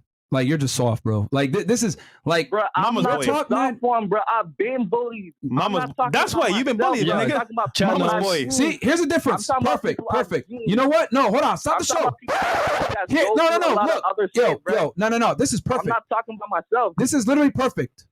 He just literally said, I've been bullied. Yeah. Well, guess what? We've talked about it on the podcast too. So have I, and so has he. Yep. I told you already that we were nerds growing up. It's you choose how you want to adapt to the fucking bullying, bro. We decided we're going to self-improve. I got in the gym. I started to take care of myself. I got my teeth straightened. I got my teeth whitened. I started to fucking shower more regularly. I decided to improve my hygiene, right? I started to better myself. I used that shit as fuel to become a better man. I didn't sit there and call into a show and say, yo, well, bro, you should have promoted bullying, blah, blah, blah. I'm the man I am today because I got bullied. Thank you to the fucking bullies. And I can remember all the times where I got bullied and it made me say, fuck, man, I need to improve. What the fuck? Because you need to feel and experience adversity as a man. What you're saying right now is that men shouldn't experience that adversity. It's not right. It's wrong because a select few of guys go too crazy and they decide to shoot up the school. Hey, listen, man, that's an unfortunate reality sometimes of what happens after bullying. But let's talk about all the positives that come from bullying. There's a bunch of CEOs. There's a bunch of millionaires. There's a bunch of guys that are successful. There's a bunch of guys in the gym right now. There's a bunch of men that took the bullying and used it as fuel to become better men. But we don't talk about those guys because they don't go on the internet and cry about fucking being bullied. All right? Like me. I've been bullied, but I didn't cry about it. I use that shit as fuel. He's been bullied. He didn't use that shit and cry about it. He's using it to improve. Mo got bullied. He got bullied by us. Wait, he used to be a fat piece of shit. When I saw him come out the elevator, I said, you're fat as fuck, bro. You got to lose weight. You can't work with us if you're going to be fat as fuck. And what is he doing now? He could have either said, oh, this hurts my feelings. I'm going to walk away. Or he could lose the weight, which is what he's been doing. Chris can barely speak English. We roast that nigga every day on that shit. He's working on it. So it's up to you to choose how you want to be, how you want to go when you get bullied. You can either embrace it and become better, or you can cry. You're choosing to cry about it. Nah, my man, you are so good at missing my point. Look, what I'm saying is I'm not talking about myself, bro. I'm talking about people I've seen. Legit, I've seen people that I know go through bullying, bro, and try to do bad things to themselves because of that. Bro, you talking about bullying Chris and Mo and Fresh, bro? Them niggas grown-ass men, bro. They should take that shit. But I'm talking about children, bro, little kids, bro. They don't know better. They haven't developed yet, bro. They don't know how to deal with certain things like that. So when I see those kids go through that shit, but it fucks them up, bro. That shit stays with them. You're never going to stop as bullying, a kid, bro. That stays with you. It fucks you up. Not everybody got the mentality to grow from that. So you can't sit there and be like, oh, encourage bullying. Everybody should get bullied. Oh my God. We never said. You sound dumb, We bro. never You said to can't go say be a that bully, shit. bro. We're just saying it's gonna happen. So deal with it as Embrace a that shit and accept it. You said it's good for people to get bullied. What do you think people are gonna do? There are They gonna benefits keep to it. bullying, Yes, bro. there They are. gonna There are bully you benefits. It builds more. character, bro. There's They gonna disadvantages bully and you advantages more, to bro. it. What do you think that's gonna do? It builds character, man. I Builds mean, character. and Yo, Kirsten I wants to can't show. with you, bro. I can't with you. Like y'all can never admit when you're wrong. Like I'm dead ass making a good argument here, and you can't. No, admit you're it. making a very poor one Like, because you're using a very small set of people that couldn't handle the bullying to base your argument That's off of. not a small Let's talk set. about all the That's guys. not a small set. Yo, take any successful man that's a millionaire, or making good money, or at a point in his life where he's respected. I promise you, he was also the victim of bullying. The difference between them and these people that you're saying is, yo, shut the fuck up, bro. Look, I'm talking. Look, I said the difference is that you're using a small subset of people, school shooters, so to speak, which is a very minute, small portion of the populace, right? To go ahead and substantiate your argument that bullying is bad. What I'm saying is that if you take any CEO, any guy that's successful, any athlete, anyone that's a fucking somebody, I promise you that they were the victim of bullying too. The difference is this: they didn't let it fucking change their life from a negative perspective. They use it as fuel to become better. Yo, one of the best 90 seconds. One of the best guests on the show that came here, bro. Andrew Tate. He was bullied. Yeah, Andrew Tate was bullied too. He could have said, you know, fuck it. I'm just going to sink in and take the bullying or become better. Look, he's one of the top creators here in the space, man. So what were you going to say, dude? You were trying to say something? Go ahead. No, I'm glad you said that. How many percentage of guys actually become CEOs and become high value men and make a lot of money? What percentage of guys is that? A higher percentage of the school shooters that you're trying to use to base your argument on. 60 seconds. It's barely anybody. That's bro, 1% of guys are at that level. How many people get bullied, bro? A lot of people. You can't use the small minority to back up your argument when 1% of men are at that level. You can't use that argument. Guys that go into the A lot- military, bro, a lot guys more that go men into the commit- trade bro, you profession, said- guys that become police officers, guys that I'm not talking about guys that only become CEOs or whatever. I'm talking about regular guys too that become better. Guys in this chat, a bunch of guys in the chat right here, they're victims of bullying too, but they're using it to as fuel to become better men. All I'm saying is that there's more positives to bullying from the male experience than there are negative. You're focusing on the negatives. I'm focusing on the positives. And here's the thing: when something is never going to change, bullying is always going to exist. Let's focus on the positives and not the negatives. 10 seconds. You're choosing to look at the glass as half empty for something that's never going to leave. No, I'm just saying it shouldn't be encouraged, bro. Because look, you said like majority of men commit suicide. Like men commit suicide way more than any other demographic. Why? Because it's more acceptable for men to be bullied. Like not all men handle that shit, and a lot of men commit suicide and all that stuff because of bullying. Like it's not a good thing. Like we shouldn't encourage that shit. All I'm saying is don't encourage it. You sound like you want to You're cry. soft, bro. Cry, bro. You're soft, bro. You sound like you want to cry, caller, bro. Real talk, you soft, bro. Caller, I taught kids for 5 years, right? And to be honest, the kids who are bullied never really done things like that, or shoot up schools or go around and do bad things. They use that fuel to do better things. I had seniors that graduated 3 years from now. They're doing great things. The kids that actually had was content in life were the kids who were ignored and stuff like that. So actually, we're not promoting bullying, but we're saying it happens, right? So when it happens, here's how you navigate through that, through bullying. So I don't know what you're trying to say, but we don't promote it. But what we're trying to say is, hey, listen. Oh, I promote it. Maybe not Fresh and Chris. I think bullying is good. Yeah, but they have different opinions with different people here. Yeah. So and then they call it what I'm saying is this. Okay, cool. Caller, what I'm saying is this: bullying is bullying is not as profound as you're thinking and with kids. So I don't know what you're saying about that. Yeah, I'm talking about mine. Like you shouldn't promote bullying. Like it's not a good thing. All right, man, that's great for you, bro. But listen, there's a lot of guys that become somebody's because of bullying. So men need that kick in the ass. Men need to experience adversity. Men need to get punched in the face every now and then. They need to get bullied. They need to deal with adversity. Men are made, women are born. It's gonna happen anyway, bro. You're gonna deal with it anyway. Yeah. So you might as well deal with it when you're young and figure out how to deal with that fucking situation because you're always gonna get bullied at some point in your life as a man. When you can't run from it, bro. When you come up with a solution, come back to us. I'll all right? promote that shit. They might not, but I promote it. You need to be fucking bullied. It makes you a better man. Period. All right, caller. All right, man. You're soft. And that's the truth. He's fucking soft. And the world, guess what? Is one big bully. Yeah, bro. Like, what the fuck? Like, this nigga over here crying about getting made fun of on the schoolyard. Like, bro, you gotta deal with way worse shit than that. Yo, join a Call of Duty game room and talk about bullying. And this is the thing. This is why. This is what scares me. Like, guys like him, 21 years old. These are the guys. These are the men that are out here now. Yeah. This is why so many women are fucking unattracted to most guys because they have Yeah. a fucking pussy mindset like that. Like, bro, if my little brother ever said that stupid shit to me, I'd smack the fuck out of him. I have a brother right his age. Are you fucking serious? Life is way harder than that, bro. Yeah. Than being bullied or being called names. The fuck? We got some chats here because that was ridiculous. Fuck. That's scary, bro. And the thing that scares me is a lot of guys think like him, bro. Real talk. A lot of guys think like him. That's scary shit. Yo, imagine having a kid in the West. Mr. soft. St. James. Run away, guys. Hey, guys, what do y'all think about going back to school for nursing? Already have a Bachelor of Social Work. Just tired of all the SJW BS. I mean, if you got opportunity to gain some money, bro, you can. But if you nursing, though, you're a guy. I mean, you'll get a lot of girls. You will, but is that what you really want to do? I mean, if you want to, go ahead, but I personally wouldn't. Snippet Basketball, $20 says, how do you guys speak game on text message? Because I've been messing up. Honestly, bro, text to set up a date. Don't text back and forth all the time because what happens is you text all the time, you become a pen pal buddy, and if you fall into that frame, then you're done. So set up a date through text, do a FaceTime call, seal the deal, and then go from there. Yeah, minimize texting on the phone. If you got to talk to her, like do FaceTime calls. Dr. Kimber, oh no, I'm not a hater, I'll wait. Javi Nuts, $20 says, Fit, would you ever consider learning another language? Like when you go to the Middle East, will you just go speaking English or what? I can speak Arabic, but it's broken. Emac Bakes, big up FNF BIM to the world. That's Barbados 246. Shout out to you, bro. Okay. Barbados. Yevin Simonis, $20 says, haters only. These guys don't listen, just like the woman on the podcast. My God.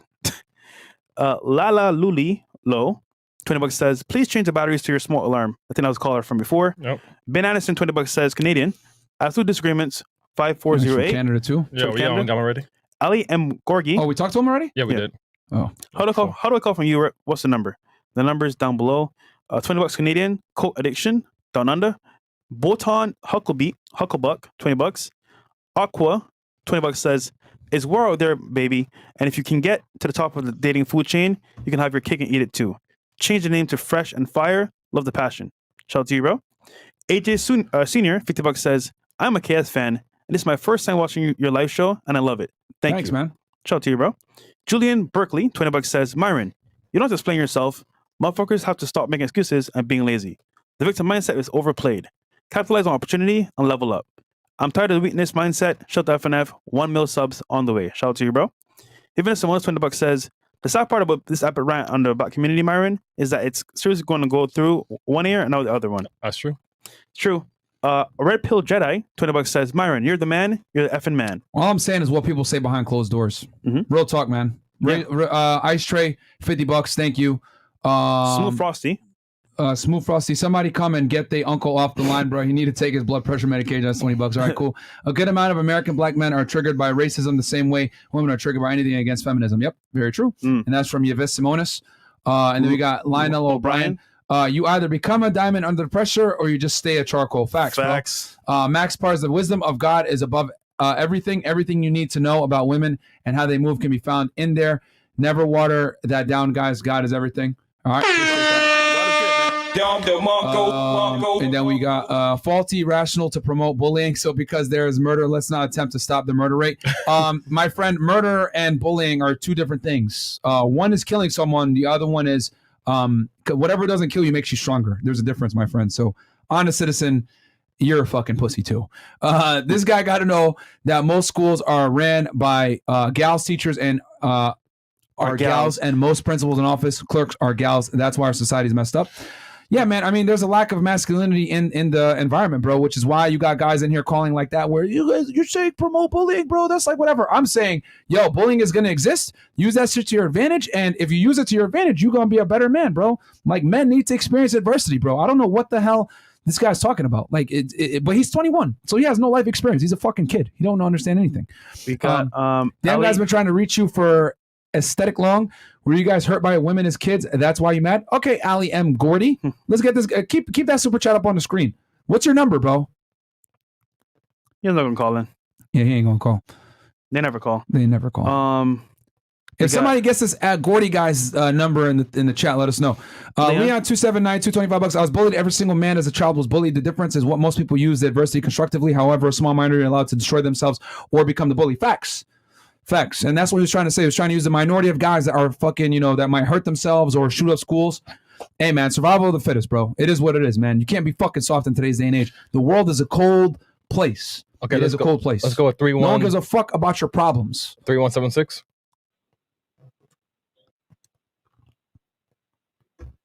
Hey, how y'all doing? What's up, man? Yo.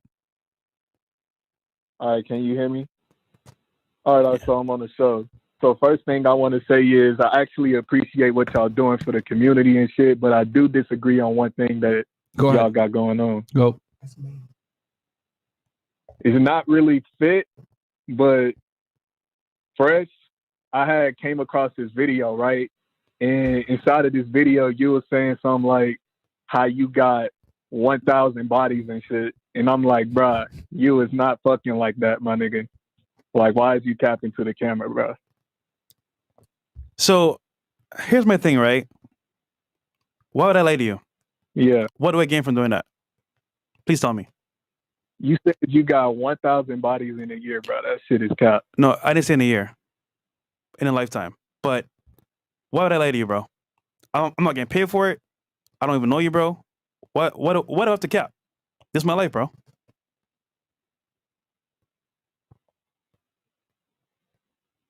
I'm just curious. Well,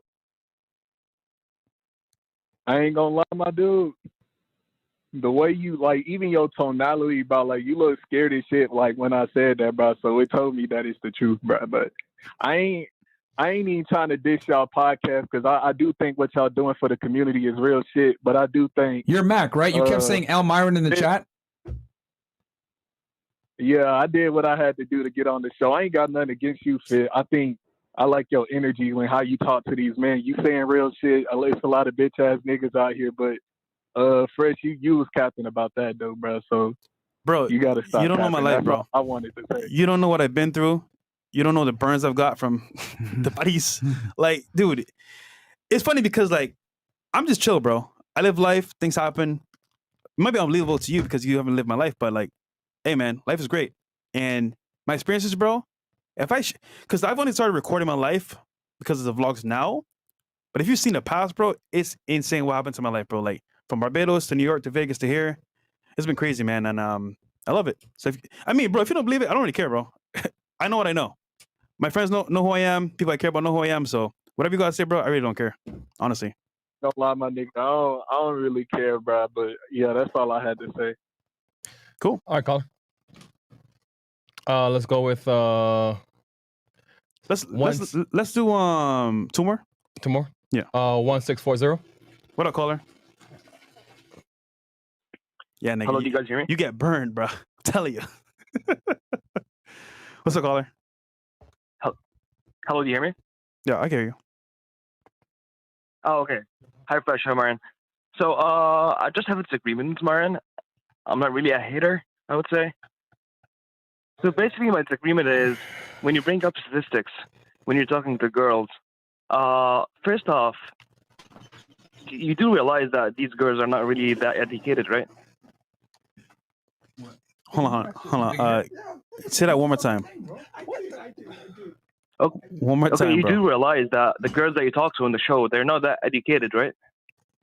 So he's saying most girls that come on the show are not that educated. Yeah, some of them. So when Myron brings because Myron mostly argues using statistics, right? That's what he does. Okay. Yeah. So that's my question. Why do you keep using statistics, especially when the people they bring on the show they're not that educated on statistics? They don't really understand how it works. So it just comes off a little bit honest. But I don't really hate the show. I just watch it for entertainment, and it's an entertaining show. But that's my disagreement. I mean, I don't really. So your disagreement is that why do we bring girls that are stupid? Is that your argument? I didn't say stupid. I know, but the problem is most of the girls probably are coming to a show just to have fun. So when you talk and use statistics, you come off like you're saying facts, but statistics are not facts. Statistics are not facts? No, they're not. In fact, every statistic is incorrect. It's a useful information, but it's not fact. Statistics aren't Have you ever heard facts. someone educated arguing with statistics? Wait, so you're telling me statistics, empirical data is not facts? No, raw statistics are not. They're just records. Actually, there's no fact. Obviously, they're not fact. It's a bounce of probability. You say the word every time. How could a probability be a fact? A fact is something that's true regardless of time, regardless of context, right? That's a fact, nigga. Stupid.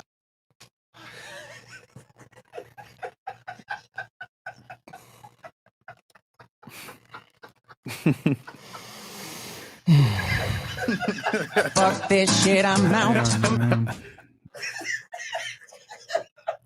I don't even know what to say to this dude, bro. Yeah, you sound smart, but you're not smart. Yeah, bro. That was probably one of the dumbest person. That's probably What's your Fortnite tag? Yeah. Yeah, this guy gotta be trolling, bro. Okay. Statistics aren't facts. Okay. I mean, statistics are probably the closest you're gonna come to the truth, my friend. It's independently verified through other means. This nigga, bro. All right, let's just move on to the next person. I don't even know what to say to him, bro. So Fresh one. How many calls, Fresh? We can do one more. Okay. Any That was a haters? female argument right there. I don't know what to say. Even I'm stumped.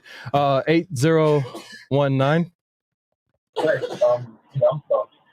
8019. Go ahead. He's playing it in the background. All right, move on to the next caller. Hold on, I think I have a hater on. 1 second. This guy's crazy, bro. All right, let's go with the studies support a fact. Like if we say most women want to date a guy that makes more money than them, there's stats out there that show that. What the fuck? It's like crazy, bro. I don't know what to say. Okay, go ahead. All right, chat. 3297. You bet Simonis is right, bro. He says our society's done. The men are just as bad. As shit! Can I get in?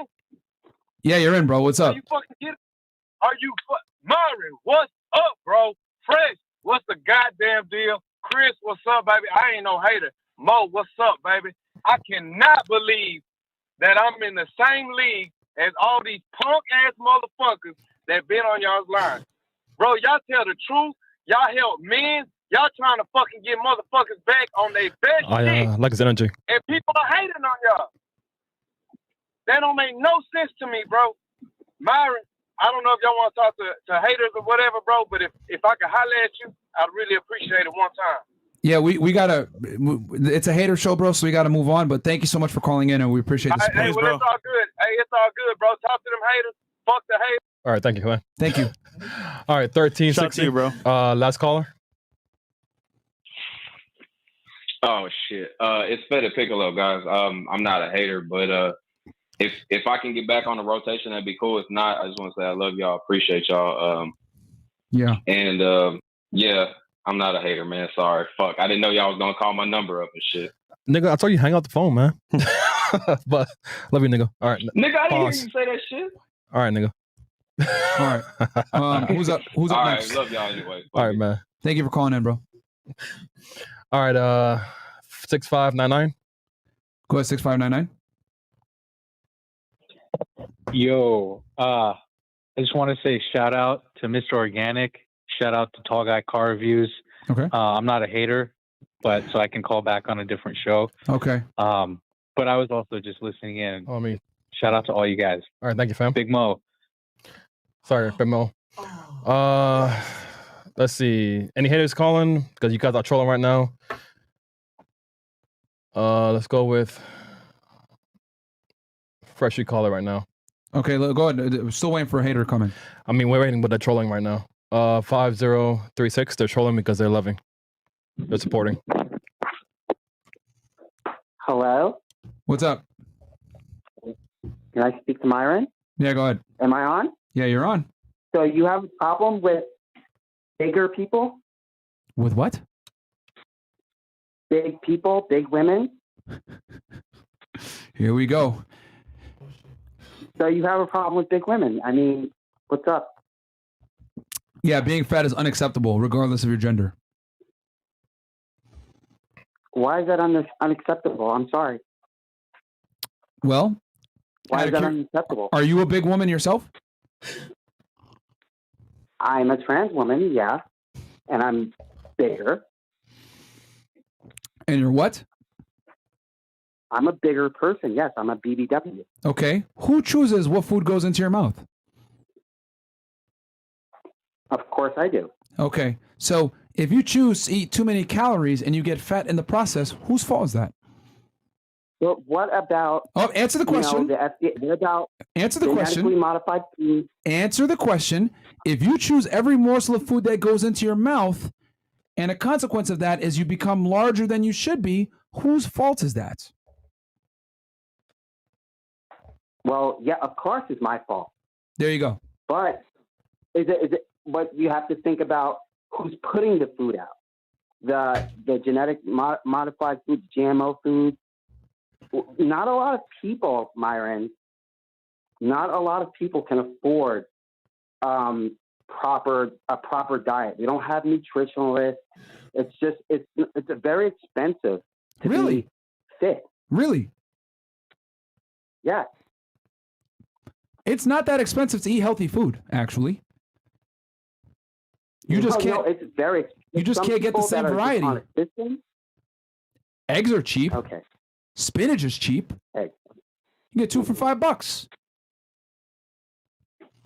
So just all bigger people that even people with thyroid problems, they're just what do you? They're lazy. Weight loss comes down to a calorie deficit. I don't want to hear anything about thyroids or any of this other stuff. This is convenient Western fuckery that people say to go ahead and substantiate the fact that they're fat.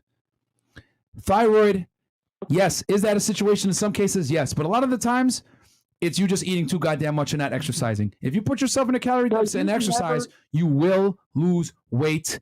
If you do not lose weight, you are by definition not in a calorie deficit. That's what it comes down to. Color left. Damn. All right. I guess. Damn. I mean, you can't argue thermogenics, man. If you eat too many calories, you're going to gain weight. If you eat in a calorie deficit, you're going to lose weight. Simple as that. You have no excuse to be fat, regardless of your gender, whatever you are. He, she, his, me, whatever the fuck. No, it doesn't matter. Can't be fat. I don't care what your gender is. All right. Let's go with 0801. Hey.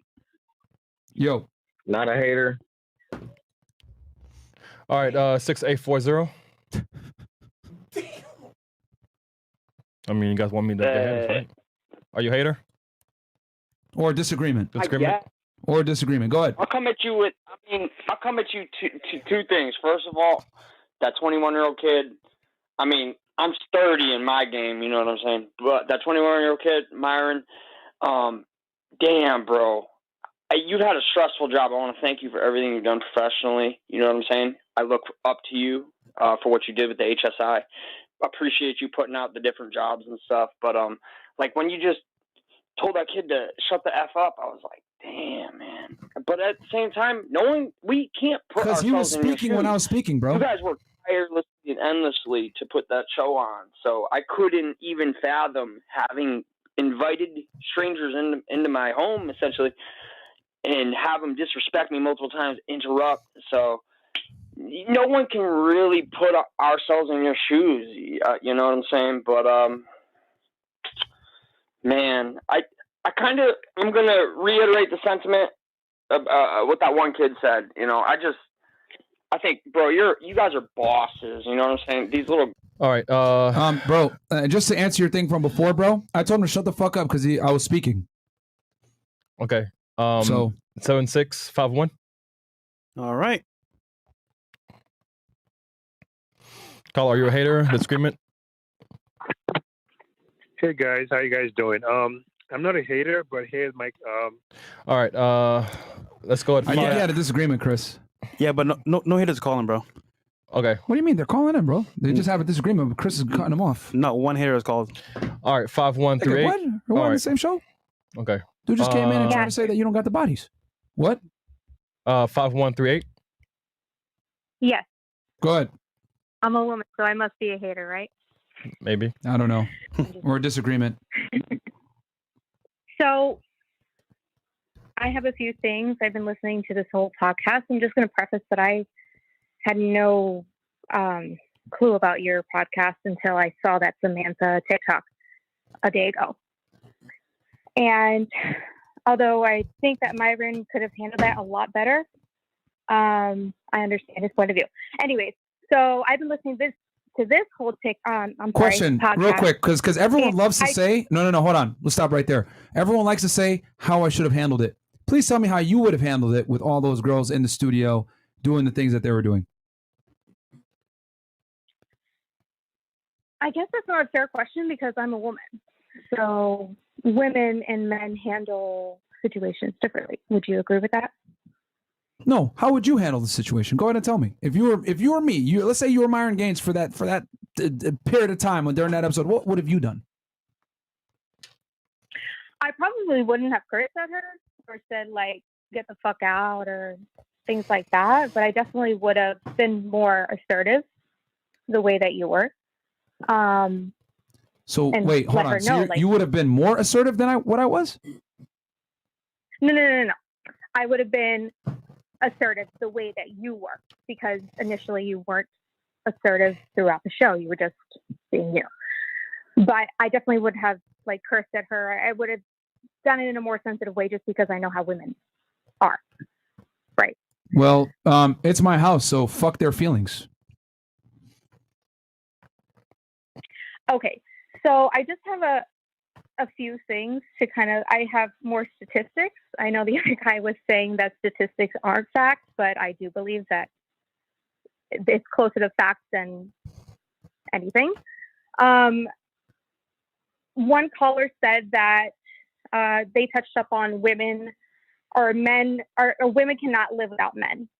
So there is, from the Florida Institute for Reproductive Medicine, there are studies happening right now where they're, testing Y chromosomes, and basically in the future, women are not going to need men to reproduce. So it's not an argument, it's just a fact that I kind of want to put out there. The second fact I kind of want to put out there is Hold on one CDC second. median of, When we said that women need men, we said it strictly from a survival standpoint, not from a reproductive standpoint. We've always said that men need women to propagate a society. Okay, so I'm sorry, I must have missed that, but I'm writing notes down as I'm listening to the podcast, and there's just some things that obviously I want to preface and disagree with some of the things that you were saying. The second thing was the sexual partners. You mentioned to one of the callers that in 2022 that women have more sexual partners than men, which is not true. The CDC website says the median sexual partners in 2022 is 4 for women and 6 for men. That's the median of their sexual partners. So I just want to let you know that what you said was incorrect. Yeah, and the CDC also is trying to sit here and say that COVID is extremely dangerous. We need to wear masks everywhere. So, and then also you're talking about a sensitive topic that women are going to grossly underreport when it comes to sexual partners. Women almost always lie about their sexual, background for obvious reasons. Body counts. But you don't think on the other side of that argument that men are going to also lie and say that they're more sexually active? Yes, Exactly. which is exactly why that data is a little bit flawed, because men typically always increase their notch count, women decrease their notch counts. But my argument is if you take an average 21-year-old girl versus an average 21-year-old guy, that average 21-year-old girl is going to have far more sexual experience than that average 21-year-old guy. Sexual experience doesn't necessarily always have to deal with the act of sex. It could be blowjobs. It could be fingering. It could be dealing with the opposite gender in a romantic sense, intimacy. So I'm not talking strictly about just body counts when I say that. But what I am saying is that an average woman is definitely going to probably have more experience. Well, actually, I know for a fact they're going to have more experience with the opposite gender than a man is, because women have to play on defense. They have to deal with men regardless, because the men are going to come to them. So that's what I'm trying to say. So, I mean, I get what you're saying with that, reporting from the CDC and everything like that, but we know men overinflate their sexual notch count. Women deflate their sexual notch count. So it is what it is. The CDC has a lot of bad data. The CDC also is the ones that put out that 1 in 5 women are, are victims of SA on college campuses. So, you know what I'm saying? No, I understand. The third, okay, I have a third point, but then I do want to ask you like a legit question. Again, I mean, the third point that I have is the 21-year-old kid about the bullying and stuff. Yeah. I listened to the beginning of this podcast, this particular episode. And Myron was going on about kind of boasting about like how you guys help men, like especially with suicide. And, I kind of, it made me feel really bad for you to kind of promote it. And an instance, Myron, you did say that you did promote bullying. I know in a different way than what people think, because like you said, pressure creates diamonds. But don't you think that's a little hypocritical that you're promoting bullying, yet you're boasting about helping men not committing suicide? Bullying is a part of the male experience, regardless of what I say or do. So what I'm saying is that we need to accept objective reality and embrace it and use it to become better, instead of being a pussy and crying about it. The difference is that for you as a woman, it's very difficult for you to understand this, because women don't deal with, women get bullied, right? I get it. Like, you get made fun of, your hair stinks or whatever the fuck. But like for men, it's a rite of passage. So bullying is going to come your way because men just have to deal with adversity. It is what it is. You have to become as a man. Okay. So my actual question is, those are just 3 points that I wanted to point out to you from what I heard in this podcast. But I, like I said, came to you from that Samantha TikTok. And my first reaction as a woman was, of course, like, wow, that dude's a fucking dick. And I started listening to other podcasts, and my point of view didn't really change. Some of the things I can understand because I'm pretty open-minded. I'm not a feminist whatsoever. I'm just open-minded. I kind of understand everything. But don't you think that people have opinions based on experiences that they've gone through in life and what they are basically around? Do you agree with me that most of people's opinions are based on experiences that they've gone through? Yes. Of course. Okay. So you living in Miami. I grew up in Miami. I left Miami because I fucking hated the city. A lot of pompous assholes live there. But don't you think that maybe your view on women is because of the area that you're surrounded in, the people that you're surrounded by? Like, I feel like your general idea of women is stagnant because of the area that you're in. Like, not all women. You know what I'm saying? So if you watch the podcast, we would say that, Miami is similar to a lot of other major cities in the United States. And whether you're in Los Angeles, New York City, Atlanta, Chicago, Boston, whatever it may be, Dallas, we were just there. Attractive women typically have similar behavioral traits. And whether you want to say, oh, not all women are the same, etc., all women are hypergamous. The only difference is that some women are more overt about it versus some women are more covert about it. But it does not change the fact that women date and fuck up regardless of where they stand socioeconomically. The only difference is in the major cities, it's more pronounced and it's more out there. Okay? So, I mean, you can say that like, oh, well, don't you have a skewed perception a little bit because it's in Miami? Well, I would argue that here in Miami, we have the most attractive women. So the girls can afford to be a bit more overt with their hypergamy because their beauty is able to demand that. The less attractive a woman is, the less she can be overt about her hypergamous nature. And also, we haven't been here that long. It's only been like, what, 2-3 years in Miami, per se. But women come from all over the world. They come from different states, different countries. All over the world. They all pretty much act the same. So, I mean, generally speaking, they're here on vacation, so... All women are hypergamous. The only difference is that some women are a little bit more overt about it, and some girls are a little bit more covert about it. The more beautiful the woman, the more overt she could be about her hypergamy and be able to say, hey, listen, this is what I demand in a man, etc. Now we have social media too, so I mean, nobody's safe. I mean, we're just reporting the truth on how attractive women operate in major cities. And, before you say, well, not all women are like that. Well, if she's ugly, no one gives a fuck how she is, with all due respect. Just like no one cares about a broke man. No one really cares about what fat or ugly woman got to say either. Okay. So that's where I was going, because in a lot of your podcasts, you don't mention specifically that it's attractive women. You just mention women. Oh, it's average women too. Yeah, it's average too. It's average women too. Yeah. Well, I'm not going to say that I don't disagree with you guys, but I don't know. It just rubbed me the wrong way, especially with that video. So it makes you feel a certain way. But what did we... Here's the thing. Put your feelings aside for 2 seconds. I want you to tell me, where are we incorrect? I guess just your execution on explaining. It's how you said it, Myron. So you have more of a point of contention with how I said it versus what it said. Say it nicer, please. Say it nicer for me and my ears.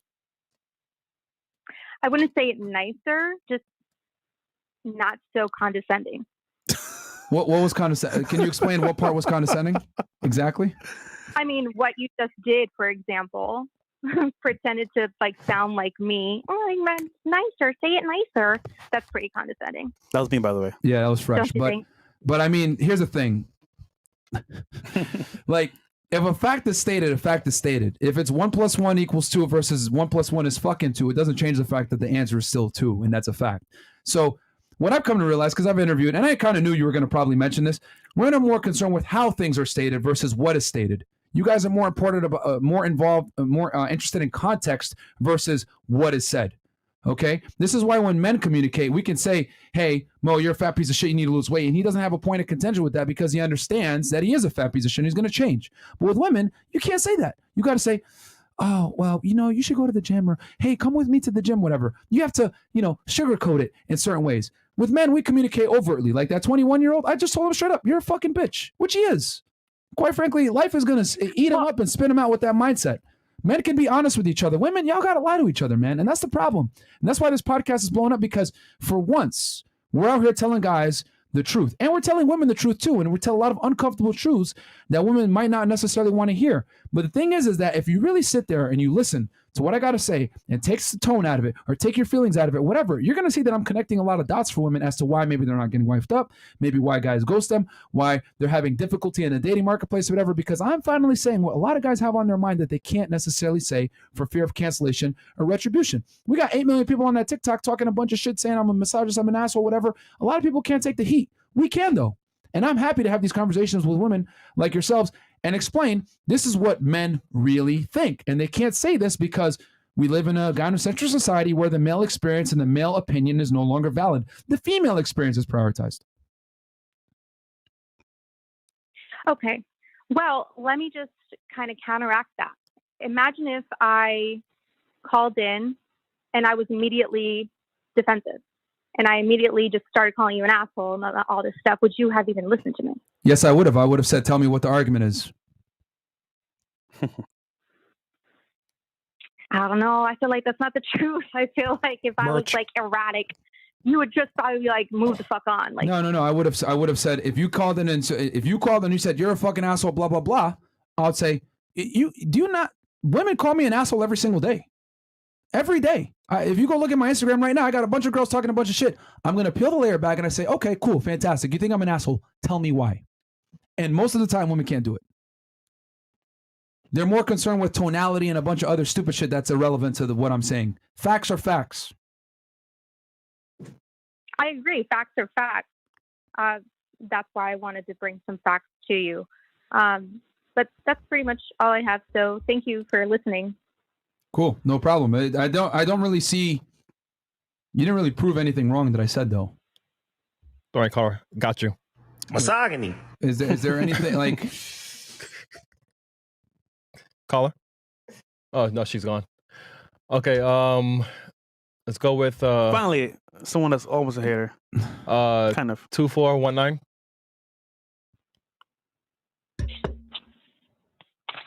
Right on, Chris. Thank you. I've been waiting 2.5 hours, so I'd say I'd hate on y'all for that. But no, just kidding.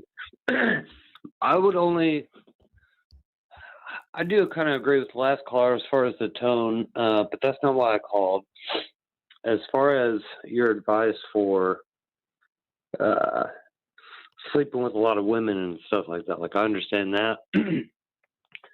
But when you say you have your main chick and you still have like side pieces, that's what I disagree with.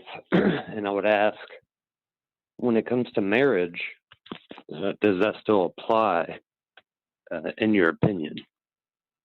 Well, let's look at the marriage statistics with guys that play, are monogamous, as you would say, or whatever. Because most guys honestly want they fall into the dream that get married and say, oh, I'm going to have this one girl, blah, blah, blah. I mean, bro, women only operate correctly when they know they can be replaced.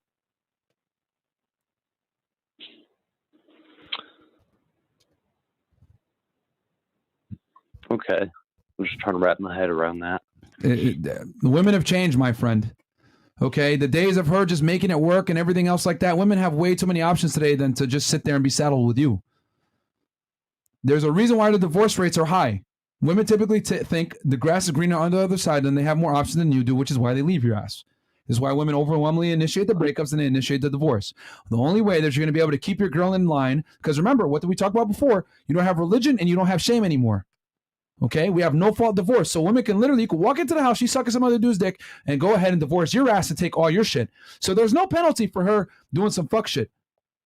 So knowing that, You got to fight fire with fire. The only way you're going to keep women in line is for her to think that you are the best option that she can get. You need to satisfy that hypergamous fucking need. And the only honest, true way that your woman knows that you're the best that she can get is when she's not comfortable because other women are sitting there at the front door waiting to take you away from her. That's when women operate correctly, bro. They need to be chasing your validation at all times. They need to know that they can be replaced at any time. That's the only way you're going to maintain leverage in 2022 when you deal with these fucking girls, especially if your woman's attractive and has options herself. I agree with that. I mean, I'm definitely a victim of that very situation, you know, but I refuse to submit to that just because that's the reality. Does that make sense? Like, you refuse to submit to it because it's not even though it's reality. Well, my friend, then you're just delusional, just like these bimbos. Well, it's not like I'm delusional. It's just I refuse to give into that. Like you said, men are supposed to lead. We're supposed to be the leaders and stuff like that. Well, we're just buying into the same thing that the women are doing. Like, and it's really what we were doing back in the day, right? Like, a majority of men sleeping around and you know, women control the sexual marketplace, my friend. You listen, bro. Like, I don't think you understand this shit. Women in today's day and age control the sexual marketplace. So all you can do is adapt. That strategy that you're saying, I'm not going to submit to that. I'm going to be monogamous and be a good guy. Fantastic. You're going to end up getting fucking cheated on, divorced, and or left at some point. Because you can't replace her faster than she can replace you. The person who cares less in the relationship has the leverage. It always has to be the fucking man. That's what I'm trying to get through your head. It's not 1950 anymore where women are shamed and admonished for being hoes or leaving their man. They don't stick it out anymore. Women don't build. They move in. You understand? So you're operating on a 1950s mindset that does not necessarily exist anymore, man. Women will move on if you cannot replace them faster than they can replace you. You must maintain the leverage in the relationship because you no longer have the training wheels of religion, public shame, and a father.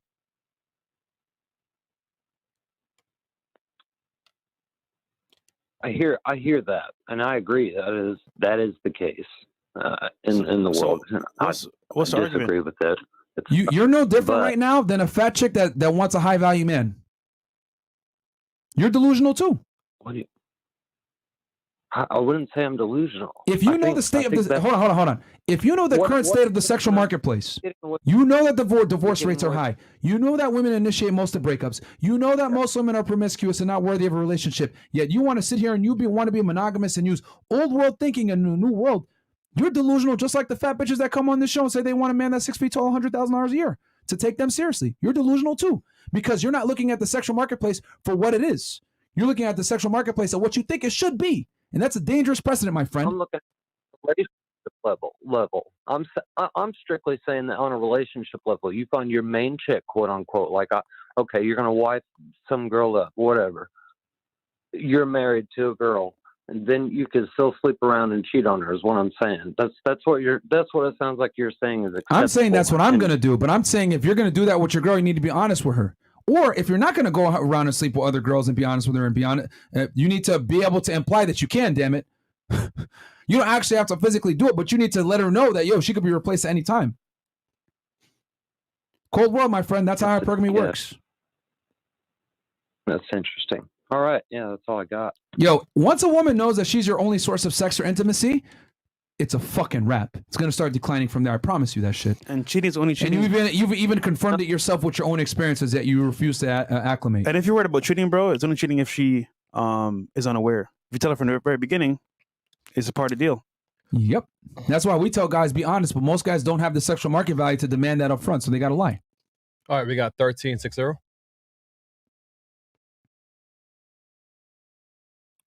1360. Okay. Let's go with 9022. Yeah. Well, yep. I got a couple of them, Myron. I got a couple of them. Y'all can hear me? Yeah, go ahead. On some real, don't even cut me off neither. Don't get mad neither, man, because I'm really like, the truth. And when you right, you right. And I feel like you right about your beliefs and shit. I just was driving through New Britain yesterday thinking about you, matter of fact, bro. Pause. on some real shit, you be saying nigga all the time, bro. But you got a whole lot of shit to say about the this one thing. I got a separate one. You were talking about this earlier. You really be knocking the culture like, because you really don't get it because you're from New Britain. And if you was from Hartford, you might have a little more empathy for what the fuck is really going on. Because when you talk to the girls, you tell them that possibilities ain't the same as probabilities. You see what I'm saying? And like, I'm a nigga that I started college when I was 16. You know what I'm saying? I'm from the ghetto. But possibilities is not the same thing as probabilities, King. And you know that. So you be fronting on the Pookies and Ray Rays sometimes, fam. So what's your argument? That's bullshit. You tell the chicks that, oh, possibilities ain't the same thing as probabilities, but then you act like all the Pookies and Ray Rays could just get together, pull up their pants, and white people gonna accept them, nigga, and that shit ain't true. So you're trying to tell me that people are not successful because of the system versus their own personal decisions? No, nigga, I wholesale real estate, nigga, after I got out of jail. I feel you, but you still wrong, bro. Okay, so you made something yourself after being a convicted felon or coming out of prison. Why can't others? I'm a genius, nigga. Everybody not a genius. Everybody don't even have the type of self-esteem that, like, everybody, everywhere I go, people like, you so smart and shit. You're a genius? Other niggas go, people like, you so dumb, nigga. You're a genius? You know what I'm saying? You're a genius? Everybody, everywhere that niggas go, they getting told. How do you know you're a dumb. genius, first of They all? don't come around. How do you know you're a genius? Say that again? How do you know you're a started genius? college when I was 16. I'm a 99th percentile performer. My shit, I'm lucky, bro. Everybody's shit not like mine. Why'd you go in jail? If you were smart, you wouldn't have been in jail at all. I said, why'd you go in jail in the first place if you was a genius? On some real shit, because I ain't had no support. I was at Georgia Tech with a whole bunch of people that got money, and I ain't even know there was a such thing as black people with money at the time. What up, Chris? Genius, nigga. So you're a genius, but you can't even accept personal responsibility about why you went to jail. I said because I stole a whole bunch of shit because I wanted me some fucking money. No, but you said, oh, I didn't have support system, all this other fuck shit. So you were smart enough to get it. See, here's the problem. So I stole some shit. Here's the problem. You were smart enough to get into school. You were smart enough to go to class. And smart enough to... And you were smart enough to understand that you're going to need to, go to school to try to better yourself. But you weren't smart enough to understand that there's consequences to your actions and you could potentially go to jail. See how you want to take a victim mindset when it suits you, but then at the same time you want to take responsibility and you want to get admired and be called a genius? It doesn't fucking work that way, bro. How that's victim king. I don't want to be admired and called a genius king. I performed that. I did that shit on paper already. Bro, all I'm gonna say, I know, Chris. All I'm gonna say is this, man. Nah, that's real, Chris. On some real shit. Like, I'm not trying to big myself up. I'm saying I just so happen to be a 99th percentile nigga, bro. Most people are average, though. Well, average people can make it as well, bro, because believe it or not, there's a lot of people that are successful that aren't geniuses, and they don't necessarily have to be in the 99th percentile of intelligence to be able to become successful. I'm average. Yeah. Matter of fact, a lot of our millionaire friends are not Yo, hold on. But Myron, that's what I'm trying to tell you. They have to believe in themselves, though, fair to say. And if people like you is always like, niggas is this, niggas is that, then it's going to be tougher for them to believe in themselves because they surrounded by dumb shit. I'm not claiming the victim, bro. I'm up. I ain't been asleep in 3 days, nigga. I'm processing data. But, nigga, everybody is not me. Bro, all I hear is wow, wow, wow, wow, wow, wow, bro. I'm 99 percentile, but not everyone is like me. Bro, it's a personal decision who you hang out with. Like that, bro. Yo, let me finish. They not, bro. Let me finish, because you made your point now, and it's a terrible point. Yo, it doesn't matter what you say, bro, because at the end of the day, it all comes back to personal decisions. Okay? If you're in a bad environment, it's on you to get the fuck out and be around more intelligent people. If you're broke, get a fucking job. If you live in a poor environment or whatever it may be, it's your job to get out of it. Let me ask you this. You have to make personal decisions. Let me ask you this. Let me finish my point. Let me finish my point. It all comes back to personal responsibility, bro. That's what it is, man. Like, you're out here trying to give people a pass for being mediocre, and I'm not going to allow that shit, man. Someone said go to sleep. All right, now, let me ask you this. You a smart person. 1950s or whatever. they passed different laws or whatever. So now everybody can compete for jobs. So what did black dudes do? They moved up to the cities. They moved to the cities and tried to get a fucking job, man. And like my ex-girlfriend grandfather, he got one. He started like a repair shop. He got through. He owns a house now and shit. He's got a legacy. His family lives there. I dated his granddaughter in that crib. But it's like, most niggas that shit didn't work out for them like that. They came up to the city and there was only going to be a certain amount of repair shops. There was only going to be a certain amount of any of that shit, man. It's not enough. It's not enough chicken here in the bucket, yo. Welcome Welcome to capitalism. For niggas to eat if they just got it Welcome together. to capitalism. Welcome to competition. Welcome to survival of the fittest. Welcome to fucking reality, Now let me ask you this. If I'm hooking all my people up because I got all this shit in the side of my head about black people because I listen to Myron, then are you going to be able to compete the same with your black skin? The difference between me and you is I don't use my skin as an excuse for why I'm not where I want to be. My nigga, I don't got no excuses for nothing. I just took my daughter from her mother. I'm the happiest nigga in the world. You just I'm used an telling you excuse some real earlier. shit right now. Oh, I went to jail because I robbed some people and I didn't have a support system, blah, blah, blah. No, you're a fucking idiot and you committed a felony and you went to jail for it. I That's did the the same truth. thing you said earlier when I said that. I won the game anyway. I ain't talking about how I had the flu and lost, nigga. Genius. Yo, you do realize that you're not like making any points right now. All you're just saying is, oh, you nigga, I'm a genius. That's all you've been saying the whole if you thing, want to bro. talk about how you had the flu, it needs to be because you won the game anyway when you had the flu, nigga. I ain't say I lost because I had the flu. I said some niggas is going to lose because they had the flu, though. Listen, bro. If a dummy that had a bunch of opportunities like you did, going to college, right, and robbed some people and went to jail and came out as a felon, was able to figure it out, I guarantee other people could figure it out too. You prove my point even more that you dealt with the adversity and you figured it out. And quite frankly, you're not a good arguer. You're, in my eyes, you're pretty stupid, to be honest. But you still figured it out. I think being you're from telling New me, Britain, you're telling me from New that Britain other people trying to figure it out totally different. Being from Hartford trying to figure it out. I went to a gas station in both of them before. Bro, you literally Don't are just try to making act like you had the excuses same shit for going on as a mediocrity. nigga from Hartford, bro. That's all you're fake. doing. That's fake. And You there's had the same shit. You opportunities. had the Hold same- on. Yo, A you want to nigga use from that? A nigga from Hartford could have put forth the same amount of effort as you and got the same outcome, nigga. Yes. With the clearance and all of that, nigga. Yes, absolutely. Yes. All right, bro. Yes. That's cap, bro. Because you do I realize respect that in what you Connecticut, do, nigga. they allow You ask interstate. somebody to disagree with you. Bro.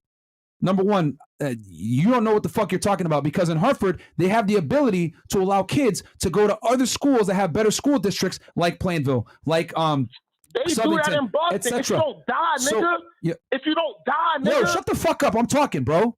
I don't know who you're talking. Like, you're on my shit. If I'm making a point, shut the fuck up and let me finish. All right, it's been extremely annoying having your nigga. You if you work for Hartford, you want to genius. I'm a genius. Shut the fuck up. You don't know what you're talking about, bro. You really don't know what you're talking about because New Britain is not sweet either. Like we can sit here and talk about, oh, you had it worse than you, and I had it worse than you, and I came from Hartford, blah blah blah. There's a bunch of programs out there that allow kids. Yo, shut up. Yo, shut up. Shut the fuck up.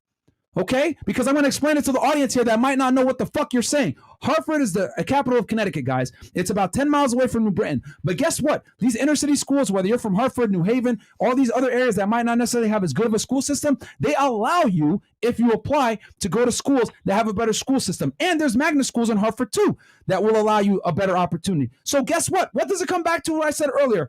Competition, okay? Free market capitalism. The best thrive, okay? Stop making fucking excuses, bro. I agree. This is the world that we live in. You gotta compete. You gotta compete. Yo, mute this nigga, bro. I gotta finish my point. You won't shut the fuck up. Because you're a fucking crybaby, bro. You're another dirty dude from Hartford making excuses for why you're not where you want to be. That's the truth. Okay, we can sit here and we can complain about, oh, well, Bristol's dangerous too. That's why Aaron Hernandez fucking killed somebody. Oh, I'm from Gunwave in New Haven. I didn't have opportunities. Shut the fuck up, bro. Because there's someone that has it worse than you. There's someone in Detroit right now that's probably doing better than you. There's someone from Chicago that's probably doing better than you. We can sit here and try to be the victim mindset and say we're from a terrible place. But there's someone that always did better, right, than we're doing and came from a rougher place. So that's a terrible road to go down, my friend. Because I'm telling you, I guarantee you, there's someone that had it worse than you, that had less opportunity than you, that still fucking made it. Okay? So that argument doesn't help whatsoever.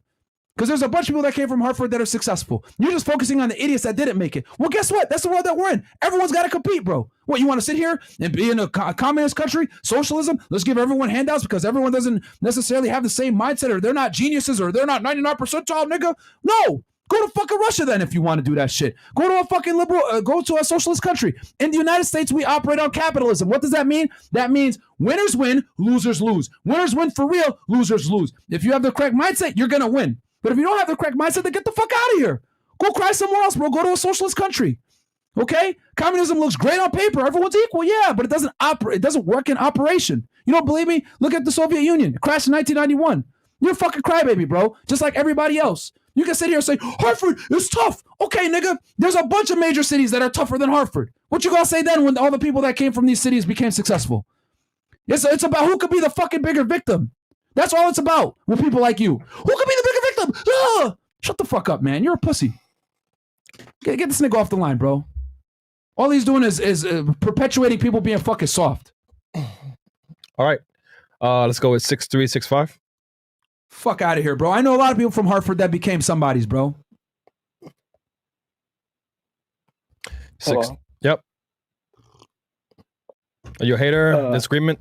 I'm sorry. Not a hater. Not a hater. I just got No problem. Thank you. Let's go with 5960. Yo, What's up? got me on the line, huh? Yep. Are you a hater? All right, Myron Disagreement? is going out to you. Yeah. I guess I'll be a hater. Don't trip. Myron, you said a girl isn't high value until a man appoints her high value. Who's this man to appoint that I'm gonna respect him giving her a high value? Like, well, why is he? How does he have to say it? Did you It could watch be a earlier lane. when I literally explained all this? I'm pretty sure I was. I don't think you did, because if you did, you wouldn't be asking this question. So my question, you said a girl isn't high value until she gets a ring from a dude, right? A dude that's high value. All right, but what makes a dude high value? Having money? What? What makes a dude high value? Having money? Having status? That's a component. All right, well, I mean, dudes could have money, have status, and still be lame. So how am I going to respect their decision of, like, if he wipes a thought, am I all of a sudden going to think she's high value? No, because the market respects him. That's what makes him high value. All right, I get him. Yeah, the market respects him. He's got his position. Cool. People are going to respect his position. But there's people in high position that are lames, like you could tell. Kind of like you, my guy. Kind of like you. You know, like if you wife a thought, if you wife anybody, I'm just going to consider her high value. Is that how it goes? Because you're high value, right? I'm not going to wife a thought, though. Nice try. All right, any chick, my bad. Not a thought. Any chick you wife. All of a sudden, I'm supposed to consider her high value because you wiped her? Yeah, because she's carrying my last name, and I'm respected in the market. So, yes. A man that's high value makes a girl high value because she locked down a high value guy. I'm gonna go have a battle in the kitchen. That's why his girl, hopefully. Pants. What'd you say? What did you say? You said something about me? Try to sneak this?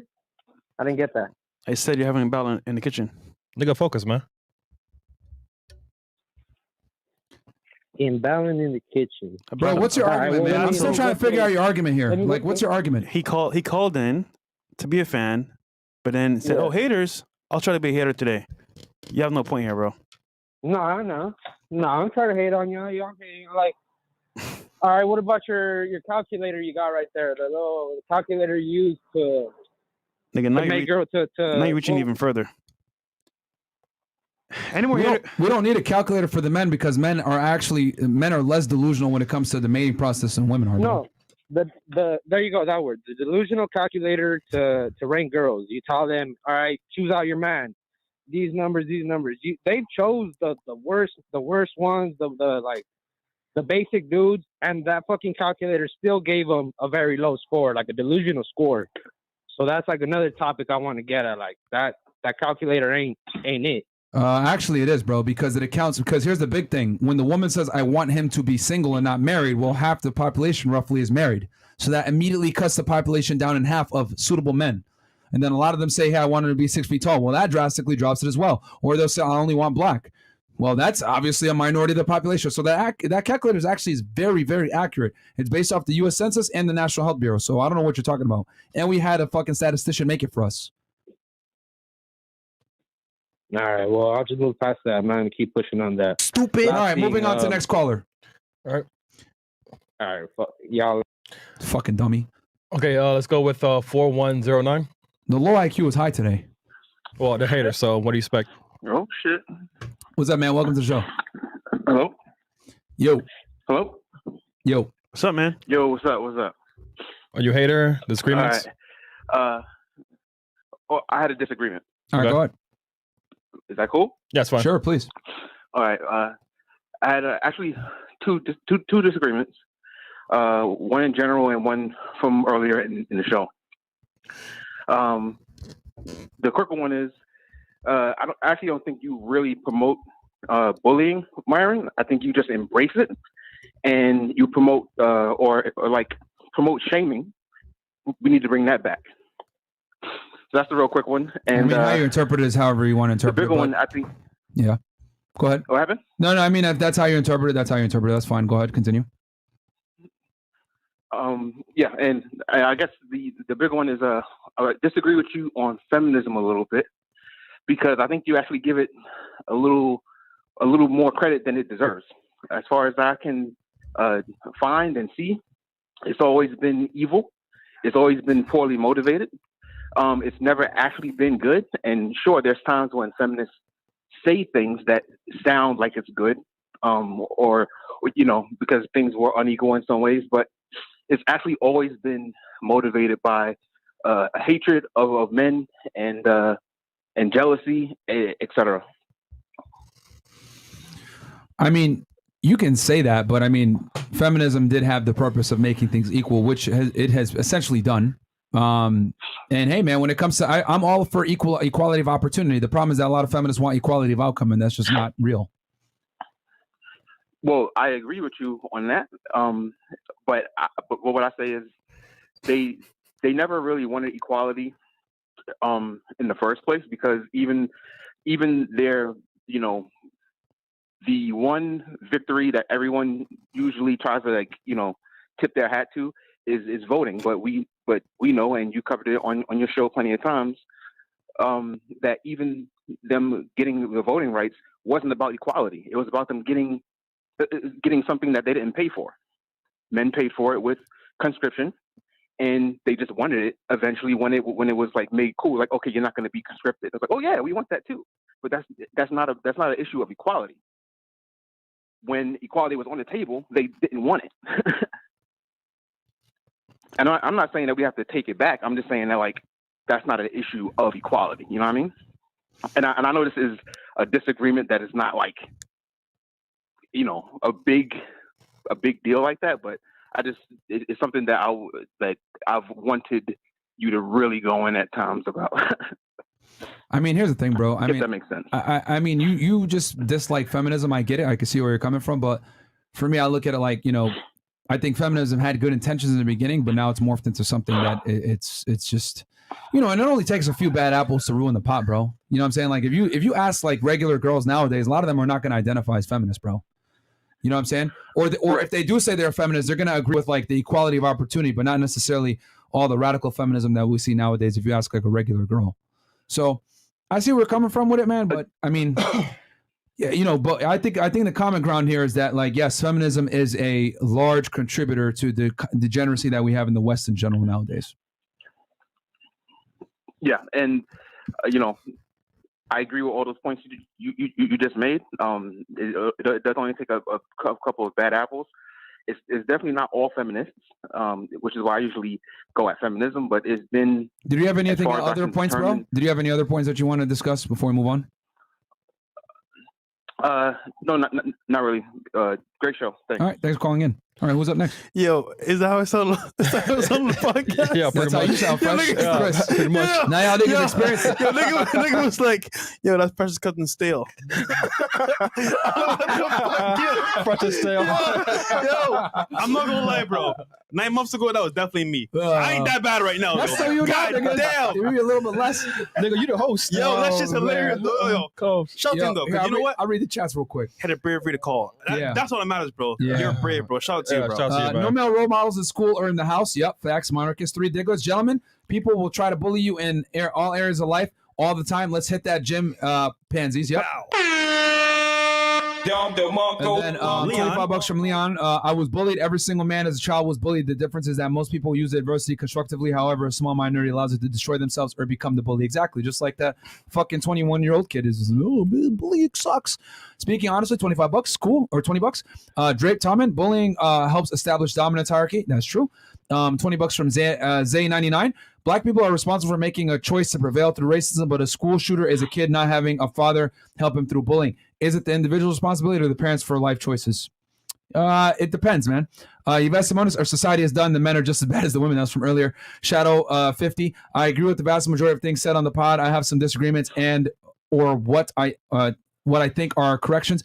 Whether I get on or not, keep up the great work. 4109. Did we get him on? Yeah, we did. We did? Okay. Event Tide Fallacy. Fresh, can you read this? My glasses, bro. Next time y'all do a non-hater call-in show, I'd like to get some input on some points you made about federal LEOs, divorce rates, dating, and higher suicide rates, despite stats much higher wages than average. You guys always speak the truth. Love y'all. That's even tide fallacy. $100. Yeah, I mean, bro, yeah, federal law enforcement officers definitely get divorced at very high rates. Secret Service has the highest divorce rate of all the agencies. So, I mean... Yeah, you know what I'm saying? Grayson Donner, $20. Cool. Max Wu, National Institute of Health reports on the inconsistency of male and female self-report on how men overinflate and women underinflate. The info is there, but the haters choose to close their eyes. Yeah, man. Women always lie about their body count, bro. You guys have heard it here on the fucking thing, man. Even if there's anonymity, they're gonna lie to it about a degree. Blue Collar Henry. Hell, I live in rural Oregon. They are the same country or city petulant children. Okay, silly petulant children. $100 from Tylico Maduro. Thank you so much, man. I appreciate that. Shout out to you, bro. Thank you guys so much for the support, man. Like, y'all support is the reason why we could be so fucking brutally honest. How come a lady was actually the only one with some sense to come correct and write her points down? Facts. And she was still incorrect, which is kind of funny. Men, there are many, Myron, there are many older men than you, me as well, who disagree with you. Joe Rogan did an anti-bullying campaign. He is not a beach. All right, honest citizen, call into the show, bro. Call into the fucking show, bro. I'd love to hear what you got to say. And then super chat, $20. The CDC data is based on people with bedroom fun experience. You have to have fun before you take the survey. Basically, men who figure out game end up getting more fun. The data doesn't account for men who are virgins. Oh, interesting. Oh, wow. Okay. That's a good point. That's actually extremely relevant. Super chat out here. We're getting the facts. People calling in playing Oppression Olympics. Yeah, facts, bro. It really is. Okay, who's up on the line here that has the background going? Sorry, Block Talk is tripping right now. I ended the call, but it's still playing audio, so we might have to reboot Blog Talk. All right, yeah, just reboot it. Yeah, that's fine. So give me a second. All right, guys, we're gonna reboot Blog Talk. So is no one on the line right now, or did we lose everybody? Well, they're on the line. We lost everybody. Oh, we lost everybody? All right, we're gonna reboot Blog Talk Radio for y'all. Yo, we've been going for 4 hours right now, man. First, I've been trying to say last thoughts for a minute. Yeah, I mean, we could close it here, though. It's been 4 hours. And no haters have called in, so. All right, they have called in, bro. We had like 3 out of 4 hours. They called. It's just that they had disagreements. People called in trying to pander to talk and just say random stuff to have a disagreement, but it had no real disagreement. It was kind of like, hey, going up in my head. I'm like, bro, you're not haters, bro. Haters call in angry. I mean, disagreements are fine too. That's fine. I mean, they made up on the spot though. Yes, I'm ready for the club. I am ready for the club. I'm ready for the club right now. I'm gonna go get lit. Shout out to Ray J. I'm gonna go with him. So okay, I'm ready for the club. I hit it. All right, cool. So I guess we get in the call. What's up? What's the vote? I'm ready. All right, Fresh really got to go. All right then. Okay, is there anyone else that had anything? No, we're good. It's close right now. I'm trying to reboot it, but I think it's like lagging out or something. Yo, next time we got hater call in, haters actually call in because, bro, only 3 maybe called in out of the whole show. We had some disagreements. Yeah, a few. Yeah. So and the girl who called, she was actually she came onto our show before. Yeah, she sent me DM. She was like, a nice paragraph. So, yeah. What's her name? I won't part her name out on the air. Oh yeah, Come on. Chris, Don't call nice it. Don't paragraph. call it. All right, cool. So, all right, cool. With that said, guys, we'll be back here on Monday. We're gonna have we should have a double date live tomorrow. Miguel. We're gonna have Miguel on the air for y'all. Miguel from Dollar Cost Crypto. Yeah, next Monday. We're gonna talk about cryptocurrency. What? No, someone's coming next week. Oh, from Nell, but I won't say who. All right, cool. We'll catch you guys next week. Peace. Peace.